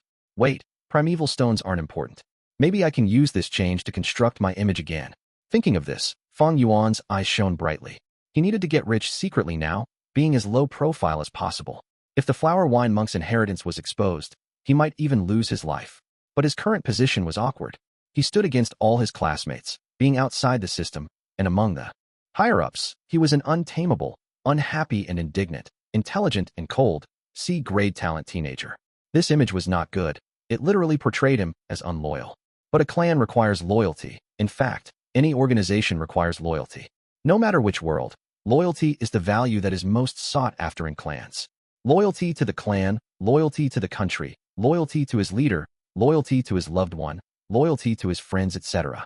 As Fang Yuan's cultivation level got higher, the higher-ups would only get more concerned, and if needed, the family may even use hard-handed methods on him. At that point, Fang Yuan would be really thrown into passivity. Fang Yuan did not like passiveness. He liked to have the control of all matters tightly in his grip. Because of a series of events before, Fang Yuan could only operate on the go, relying on outside strength, and this image he constructed was only to protect himself in times of need. But now that he could protect himself, Fang Yuan needed to be stronger. Thus, he needed to change this image, letting the higher-ups think that he had given up and joined the clan system. But this conversation cannot be too abrupt, or it would be suspicious. More importantly, joining this system is only a facade. Fang Yuan would not really join them truly and be manipulated and restricted. He had too many secrets. He needed large amounts of freedom, and in actuality, he was still a loner in operation. But now the mid-year exam was a chance. It seems I have to do some plotting. I'll start from the extortion then. Fang Yuan's gaze became certain as everything fell into his scheme. You said that during Fang Yuan's extortion this time, although he defeated Fang Zheng, Qi Cheng, and Mo Bei, he left go of them and did not take their primeval stones. Hearing the guard's report, the academy elder revealed a slightly shocked expression. I dare not lie to Lord, it is indeed like this. The guard kneeling on the ground immediately responded. The academy elder did not express his opinion and waved his hand. I have understood this matter, you may go. Your subordinate takes his leave. Once the guard had left, the academy elder immediately fell into deep thoughts. He was originally concerned with this matter as he was afraid Fang Yuan would snatch away the 30 primeval stones that Fang Zheng had gotten as a reward. If that was the case, the academy's reward system would have no meaning. They might as well give everything to Fang Yuan. If Fang Yuan really did that, the academy would not allow it, and the academy elder was already prepared to punish Fang Yuan. But he did not expect that not only did Fang Yuan have no intention to take the 30 primeval stones from Fang Zheng, he even let go of Mo Bei and Qi Cheng as well. Fang Yuan has hundreds of primeval stones on hand. He might not be too concerned with the 30 primeval stones. That is understandable. But giving up on extorting Mo Bei, Qi Cheng, and Fang Zheng, what is the reason? The academy elder contemplated, his eyebrows gradually easing. He had understood something. Mo Bei, Qi Cheng, and Fang Zheng. They could be said to represent the 3 factions of the clan. Letting go of them, the meaning was that he was appealing to the 3 different factions. This was understandable, as Fang Yuan's attitude change meant that he was finally willing to lower his head to the clan. Understandable. As he cultivated, Fang Yuan may have the liquor worm, but the situation has gotten clearer to him. The inability of a C-grade talent, after a few outbursts, and letting go of the majority of his negative feelings, he is probably rather downhearted and depressed now. It seems the clan leader's words make sense. Fang Yuan is after all a 15-year-old. How can he go against the clan's system? Now that he has started to accept reality, once he finds the position that he belongs to, he would fuse into the clan naturally. Thinking of this, the academy elder breathed out a sigh of relief, his feelings becoming more cheerful. 3 days passed in a flash. Soon, the mid-year exam was here. Faster, faster, I've lured the wild boar out. A youngster ran as he shouted out frantically. On both his legs, there was a light green ring of swirling wind. With these 2 rings, it led to him having above-average speed at such a young age. However, the wild boar chasing after him became faster and faster, and the distance between them was shortening. The scorching sun penetrated the forest and reflected on the wild boar, causing both its teeth to shine brightly. The wild boar is coming. Hold the rope tightly. The 4 ambushing youngsters quickly hid in the bushes and pulled the ropes tightly, instantly forming a tripping rope. The speeding youngster leapt lightly, jumping over the road, and continued running. But the boar behind him tripped over the rope and fell harshly on the ground. crashing 5 to 6 meters before stopping.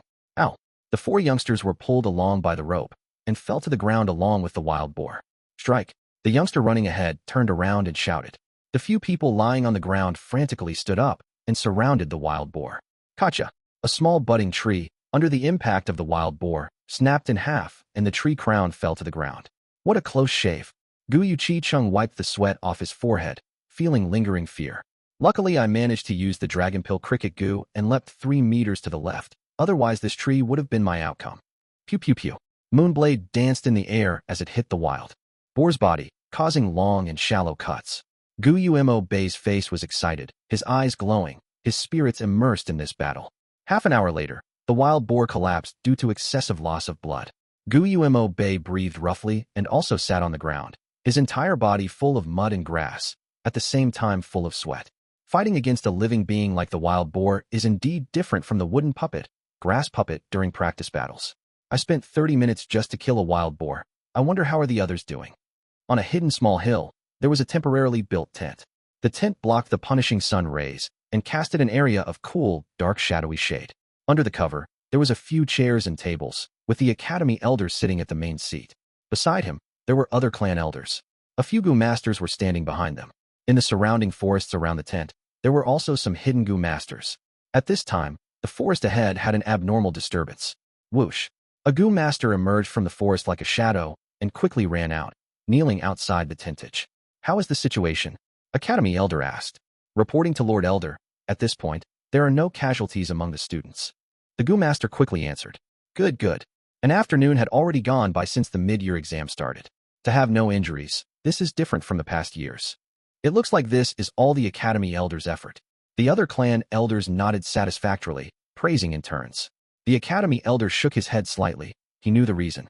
This was due to Fang Yuan's emergence, extorting his classmates, causing them to practice hard on basic martial arts, thus having such a performance. He looked towards the kneeling Gu master and continued asking. Then at this point, whose results are the best?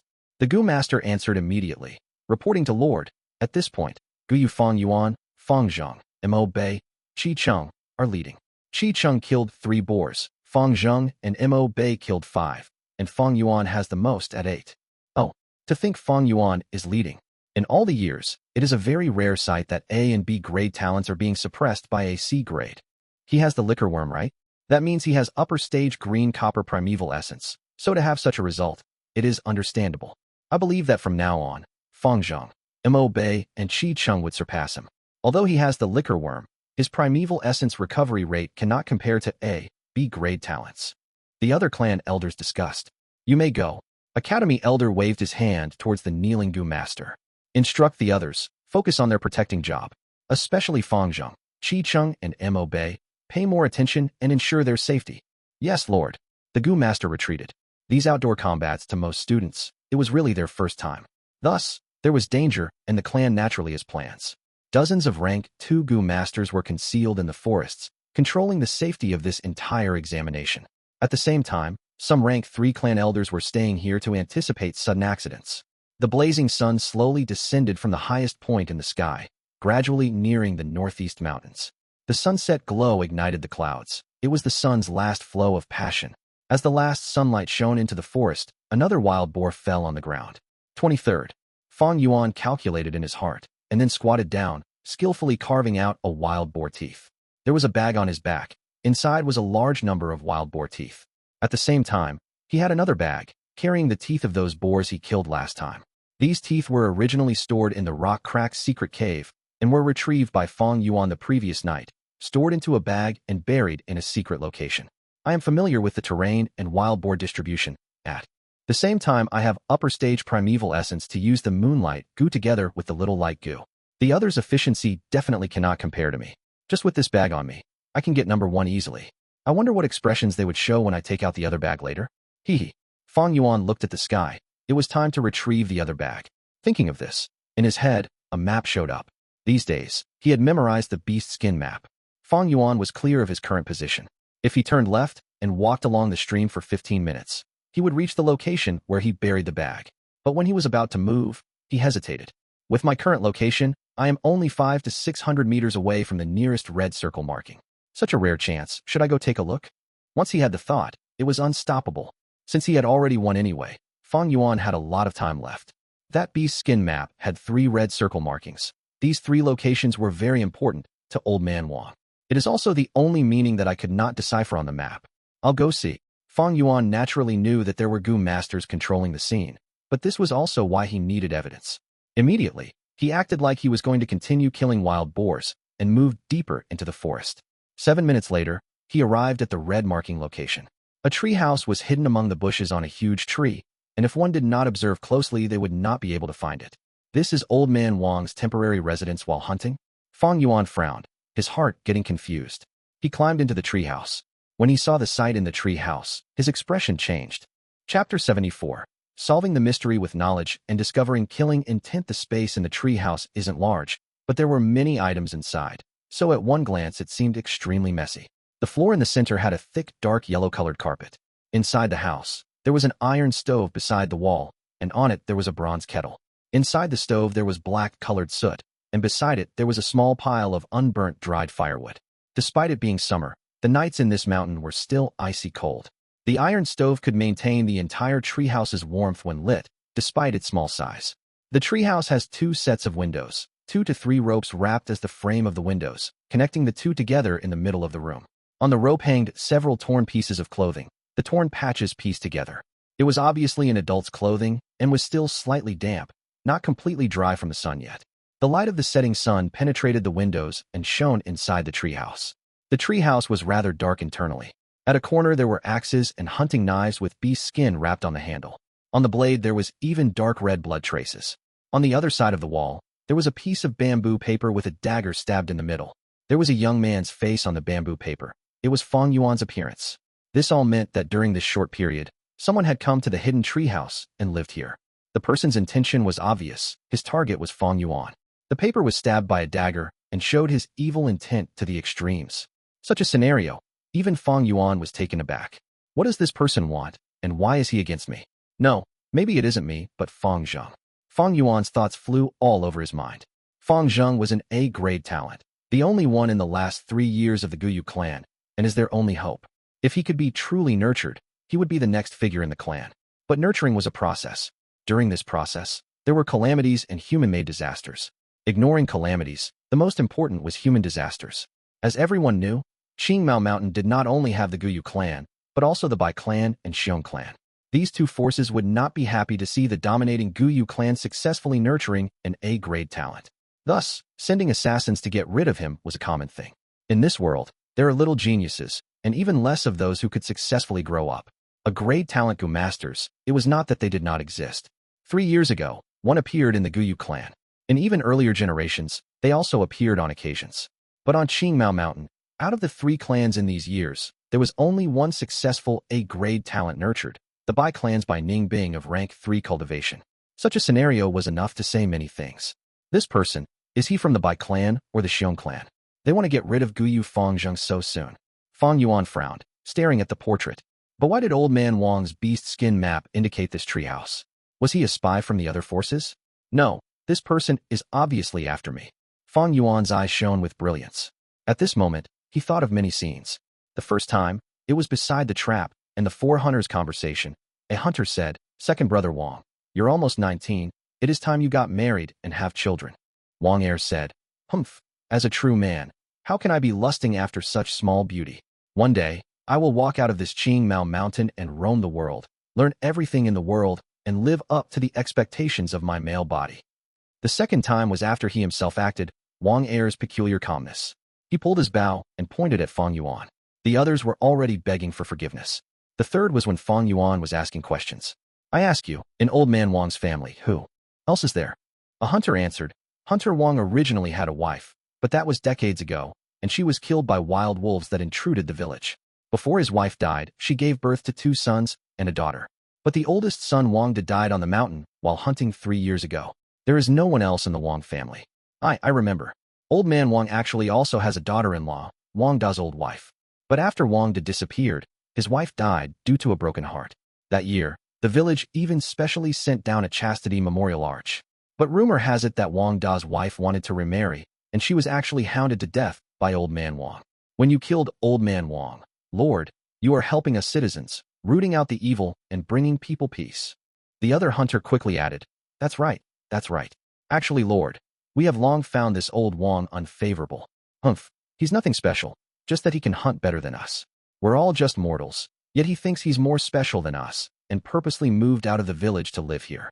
As the younger generation, we sometimes will ask him to teach us and impart his experiences, but he would just outright chase us away and never allow us to show up again near the wooden house. Old Man Wang's family, moving out of the village, away from people. Eldest son Wang Da died on the mountains 3 years ago while hunting. Wang Da's wife wanted to remarry and was forced to commit suicide by Old Man Wang and obtained a chastity memorial arch. Old Man Wang chased away all the young hunters who were trying to ask for guidance. Old Man Wang tried his best to hide the beast skin map, and on the bamboo paper, there were no such circles. Wang Er was at such a young age, but was calm towards Gu masters. At the same time, he did not marry, and had the aspiration to surpass mortal realm in his heart. Most importantly, the circles on the beast skin map indicated a hidden realm. There was obvious human activity in the area. At the same time, this person held strong hatred towards Fang Yuan. All the clues pieced together. If separated, they were not easy to link, but once linked, it was peculiar. The more Fang Yuan thought about it, the more he felt that the mist shrouding this mystery has thinned. The setting sun's afterglow passed through the window and reflected upon his face, the strong light alike to the color of blood. The surroundings had fallen into a deadly silence. Was there someone secretly peeping at him all this time? Suddenly, Fang Yuan's eyes lit up, his vision crossing through time and space. He had seen the truth. Wang Da did not die. At this moment, the glow in his eyes radiated the surroundings. Not only did he not die, he even became a demonic Gu master by chance. It was not that mortals had no cultivating talent, but that the clan restricted the cultivation methods from leaking out and controlled it tightly in their hands. But there was no absolute in this world. Mortals could become Gu masters as well, from accidents in the wild and encountering the Hope Gu, opening their aperture, or inheriting a certain strength inheritance, or getting the personal guidance from a certain clan's member. But these Gu masters were not accepted into the clan completely and could only be their henchmen. Thus, they would not be satisfied and became loner Gu masters. Their cultivation is extremely difficult. As time passed, as they competed for resources, they would have to kill, snatch, and murder, turning towards the demonic path. Because of some lucky chance, the highest possibility is that he obtained a large fortune from a certain Gu master's corpse and became a Gu master 3 years ago. To hide from others, he sent out the fake information that he died, but no one had ever seen his corpse. Old Man Wang's family found out about this and moved out of the village, risking the chance that wild beasts might invade, and lived alone, just to hide this truth. But there were some problems that occurred. Wang Da's wife did not agree and might have wanted to report to the Guyu clan. Wang family had no choice but to kill her and release some seemingly real and fake information to hide the truth. Something about her remarrying or forcing her to commit suicide to hide the truth under all these rumors. Once in a while, Wang Da would return home to stay. Thus, Old Man Wang had to chase those youngsters who were seeking guidance away. Wang Er, after interacting with his brother, had dispelled his fear of Gu masters and naturally developed the goal of wanting to be a Gu master and explore the greatness of the outside world. Because of the fear that Wang Da might be exposed, even at such an old age, Wang Er did not get married. Wang Da could not stay in the house. Thus, Old Man Wang drew 3 red circles on the beast skin map. These 3 locations should be hidden residential areas like this. Having 3 hiding spots, Wang Da rotated his stay around the houses and lived in the fringe of the 3 clans' authority. The meaning of the 3 red circles was finally revealed. Red indicated alertness, but most importantly to Old Man Wang, this was his eldest son's residence. Thus, when Fang Yuan wanted the old man to draw the map, he did not indicate it on the bamboo paper. It was to protect his son. Similarly, he drew fewer red crosses to avenge the death of his son. Maybe at a certain time each year, Wang Da will return home to stay for a while. When he returned, he found that his entire family was dead. After asking around, he found out it was me. Thus, he used the dagger to pin my portrait on the wall so that he would exact revenge on me. With his previous life's experience, Fang Yuan was almost certain this was the truth. If it was some other power that wanted to assassinate Fang Zheng, they could be much more subtle. They did not have to develop a spy like Old Man Wang. After all, Old Man Wang lived at the mountain foot, not inside the Guyu village. To think that over a beast skin map, I provoked a murderer of the demonic faction. This world really works in wondrous ways. Fang Yuan could not help but snicker. He first killed Wang Er, the Old Man Wang, and Wang's daughter, and it was all for the beast skin map. Old Man Wang was the #1 hunter in the village, so his beast skin map had the greatest value. At that time he was thinking, it's merely 3 mortal lives. What's the big deal? I'll just killing them conveniently.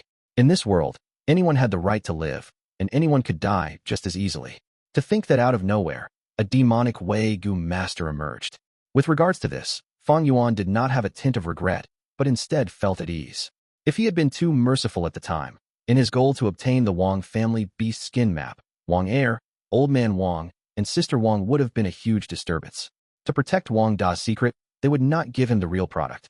Wang heir's battle strength could exterminate an ordinary rank 1 upper stage Gu master. Old Man Wang was even more experienced with age, and in terms of killing strength, he was even more of a threat than Wang heir. Even if he had gotten the real product, Old Man Wang would have informed Wang Da, and Wang Da would have gotten Fang Yuan's information immediately. No matter how he dealt with it, he would be in the shadows while Fang Yuan was out in the open. Wang Da would be having the advantage of being in control of the situation. Good thing I killed them at the start. Regardless of what, I have to control the situation in my own palm. This way, even if I do not get the real item, there is no loss to me, and I can even snatch other hunters. Killing Old Man Wang and that girl caused Wang Da to spend a lot of time just to get my intel. Needless to say, those 2 young hunters must have already been silenced. Fang Yuan confirmed in his heart. There was only a few people who knew the situation, and Wang Da would not attack. Jiang He. Once Jiang He is dead, the clan would send people to investigate. But if those 2 hunters disappeared on the mountain, it was easy to manipulate. Jiang He would not reveal an incident like this as it would affect the clan's evaluation of him, and would even cover up the situation. 1. Glow in his eyes radiated the surroundings is a metaphor. Chapter 75. Resolution of the Demonic Way. The thoughts of Fang Yuan flew all over the place in the treehouse. With the knowledge acquired from his previous life, Fang Yuan could sense Wang Da's existence. But how was his strength? Fang Yuan had never seen this Wang Da, but with the information at hand, there was much he could analyze from this. Courage is built upon the basis of strength. He had collected my information and still wants to exact revenge on me. With such a confidence, his cultivation has to be above rank 1. These 3 years he had been moving around the 3 red-circled areas, living on the fringe of the 3 clan villages. Almost every day he faced the risk of getting discovered and purged. This shows he does not have the strength to roam outside, and roaming outside requires rank 3 cultivation. This means that, at first evaluation, he is a rank 2. Fang Yuan's eyes glinted with cold light. Counting the time, he disappeared for 3 years and cultivated to rank 2 now. So he should be a B or C grade talent, and his aperture should have about 40 to 70% primeval essence. These 3 years, he could survive and at the same time, live at home despite Jiang He's observation. So he has to have a stealth type of Gu worm at work. Information was the most important thing to a Gu master's showdown. Although Fang Yuan had no investigative type Gu worm, with his experience and knowledge, he could forcefully reverse engineer Wang Da's cultivation level and Gu worms to a highly plausible degree. Very quickly, his mental image of a rank 2 demonic faction Gu master appeared, carrying the hatred of his family's murder and lurking somewhere to kill his revenge target. I can kill others, others can naturally come to kill me. This is nothing. Fang Yuan laughed lightly. In this world, anyone had the right to live, and anyone had the chance to die. Those who kill are bound to get killed. Since he committed murder, he should be mentally prepared to get killed. If he was killed like that, then he would die like that. It was nothing much, and definitely no regrets. This was the path he chose. This point, Fang Yuan had great resolve already. This is the resolution of the demonic way. Wang heir wants to kill me. Then in this mid-year exam, it is definitely the best chance. Normally, students would reside in the village, and with his rank 2 cultivation, he cannot creep into the village, that is courting death. Maybe he evaluated that I might come out to hunt. But Qingmao Mountain is so huge, he alone has to hide his traces and also have to search for me. It is too difficult. Now that there's this chance, he is most likely to strike. He is a rank 2 Gu master, and one that has struggled for 3 years, living a life of danger and unknown, a demonic faction Gu master nurtured like this. With my current battle strength, I am definitely not his match. But this does not mean that I have no chance of survival. Escape. Fang Yuan instantly decided. Nothing is too shameless if it is to survive, so if he can't fight it, run. For a Gu master to make a sudden breakthrough is almost never happening. Fighting against a higher realm is possible, but that is built on the base that the Gu master has special Gu worms. Fang Yuan had a number of Gu worms in his possession, but the spring Autumn Cicada was hibernating and unusable, while the liquor worm, White Boar Gu, Little Light Gu, and Moonlight Gu were not trump cards to fight a higher realm. Obviously knowing the enemy was unbeatable, yet resolving to fight to the death, that is a stupid, hot-blooded behavior. Even if he wins, that would not win him the favor of fate. Fang Yuan is cautious his entire life, even with trump cards, and if the chances of victory is slim, he would choose to avoid combat. He liked to be in control of the situation, using unscrupulous methods to raise his chances to the limit. He loved fighting assured battles. Only when he has no choice would he engage in a risky fight. Thus his favorite activity was to bully the weak and snatch resources to get stronger.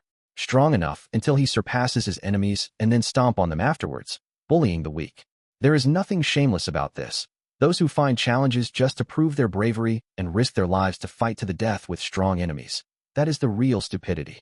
But unfortunately, this quality has been praised and recommended because any organization needed the individual to sacrifice themselves to protect the interests of the ones in power.